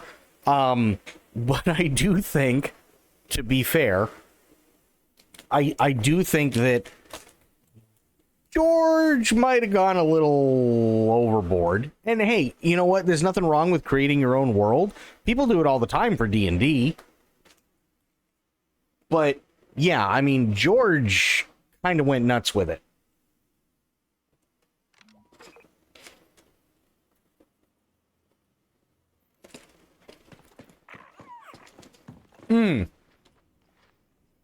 Hang on.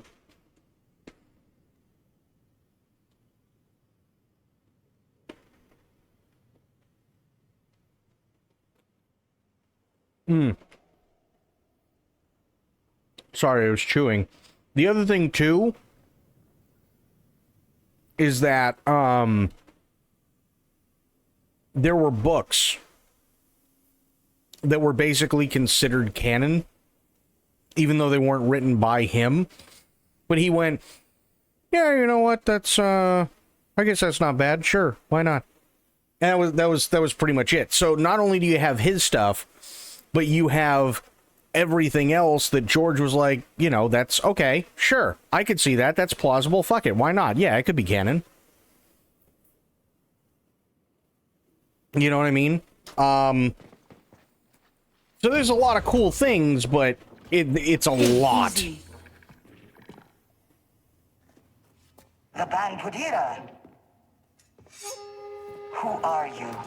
Kves, Your Majesty. She was asking about the bomb maker. But I also got this relic back for you from Crimson Dawn.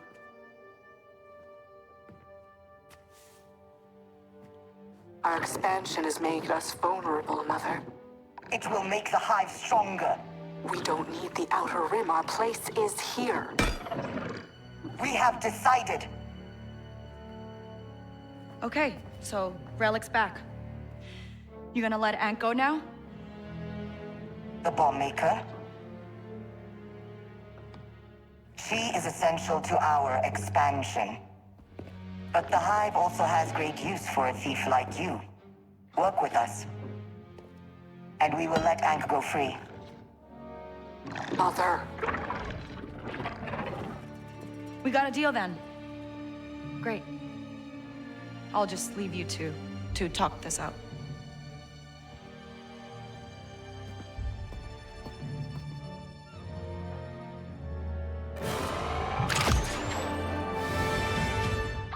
Kay. Oh boy. I'm going through the ship inventory and I found something you could use. Come see me. All right. I don't believe he wanted to make more than one movie. Then producers wanted two more. Up to me, Oh boy. I think. The Queen rewards loyalty. Keep it up. He was supposed to be done. They did a re-release of the original trilogy, then Phantom dropped. Well, they didn't do the re-release, though. He wanted to go back and add in the stuff that he couldn't originally add in, but now he could because he's George fucking Lucas, and he's made Fox billions of dollars, right? In not only the movies and those being played everywhere, but merchandise and books and comics and toys and t-shirts and pants and sweatpants and hoodies and literally everything else. And everybody wanted more Star Wars. And there's nothing wrong with that. Video games is another big one. So he was able to really kind of like go, you know, I want to go back and I want to fix it and do what I want to do, and that's fine. I don't personally agree with some of the stuff, like Yub Nub for life, but maybe I'm in the minority for that. I mean, they had everything. They had literally everything, but it was all thanks to George, right? And then George said, you know what? I want to do the prequel trilogy. And he did, and to be fair, it wasn't the most well-received. But, again, he could write his own ticket, because he's George fucking Lucas. Yeah, it kind of funny how they did have Star Wars underwear for merchandise, but there is no underwear in space. She's tolerable for an outsider.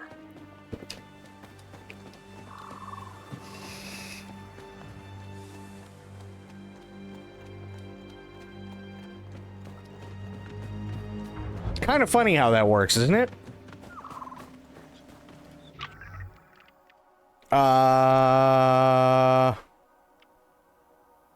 Crimson Dawn opportunity. Ooh, Crimson Dawn agent named Dart Subterra has a job offer for Kay.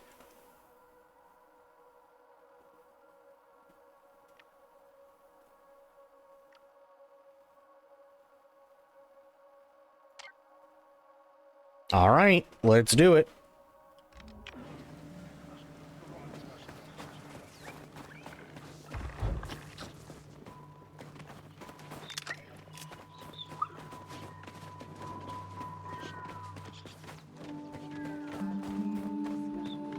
That is a one-eyed owl.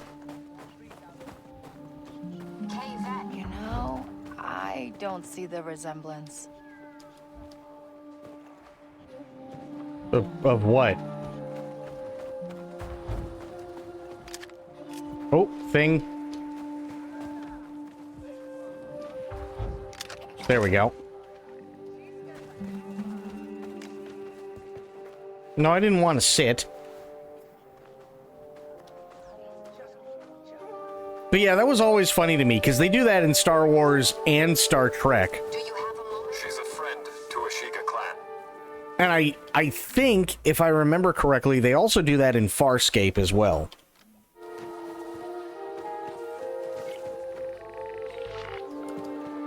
No underwear.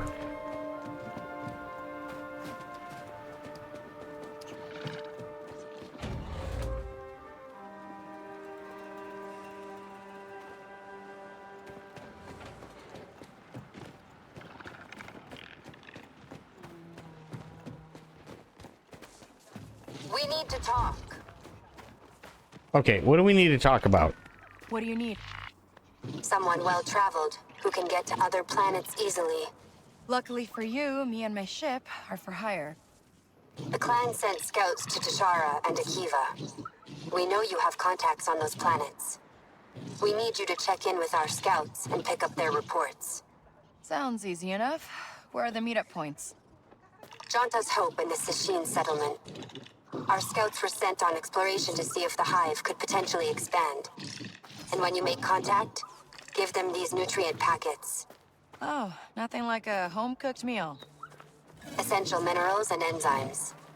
Keeps our carapace shiny. Ew. Would not be surprised in Farscape because there's sexual innuendo and guy fantasy shit happening. I mean, to an extent, probably.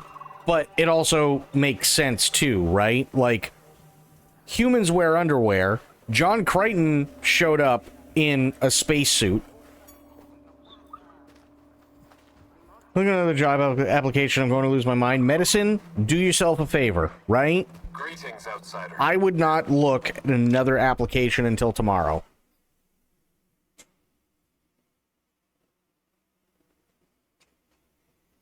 Seriously, if you're that fried, I would not look at another application, but I also wouldn't stay at the bar. You don't want to get too sloshed.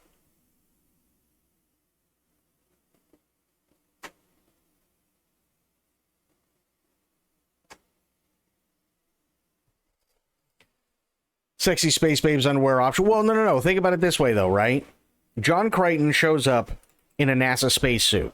So he's wearing basically whatever he's got, which is a flight suit under his spacesuit, which also means that he's only got under the spacesuit a white t-shirt and underwear.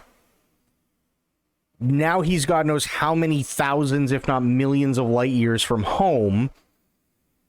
Where is he supposed to get underwear? And what does alien underwear look like?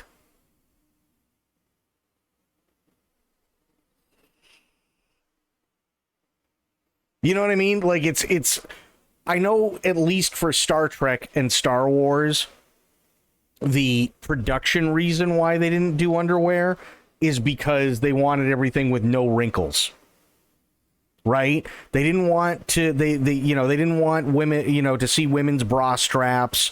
They didn't want to see the cups through the tunics. They didn't want to see the, the panty lines, on their hips or anything like that. Same thing with George Lucas in Star Wars. He didn't want any of that. He just wanted clean uniforms and like all that good stuff. But again, it does kind of make sense, at least in Farscape, right? Here's a dude, he's got a spacesuit, a flight suit, a t-shirt, and underwear. What does alien underwear look like? Also, where exactly would one buy alien underwear?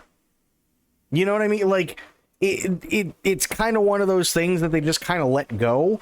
Because it's like, do we really want to answer that question?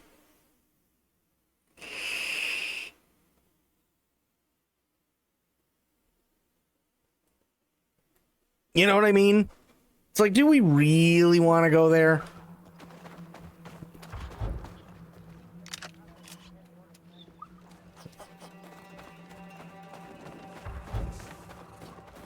Stop. Why, are you thinking about alien underwear?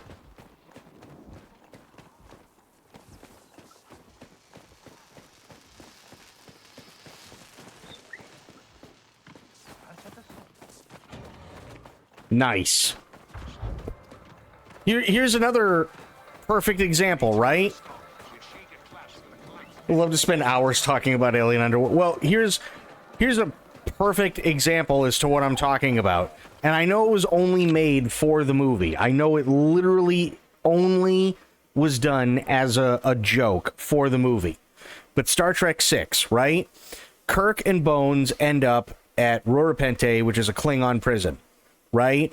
And they get into a scuffle with a dude, and he's blue, and he's got horns on his head and everything, and this dude must be 7 feet tall, and Kirk kicks him in what he thinks is his kneecap, and, like, kneecaps him a couple of times before the guy goes down, and then he goes back over to Martia, and he goes, I was lucky that thing had knees, and she goes, that was not his knee. And he looks at her quizzically, and she goes, not everyone keeps their genitals in the same place, Captain. And that was the joke, was he went to go kneecap him, he kicked him in the dick. But here's the problem with alien underwear. Does that mean that that dude was just walking around with his dick hanging out the entire time?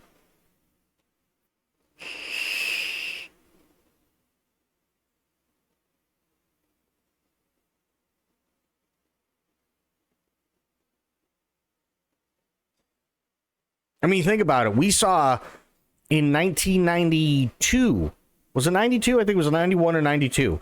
In 1991, 1992, we literally just saw alien dick hanging out there. That was it.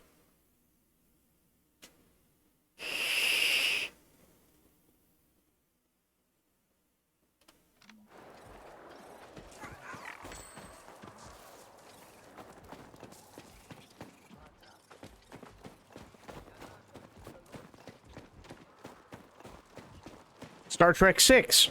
The smuggler must be responsible. But where has she hidden it?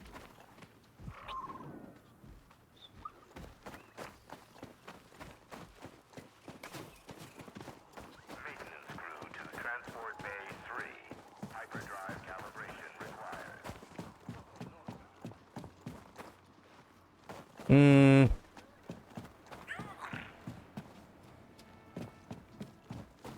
Yeah. When Kirk kicked that alien in the knee and he kneecapped him, he thought he was kneecapping him. But then Martia told Kirk that was not his knee. Not all aliens keep their genitals in the same place.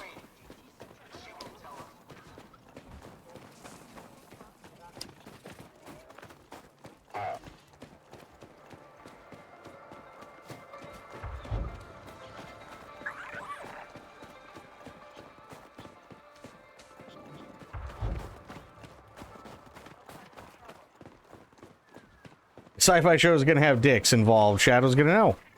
Probably. You can always go back to the core worlds if this is too much for you.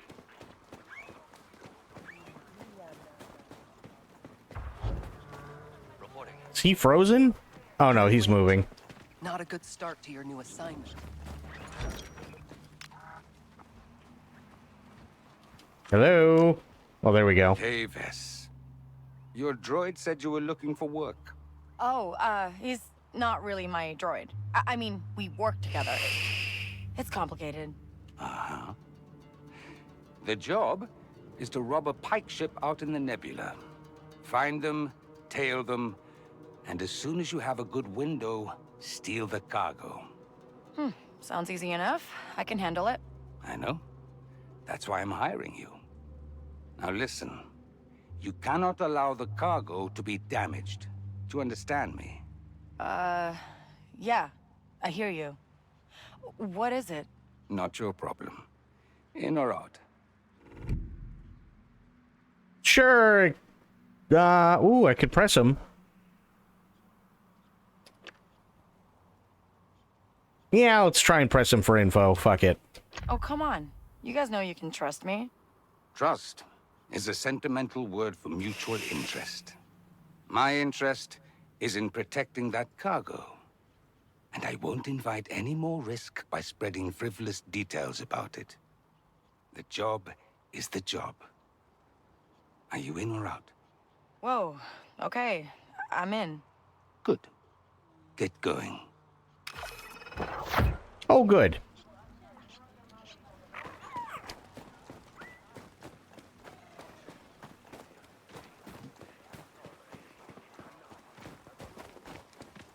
But no, that stuff was all stuff that wasn't. It was supposed to be glossed over. The whole city was started by people running from something. You think they're all free now, ND5? I do not understand the question. They are now under the rule of the Ashiga and the Empire. Yeah. You need piles of credits to really be free. But having the Trailblazer feels close. Talk to the merchant. You're a long way from a market. No one finds what they really need at a market. My name is Shuma, and I know two things. One, I've been to more systems than you. And two, I have something you want. Okay, Shuma. I'm Kay. Let's see what you got. What does she have? Outlaws punch fabric known for its elasticity and toughness. Interesting. Synthetic fabric with strong resistance capabilities. Armored undershirt. Nice.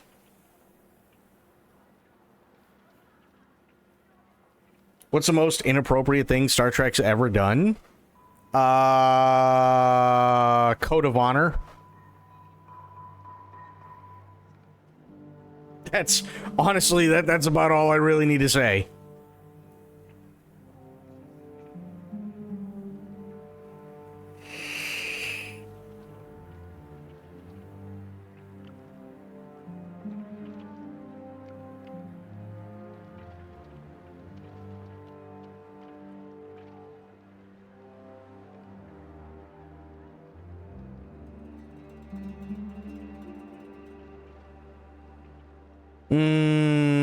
Improved heat capacity.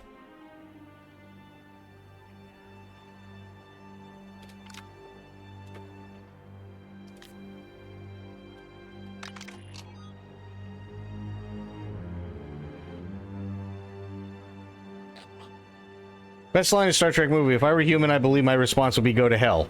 If I were human. That's true.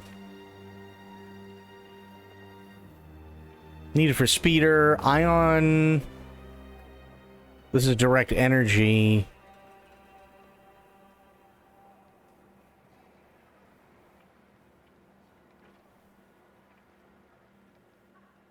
Okay. I got plenty of those. Might as well buy this. Buy this.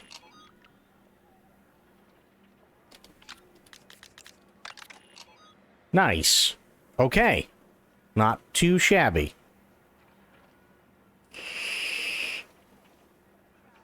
Season 1 of TNG was rough. Yeah. Wasn't it just really controversial? Think of it this way. How could it not be controversial when you land on a planet full of black people that are literally dressed in what could be considered ancient African clothing, and they're all wielding sticks.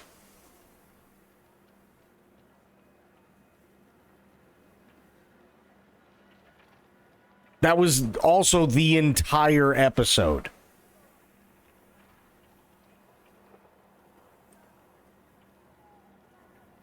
And every single one of them also talked in the stereotypical African accent.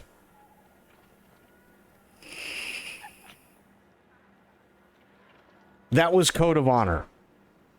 Not good. Not a good start, if I'm being honest. Not a very good start. Enemy Within.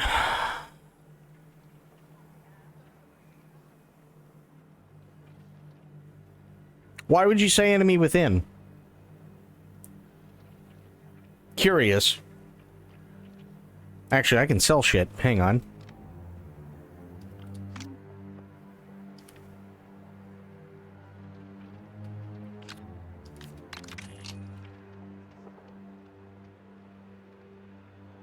Item has no use.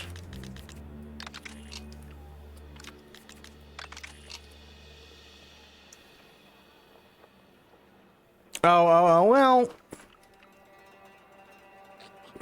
Fair. Yeah. Spock basically mistreating her for even suggesting that it happened. Yeah, again, fair. It's... Sadly, it's one of those things where that was also the norm for the time. Much as I hate to say it.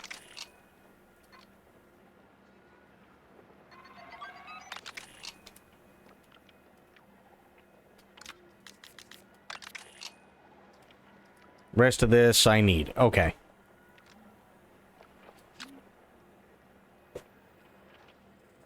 I think I got everything I need from here. Yeah. Safe travels. See ya.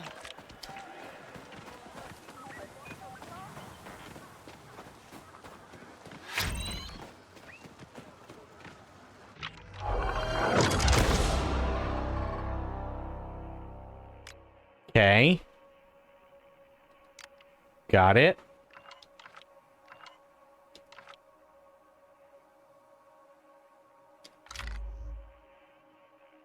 Sure. I mean, I hope she just kind of has it now. That'd be cool. While fast talk to affect every nearby enemy. Oh, that's kind of cool, actually. See and fulfill personal requests. That's kind of cool, too.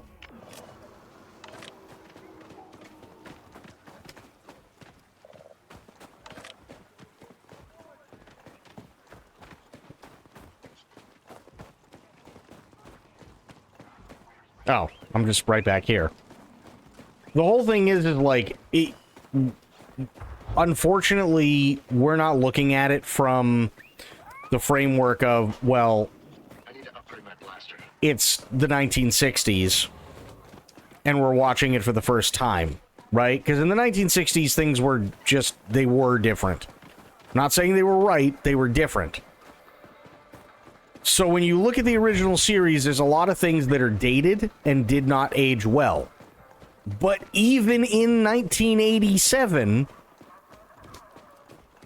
doing that with people of a different color, not a good thing. Not a good thing at all.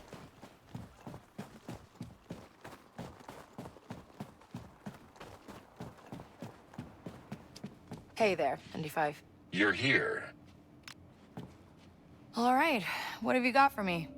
These are module parts compatible with your blaster. Your VM-19 is crude, but highly customizable. It's not crude, it's vintage. Once installed, this conductor will let you release a powerful explosive bolt. You can use the workbench to build the module. Okay.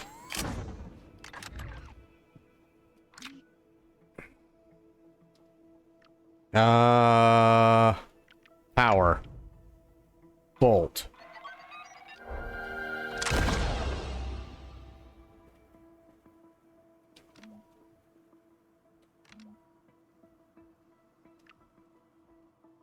Did that. 2 upgrades available, really?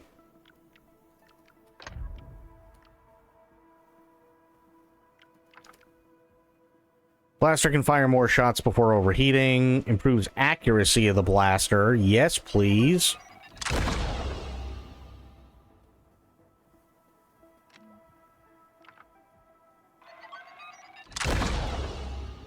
Nice.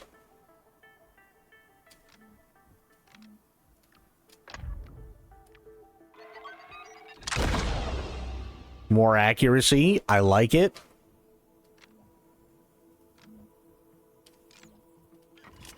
Oh, it fits. Let's just hope it works. If it doesn't, it'll be due to your inexperience and lack of tactical... Yeah, I get it. I've scouted some locations where you'll find the module useful. All right, thanks for the heads up. I should get back to finding Ankh. I've received a message from the heir to the Ashiga throne. This is Chris. If you truly want Ankh, meet me at the Kajini City Cantina. We have much to speak about. Sounds like Crisp wants to make a deal. You may be, but it's rare for the Ashiga to defy their queen. We have also received some job offers from the Ashiga clan. One of them comes from Donka, who's left you a message here on the ship. All right, might be worth checking out.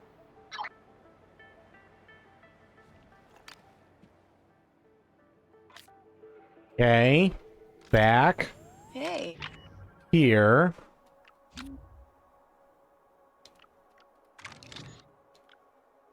No, I'll keep this. That's fine.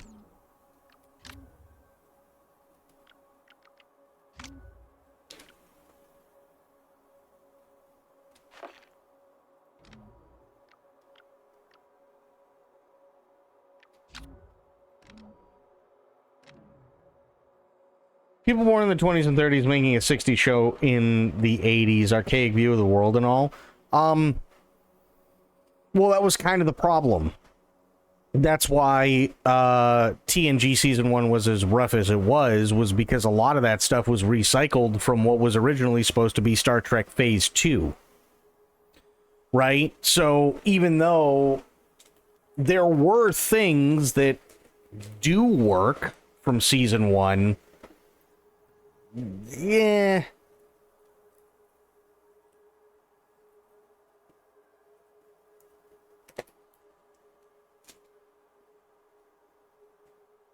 Now I must do the bed.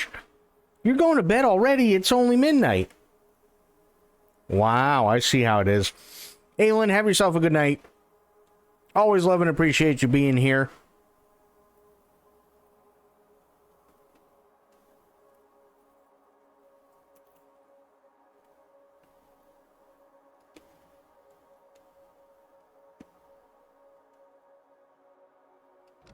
Not bad.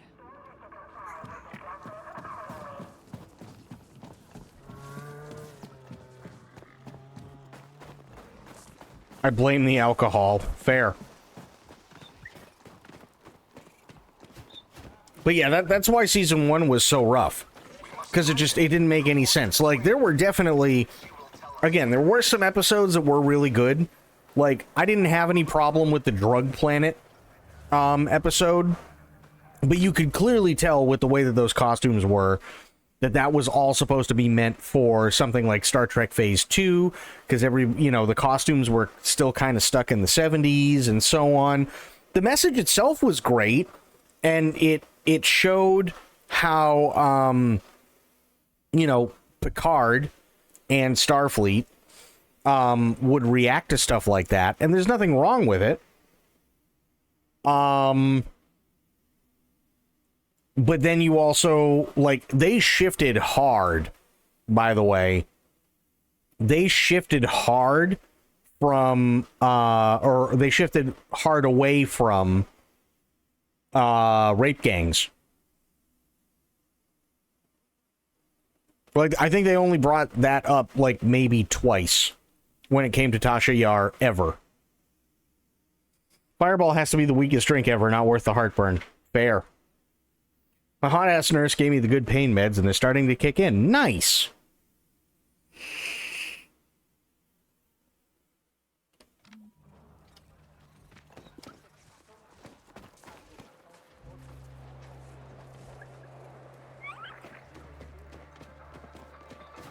Oh, I might as well do the ship thing. Fuck. She's evading all our questions. We'll make her talk.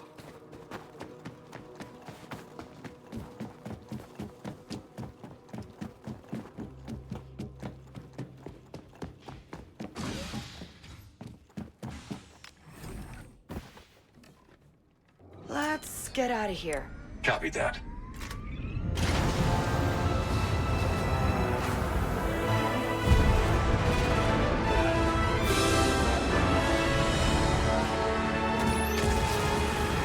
You're next. Treats! Good boy.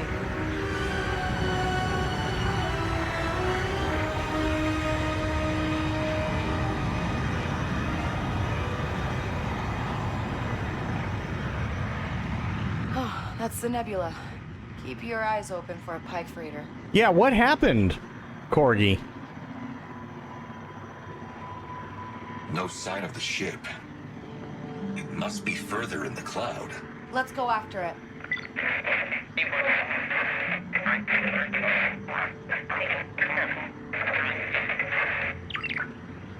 Was that a comm signal?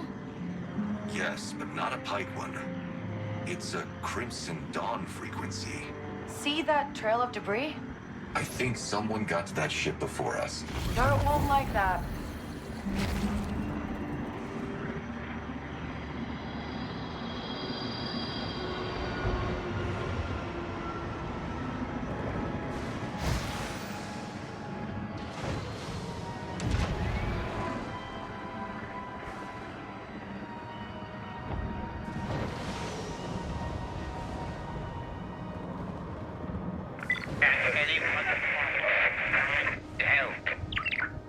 Crimson Dawn again. Sounds like a distress call. Huh. Something's not right about this.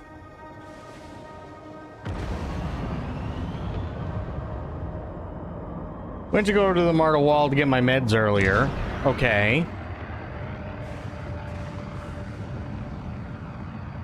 Had to refresh on other season 1 episodes. Got better later in the first season. It did, but then season 2 was kind of boring, if I'm being honest. There were a couple of really, really good episodes, but there were a lot less highs in season 2 than there were in season 1. But the problem with season 1 is when they got low, they got real fucking low.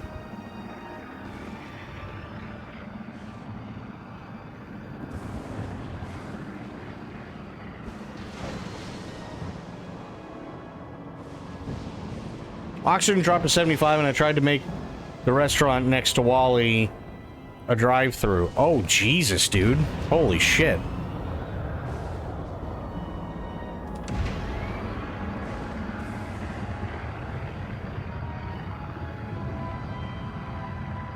I'm glad you're okay, but damn, dude.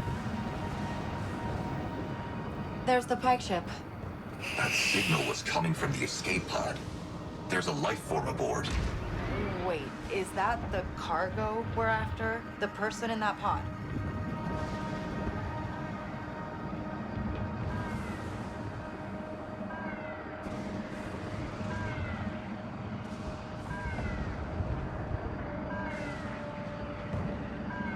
Pirate vessel incoming.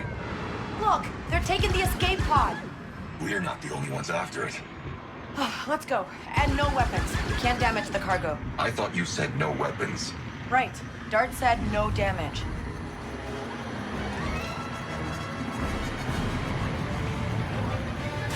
Watch it. My fault. Hey, pirates! Drop the pod! You really think that'll work? I don't know. Worth a shot. Ah, shit. Try that again. Because I got stuck on that wall. Pretty banged and bruised up, but I'll live. There. Look, they're Wait. taking the escape pod. We're not the You're only ones alive. after it. Let's go. And no weapons. We can't damage the cargo. So at least there's that. At least you got that going for you.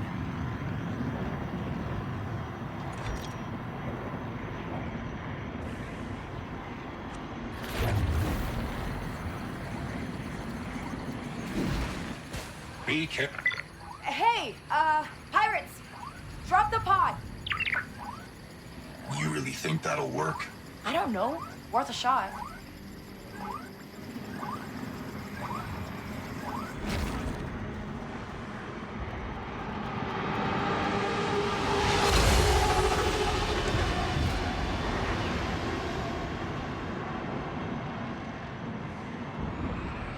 Whoa! We can't shoot them, but we can't let them leave the system either. Stay on them and look for an opening. Nothing else we can do.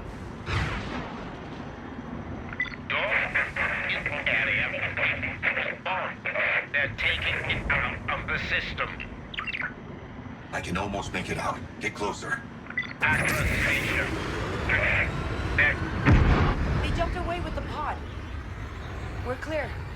Aqua Station. That's in the Akiva system. Then that's where we go. I'm not coming back to Dart with nothing.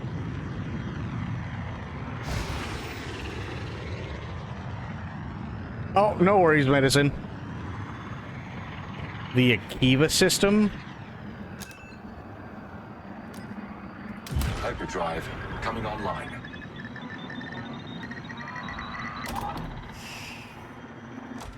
Time to jump.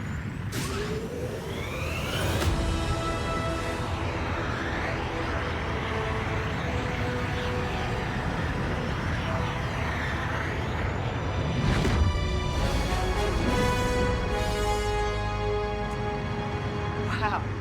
It's so green. That's right. You've never been somewhere this verdant. You have? I've been to every biome you can imagine. And a few you can't.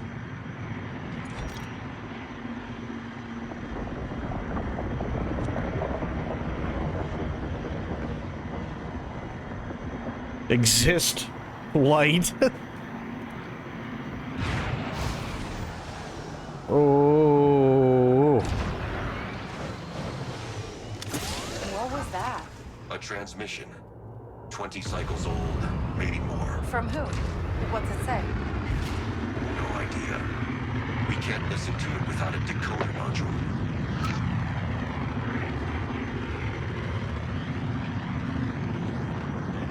Oh, exit light. Okay. I was like, exist light? Where the hell?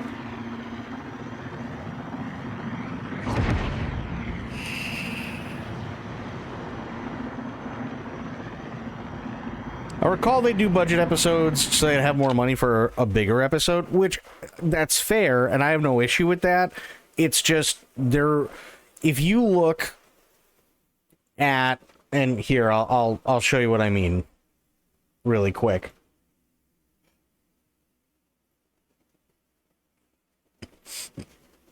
Crack phone screen ain't helping. No, that doesn't help. Hang on one second.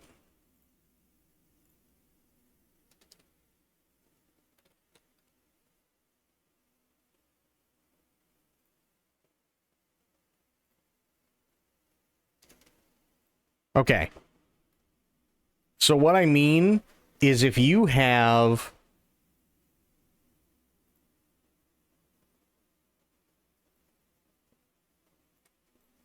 this, just a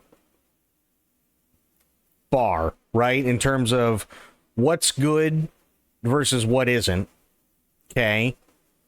Season 1 would start off up here, and then it'd come down, and that's fine, but then it'd come further down, right? And then it goes back up, and that's great, and then it goes down, and then and so on, right? There's nothing wrong with that. Season 2 was a little more along the lines of something like this, and then they'd come down, and then they'd be here for, I don't know, 2 to 3 episodes, whatever, and then they might come back up, and it might definitely be more entertaining, and then they'd have a spike, which is great because maybe there was a fantastic episode or something, but then it'd go back down to here, and it'd just kind of hover there for a little bit, and then, you know, you might have another spike or something like that, and it'll bring it back up, and that's great.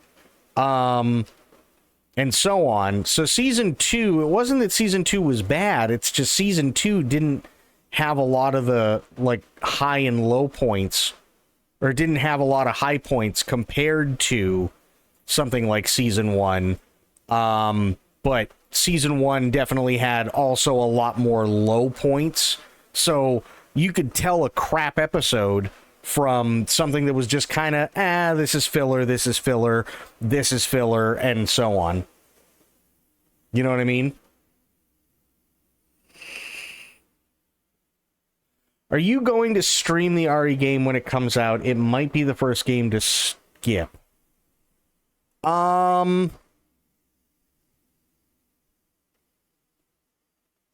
What do you mean it might be the first game to skip? I'm not entirely sure what you mean.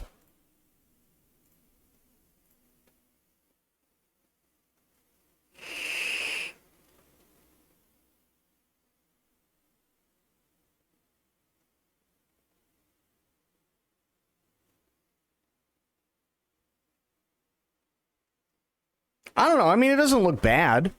To me, anyway, it doesn't look bad.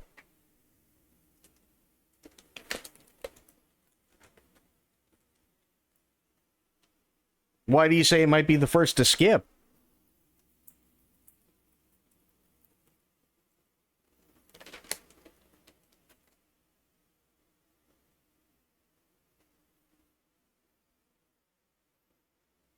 Why is that?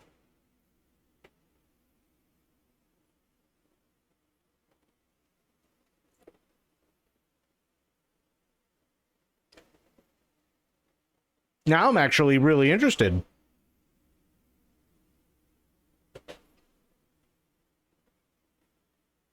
Not really a fan of the plot. I mean, do we really know what the entire plot is yet?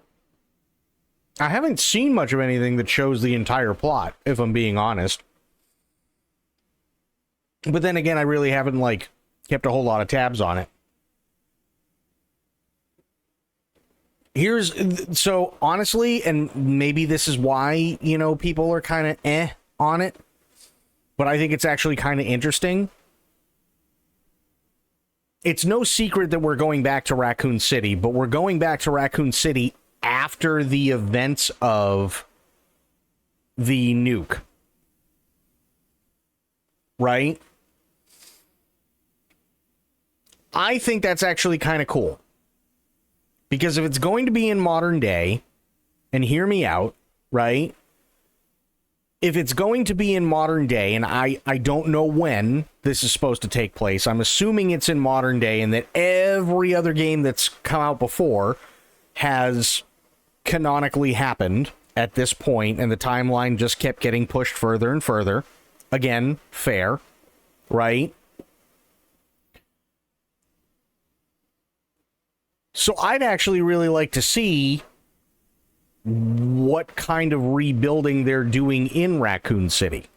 Because you got to remember, that's also like, that's an Umbrella thing, and let's be honest, I think the biggest problem is also with Resident Evil that they keep insinuating Umbrella, but they never actually go Umbrella.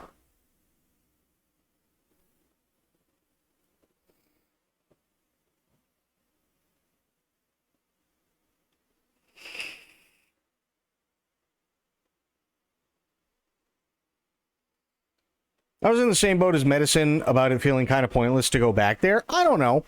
I don't think so. I think if there might be a story there, right?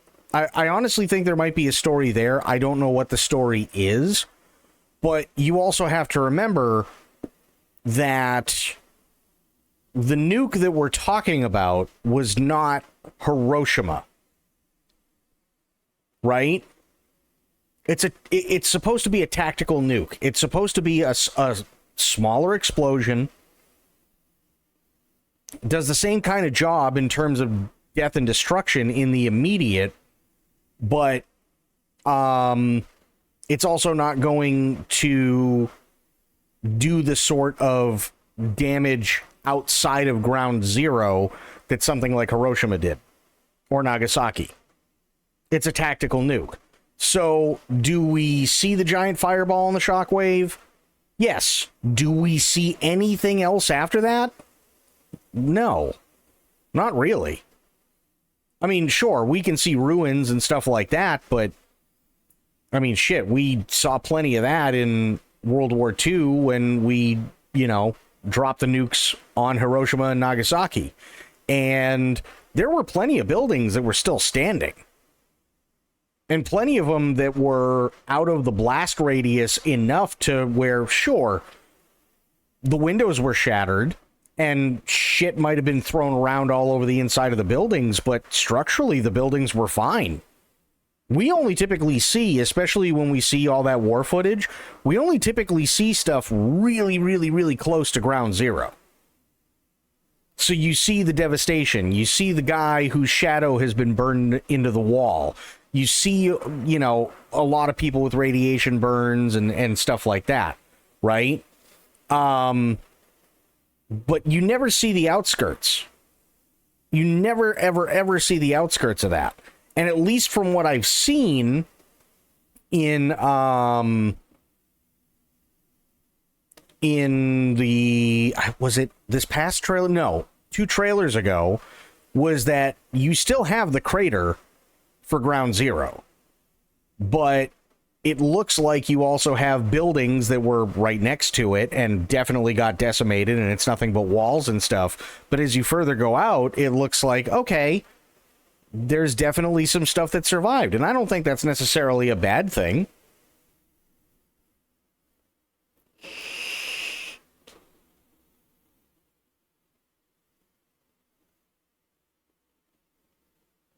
Just feels like a nostalgia bait to gain attention? I don't think so. I've been asking for going back to Umbrella shit for a long while now.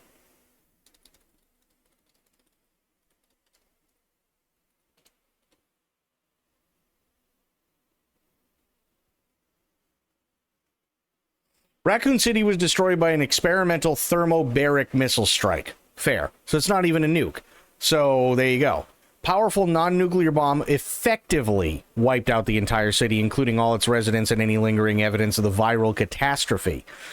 It specifically says effectively, meaning that if the city was left as it was after the strike, the city could not operate. It doesn't mean that the city was completely obliterated.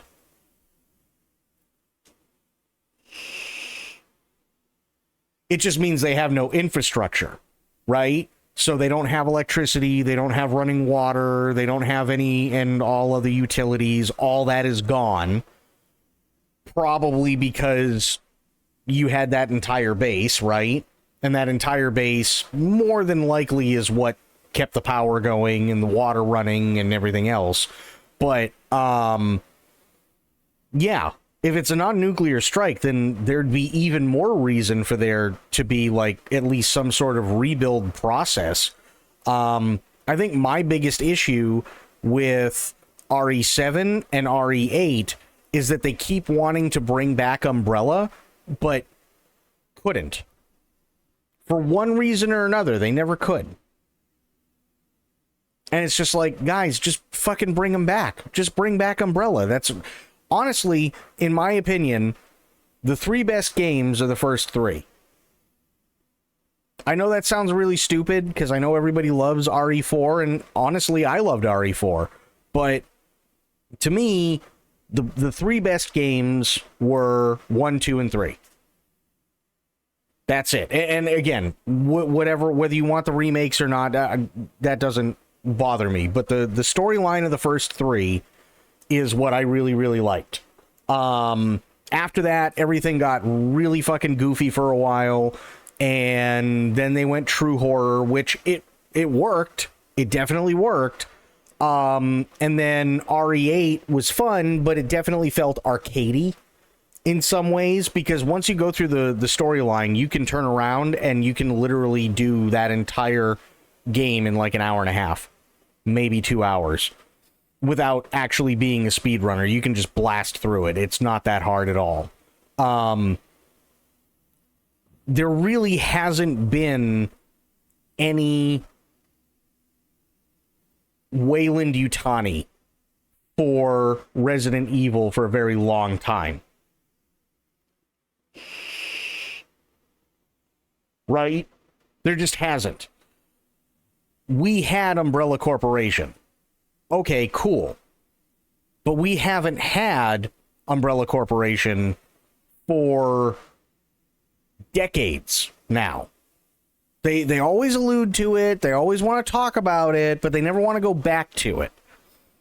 And that to me is kind of one of those things where it's like, okay, so you mean to tell me that we dealt with an evil corporation that basically had control over most of the world, to the point where they created their own city, and to the point where the only time the US government could actually, like, really do much of anything was when they did the missile strike on Raccoon City, not because they wanted to, but because they didn't have a choice, because it was that big of a deal, and everybody's dirty little secret was out. And then, so we go from that to literally Spaniard little person, who apparently lives forever. And then we went to Chris boulder punching inside a volcano. And then we went to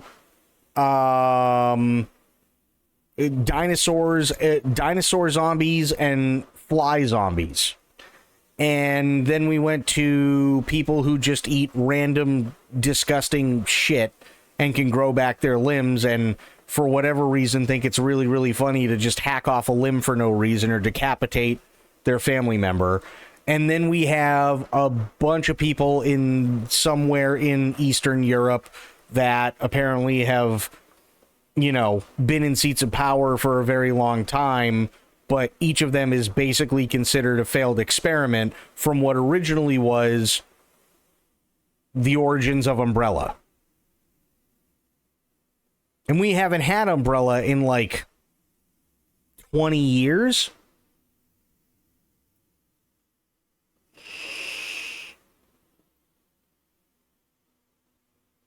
I don't think they have, personally, I don't think they really have. Oh yeah, and I can't forget Island in the middle of fucking nowhere where brother and sister do possibly some incestuous shit, and they also have the virus for some reason. It's like, well, wait a minute.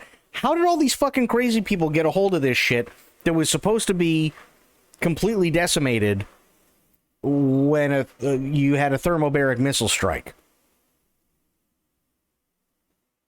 And then it's just, you know, you have the movies, and the movies like, oh yeah, no, Raccoon City went under. What? Okay. So if Raccoon City went under, why are we still referencing Raccoon City? Like, and why are we still referencing Umbrella? And why, like, and all this other shit, right? Just bring them back. That doesn't bother me. I think they need that unseen bad guy presence, because they haven't had that for quite a while. They really, really, really haven't had that for quite a while. So I'm willing to see where they want to take it. I don't think it's going to be bad. I really, really don't. And the other thing is, I'm also curious as to the connection, or to see if there is any connection between the main character and Ashcroft Manor. Because, you know, Capcom, they're not going to just fucking, oh, hey, her name's Ashcroft, that's kind of weird.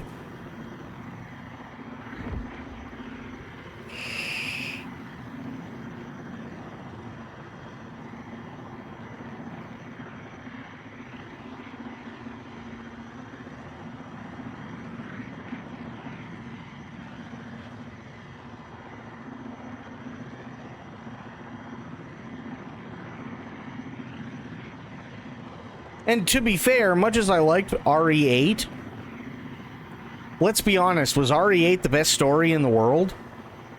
Or even remotely close to the best RE story? You ever been? No. But it has a reputation as a pirate hangout. Watch your credits.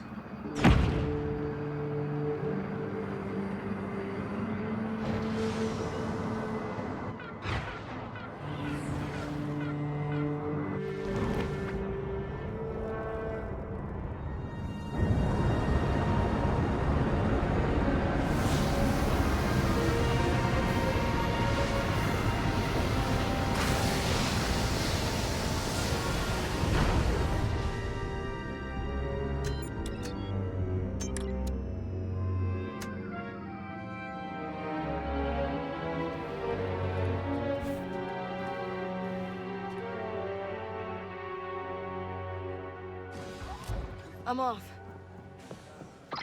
I'm gonna see if I can find him. Maybe he's in a cargo bay or something. Be quick. We don't want those pirates to notice you. You looking for sheep parts? Hello? Are you out there? The hell? Hey, guy in the pod, you in there? Guy in the pod?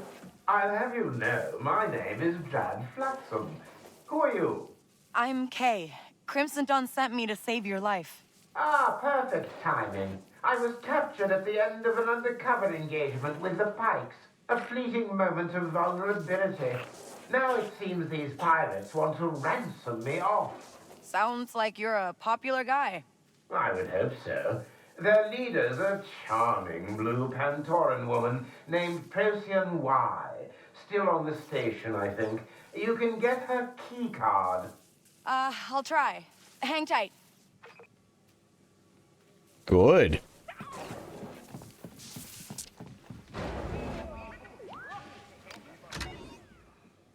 No, I don't want that.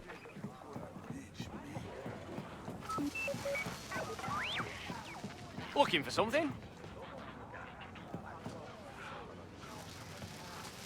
Procyon Y and Accra Station. Let's just say the goods are well secured. Your merchandise is safe and sound with my associate back on the surface. 14 kilograms, just like you asked for. Not Right. our pirate. Gotta keep looking.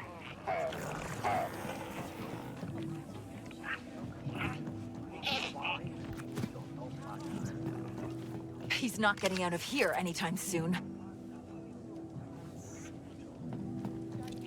No one's clearing the auxiliary bay with the docking clamps fried like that. I'll have to get Andava to restart the whole system. Well, that's not Procyon. Where is she? If Hmm. I were a pirate, where would I go? Cantina, maybe. Oh, Jesus. That's gonna be loud. But yeah, like, again, I feel like, where do we go after RE8? You know what I mean? Like, if anybody's got an idea as to, like, where we could go, I'd be all for hearing it. I just, personally, I don't think... I think they ran out of ideas. I don't think they have anywhere else to go. I mean, where are they supposed to go? The Arctic? You know, we've already done tropical, we've already done subtropical, we've already done temperate. The only two things that we haven't done in the games is the Arctic and the desert.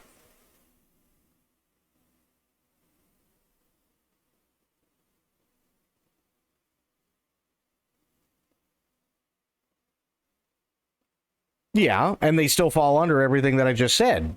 So where do we go now? And story-wise, where do we go?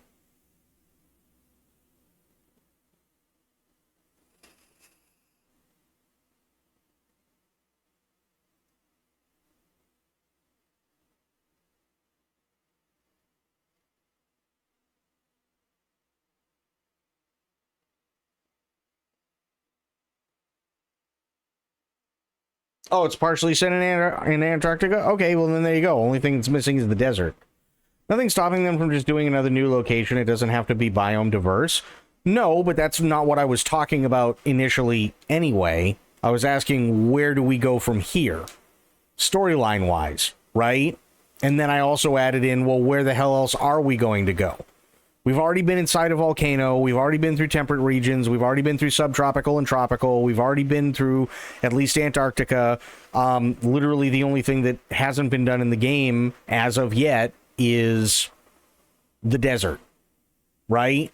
So where are we going to go where a story is going to make sense, and what is that story going to be? What could the story be?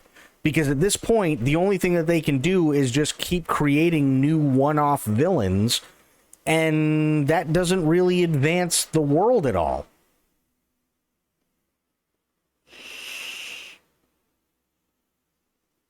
They could just set the game within the 90s storylines before the bomb. They did that. They did that with, regardless of what you want to call it, but they did it with Nemesis, right? And people complained originally about Nemesis because they said, oh, well, it's way too short, and it's taking place before the bomb, but it's taking place during everything, right?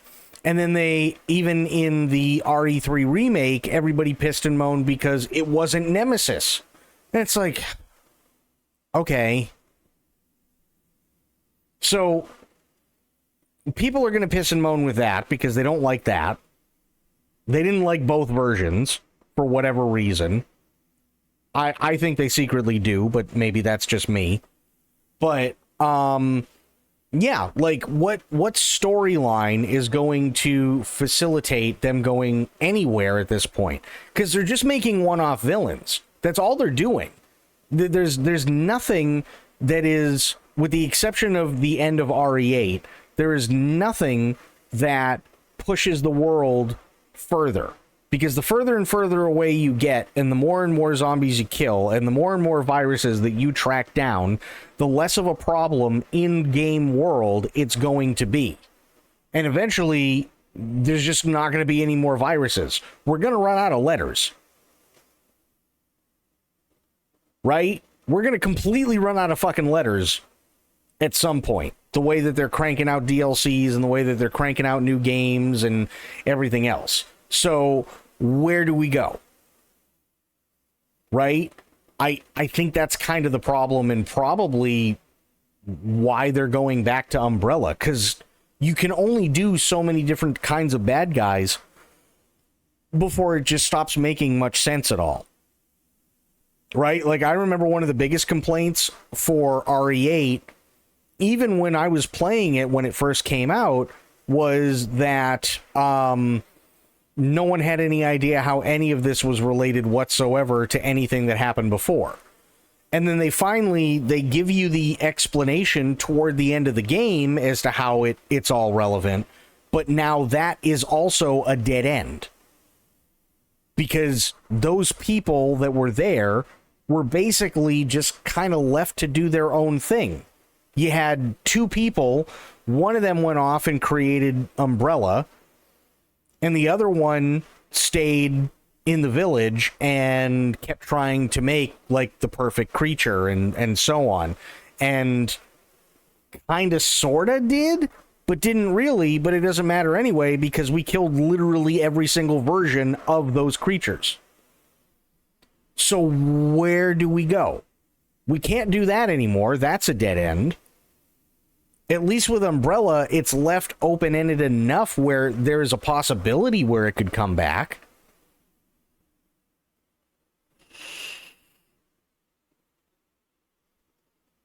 You see what I mean? It's like, it's a cool idea to have, like, other branching off stuff, but if you kill everything there, then there's really no point to keep going back to it. We already killed it all in one game, plus a DLC.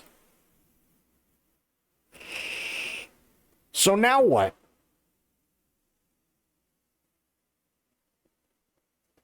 And the only other complaint that I ever know that I received personally about the game was that everybody wanted to compare it to RE4, which, to be fair, there were a lot of similarities between 4 and 8. There were a ton of them. But again, that storyline's over completely. So where do we go? Like, is it, because I guarantee you this is what's going to happen. If they go, there's a new company that bought out all of Umbrella's shit, and now there's this bad guy that's kind of freaking weird, right? In the sense like the little person Spaniard was in 4, and all the shit that happened in 5 and 6, and all the shit that happened in 7, and all the shit that happened in 8, and all the shit that happened in Code Veronica, and so on, right? You're just gonna go, really? We're doing this again? You know what I mean? You realize that there are more, and this is kind of a weird thing, but there are arguably, depending on what you consider a mainline game, there are arguably more games about bad guys that are not Umbrella than there are games about bad guys that are Umbrella at this point. So I think what's clouding people to an extent is that we, over the last few years, had RE2 and RE3 remake, which brings us back to Umbrella, sure, but it's the same story. It's literally just a remastered version of the same story, or a remade version of the same story, however you want to put it, right? The end result is the same. So, do we have 6 games that technically do deal with Umbrella? Yes. But at the same time, it's the same 3 stories. So you're just getting different versions of the same story with one whole set. That's all you're getting. So arguably, we do actually have more villains that have nothing to do with Umbrella unless they're trying to shoehorn in a reference than we do actually dealing with Umbrella.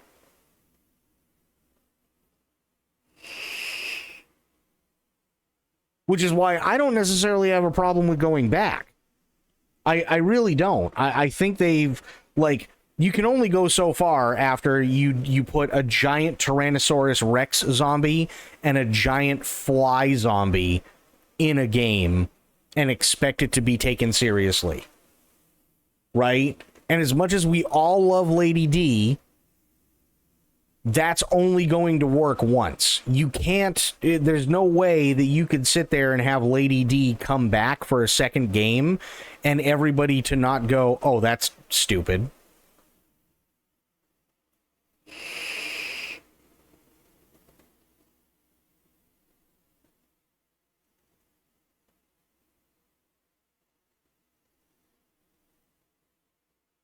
Right, but again, where would you go? I understand you don't think Umbrella is the issue. And that's all well and fine. But if you're going to bring Umbrella into it, where are you going to go? If Umbrella's already down in the fucking toilet, why wouldn't you go back to the place where, quite literally, everything unraveled for them? Wouldn't that make a little bit more sense? Versus, oh, hey, let's go out into the Sahara Desert for no fucking reason.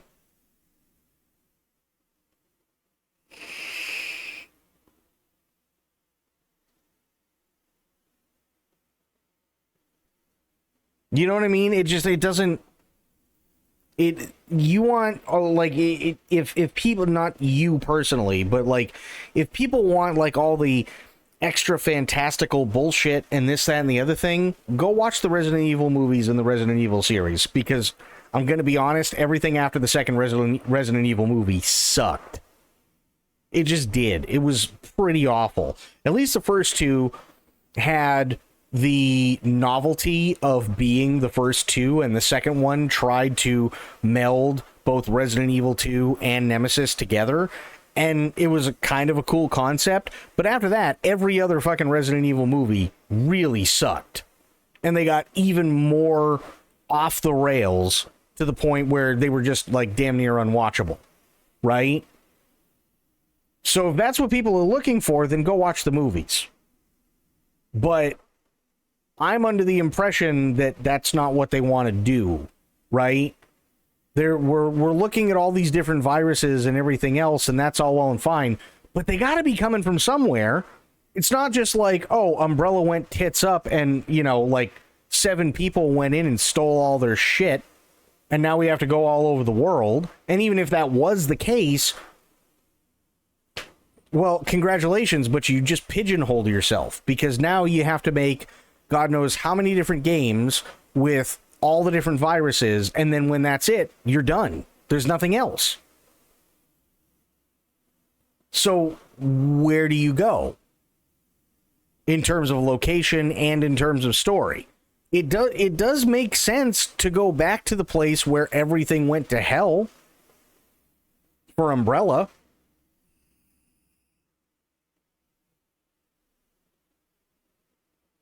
But I want to know what the actual, like, full story is. That's my big thing. I want to know what the actual full story is. Like, I liked Resident Evil 4, don't get me wrong. But I'm sick and tired of wandering aimlessly through random shit that doesn't mean anything, so that I can go into a castle that's fun the first time you do it, so that you can then get all the memes out of the way and everything like that, so that you can destroy the castle and then turn around and run a jet ski out of a cave that's in the bottom, that just so happens to run like the radius of the island. So you can sit out there in the middle of the ocean and try and figure out what the hell you're going to do as Mr. Superhero. That gets boring after a while, right? I think they need to kind of go back to basics. I really do.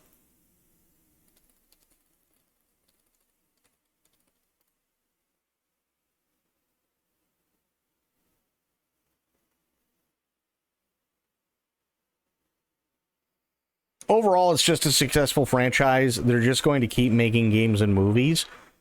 I don't know. I mean, I hope they do, but who knows?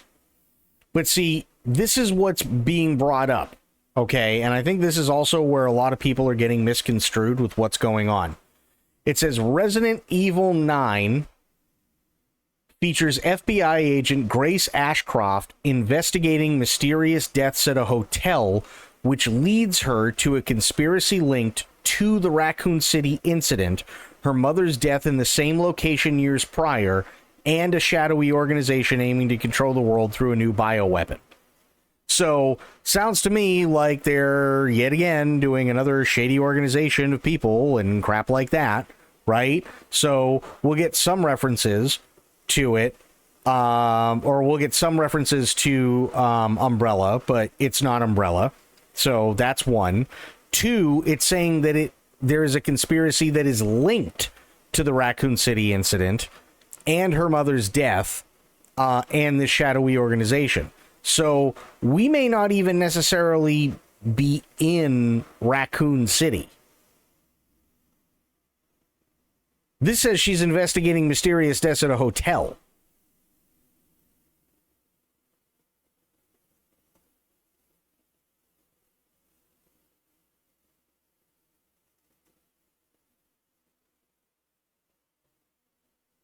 So I don't know. I don't know. It's weird. It's wild as fuck lately. Yeah, it is, Rainbow. It absolutely is.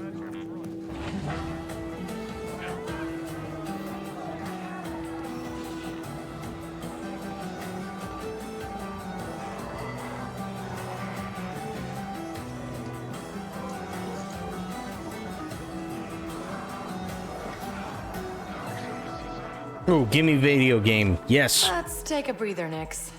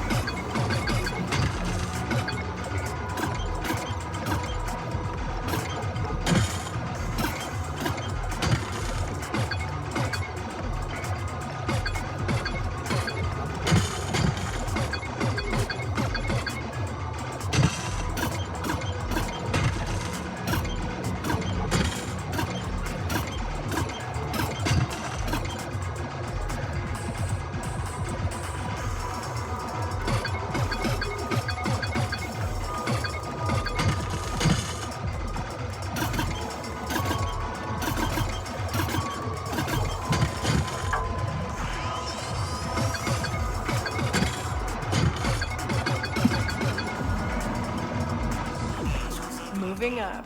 Nice.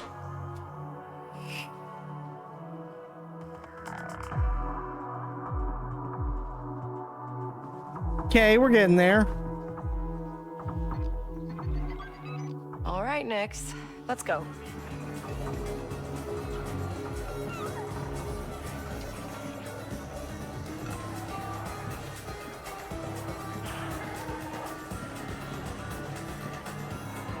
Wait. Sir, you have missed the stool completely.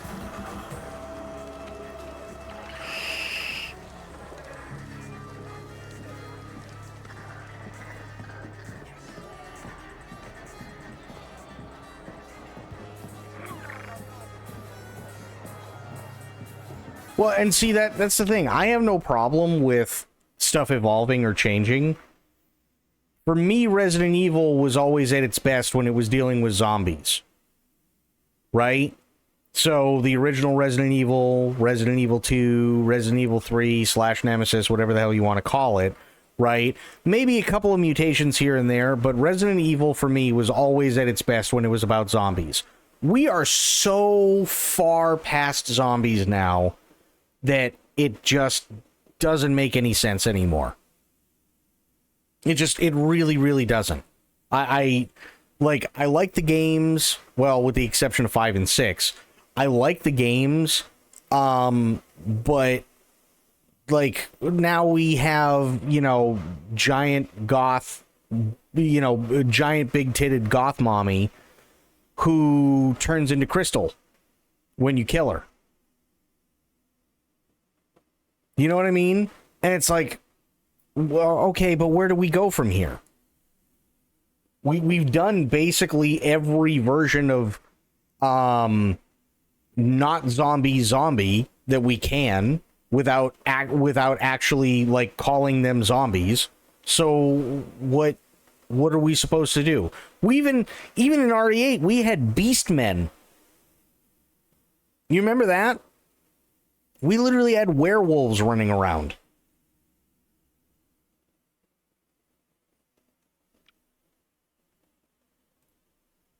So it's just like, well, where do we go?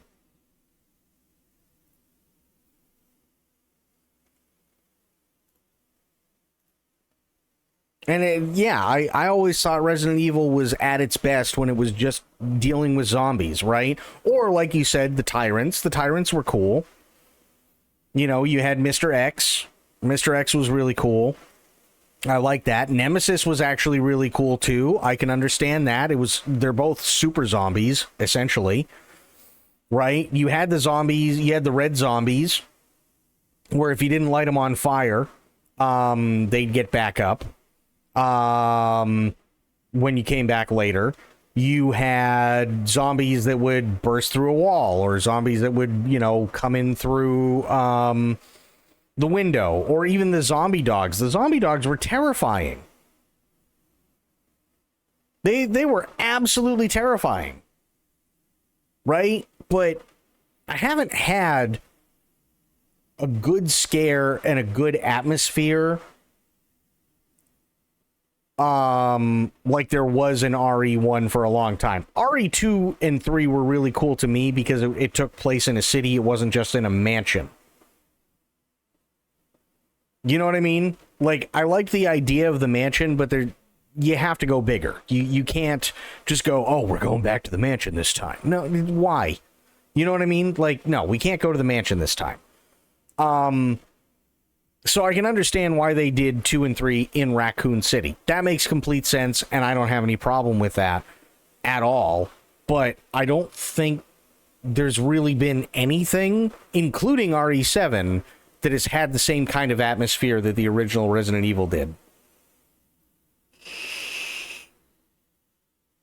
Or RE2 and 3, for that matter. I don't think there's been anything since that's even matched the same kind of atmosphere.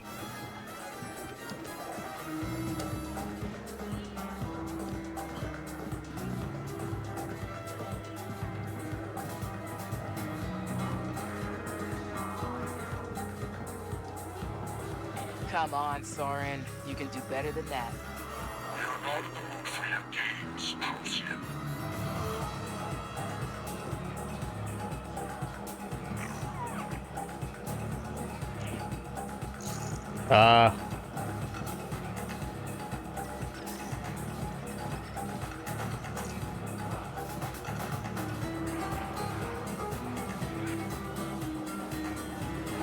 Okay, well, I found her.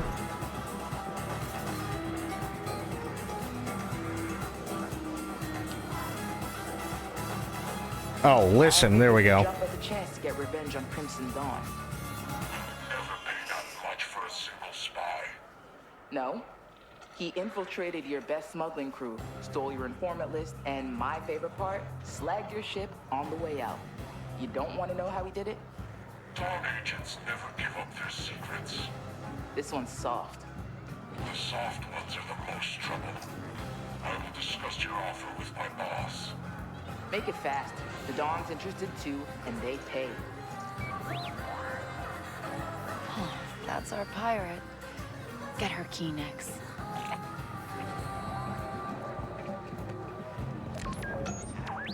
See what they've got.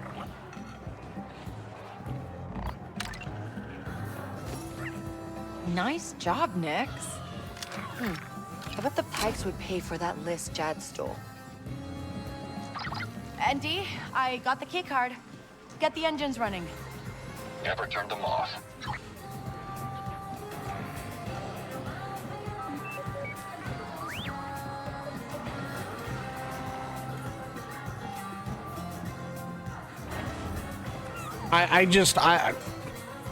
Resident Evil 7 was scary, but Resident Evil 7, it didn't have the same atmosphere. It really, really didn't have the same atmosphere in terms of horror. Was it a horror game? Yes. Was it the best horror game that they had made in a long time?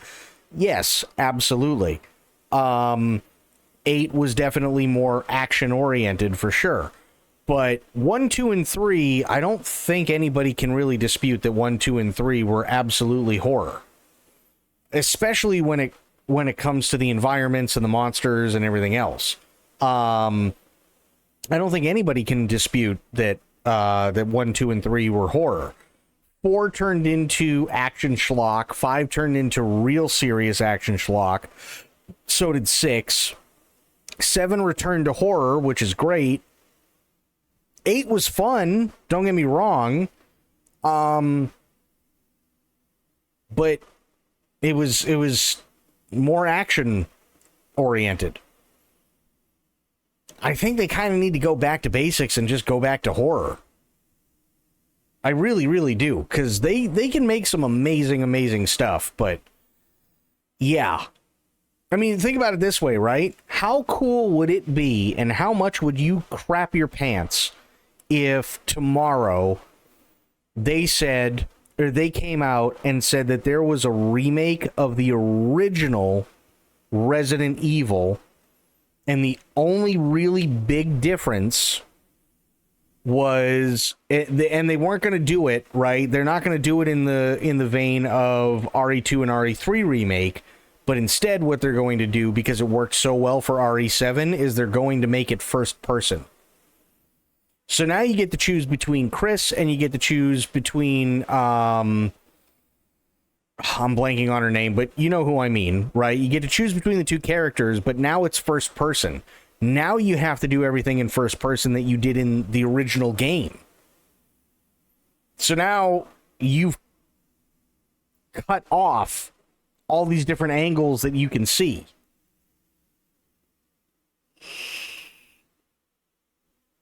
I think everybody would shit their pants. Yeah, Jill Samich. Capcom patched RE5 a few years ago, ran pretty well. Yeah, more action-based. I recall the selling point of RE5 was the co-op play. Yes, it was. It was the co-op play. 100%.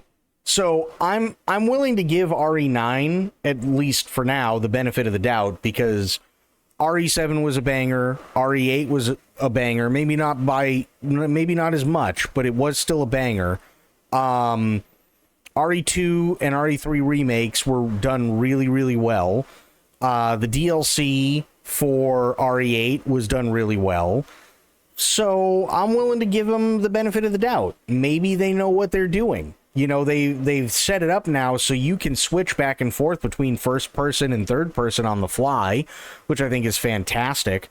And I think adds to the overall experience when it comes to horror. Because that was one of the biggest issues that people had when it came to Silent Hill 2 Remake. Everybody pissed and moaned because it wasn't fixed camera angles, and, you know, you have to control the character, and you can't control the character in the same way. Okay, fine. But we've already proven that we can do horror really, really, really well. Not just in the RE franchise, but in other franchises. Alien Isolation, anyone? That was all first person. That was insanely scary, right? Capcom took lessons and stuff like that from other stuff, and they made a fantastic game with 7. And it was really scary. Did it have the same atmosphere as the first 3 games? Not even remotely close. But it was still scary. And there were things that I think a lot of people really, really liked about RE8 being first person, and then going back and doing it in third person, and then I think it was first and third person for the DLC, and there were a lot of cool things that can be done with that formula, so long as they really try and make it horror.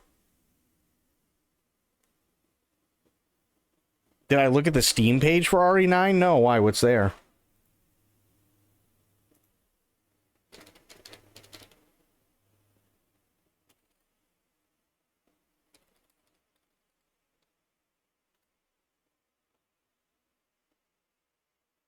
Me and my friend had different views on RE7, respectively. What were your views on it? And what were theirs?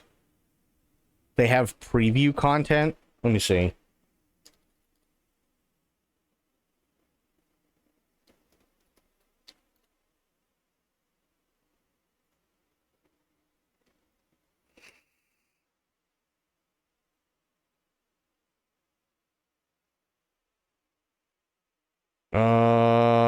What preview content? I'm not seeing anything. We got the creator message and a new trailer, which came out, but we saw that because that was the one that they showed at the Nintendo, whatever the hell they called it.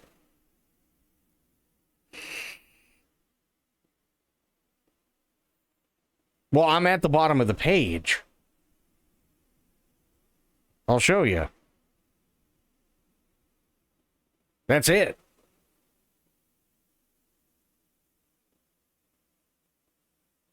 Requiem for the Dead, Nightmare for the Living. 9th installment in the mainline series. Prepare to escape death and heart-stopping experience that'll chill you to the core. Technological advancements combined with the development team's depth of experience combine in a story with rich characters and gameplay that's more immersive than ever before. Click show more? Oh. Wait, where the fuck did it go? Read more, here we go. Yeah, they showed that in the trailer. They showed that in one of the trailers. It was like 2 trailers ago that they showed that.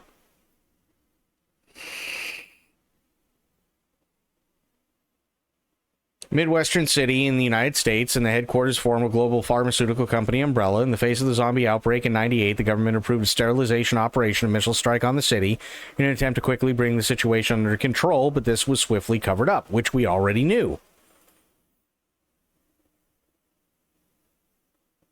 Yeah, we already knew that.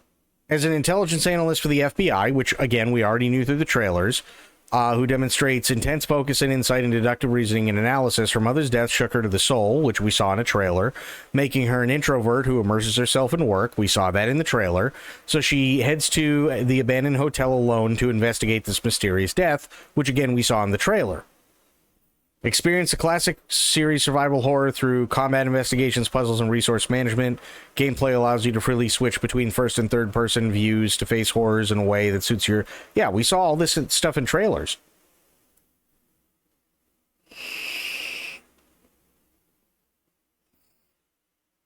He insisted I replay the game outside of my VR headset, and I couldn't not first experiencing it in VR.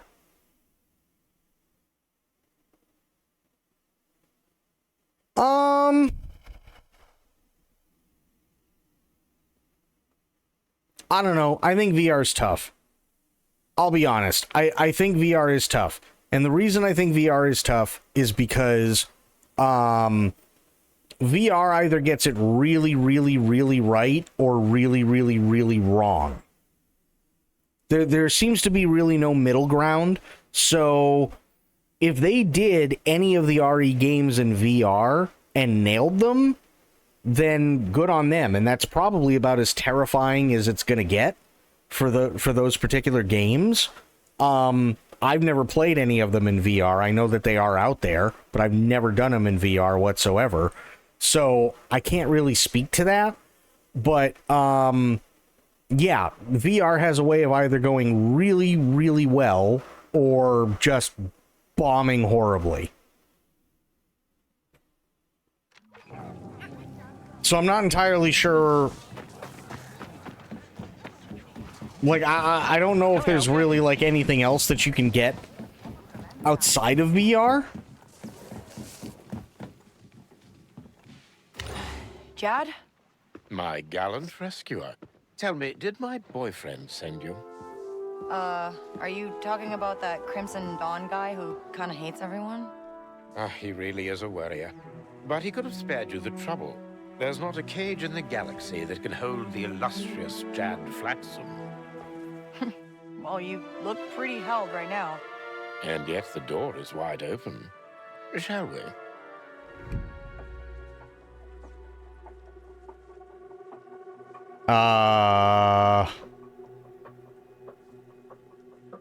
Let him keep the list. Come on, my ship's in the hangar. Oh. What is it? Well, I'm sure your ship is functional, but my own vessel's hidden nearby, and I prefer the comforts of home. Oh, which reminds me. R5, run me a warm salt bath on your way over.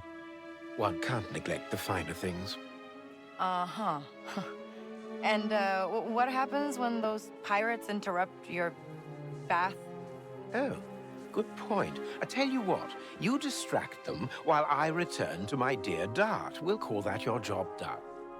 You are not making this easy. You know that? Of course. The greater the toil, the more exquisite the reward.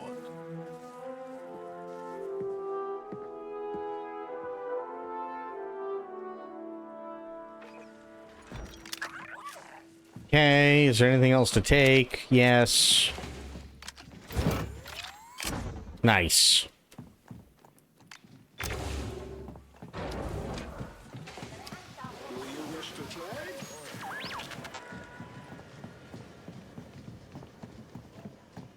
And this will be the last thing we do tonight anyway, because it's getting close to that time. You're back.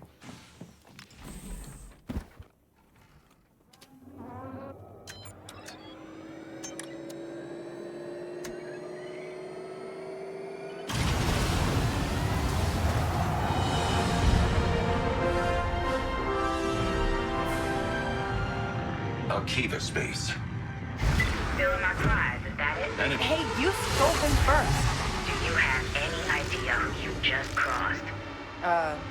Protocol something? I am the dread pirate Procyon Y, and I'm gonna hunt you to the ends of the galaxy. You hear me?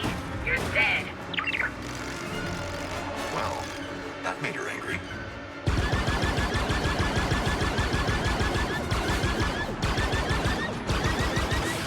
Blasters have overheated.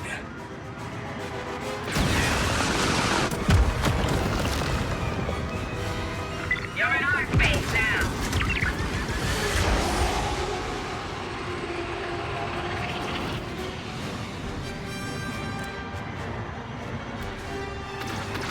Taking fire.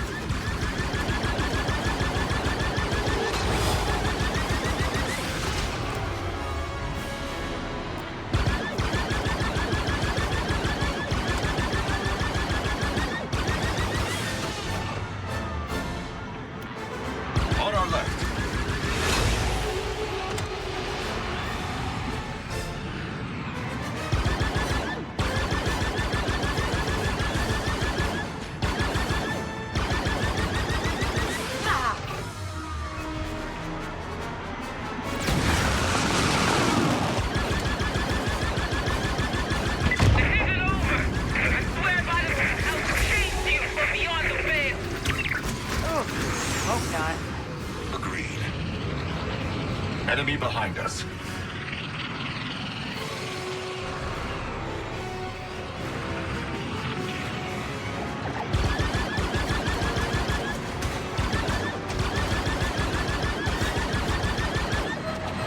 Shields gone.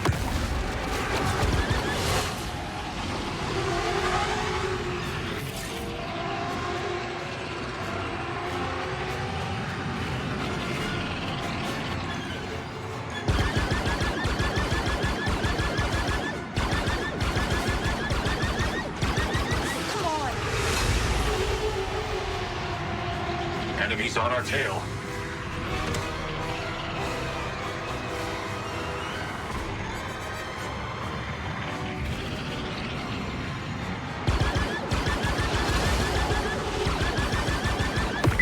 Hey, Dart, There we go. Cargo is safe. Yes. Jad just checked in from his ship. You did well. Okay. You know, you could have just told me it was a rescue mission. If you were in my place, would you entrust your partner to a person like K-Vess? Oh, I mean, I would now. I suppose that's true. Come see me if you ever want more work.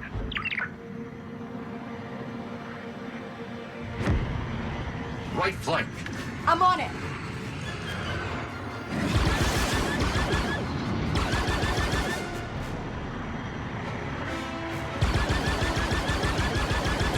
We're taking damage. Anyone listening? I need help. My freighter's been immobilized and I've got pirates chasing me through the sector. All right. They're here. I need backup while I patch the engines. This is K-Vess on board the Trailblazer. I'm coming to help. Nice job.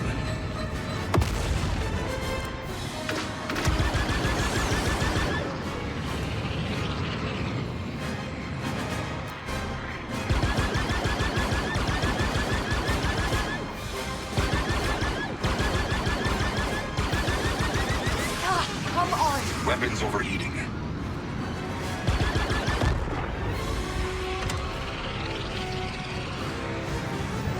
Okay, that wasn't so bad.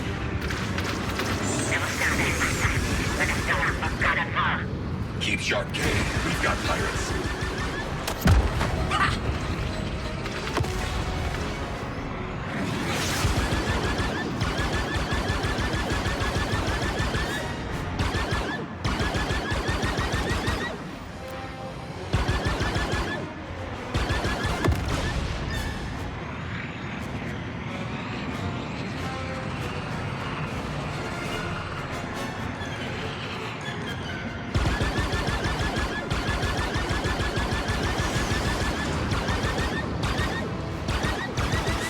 Nice shot. Engines online. We're getting out of here. Thanks. Good luck out there, and be careful. Nice. Okay. Save game. Yes. Okay. That's going to be it for me for tonight. But I do want to thank everybody for hanging out and for watching. Really, really appreciate you. We had Rainbow, we had Core, we had Corgi, we had Spoiled, we had Aelin, we had Spectre, we had Fafo, we had Dawn. We had a bunch of awesome people tonight. So thank you everybody for hanging out. I will be back later on today, but until I see you all then... Oh, we had Medicine and we had Sober as well. But until I see you all then, have yourselves a great day, great night, wherever you are. Be good to yourselves, be good to one another, stay safe, stay frosty, and of course, the number one golden rule around here, try to remember some of the basics of CQC. And I will be seeing you all later on today. Thanks so much, everybody. Have yourselves a great night, and I will see you all tomorrow. I'm out. Take care. Bye, guys.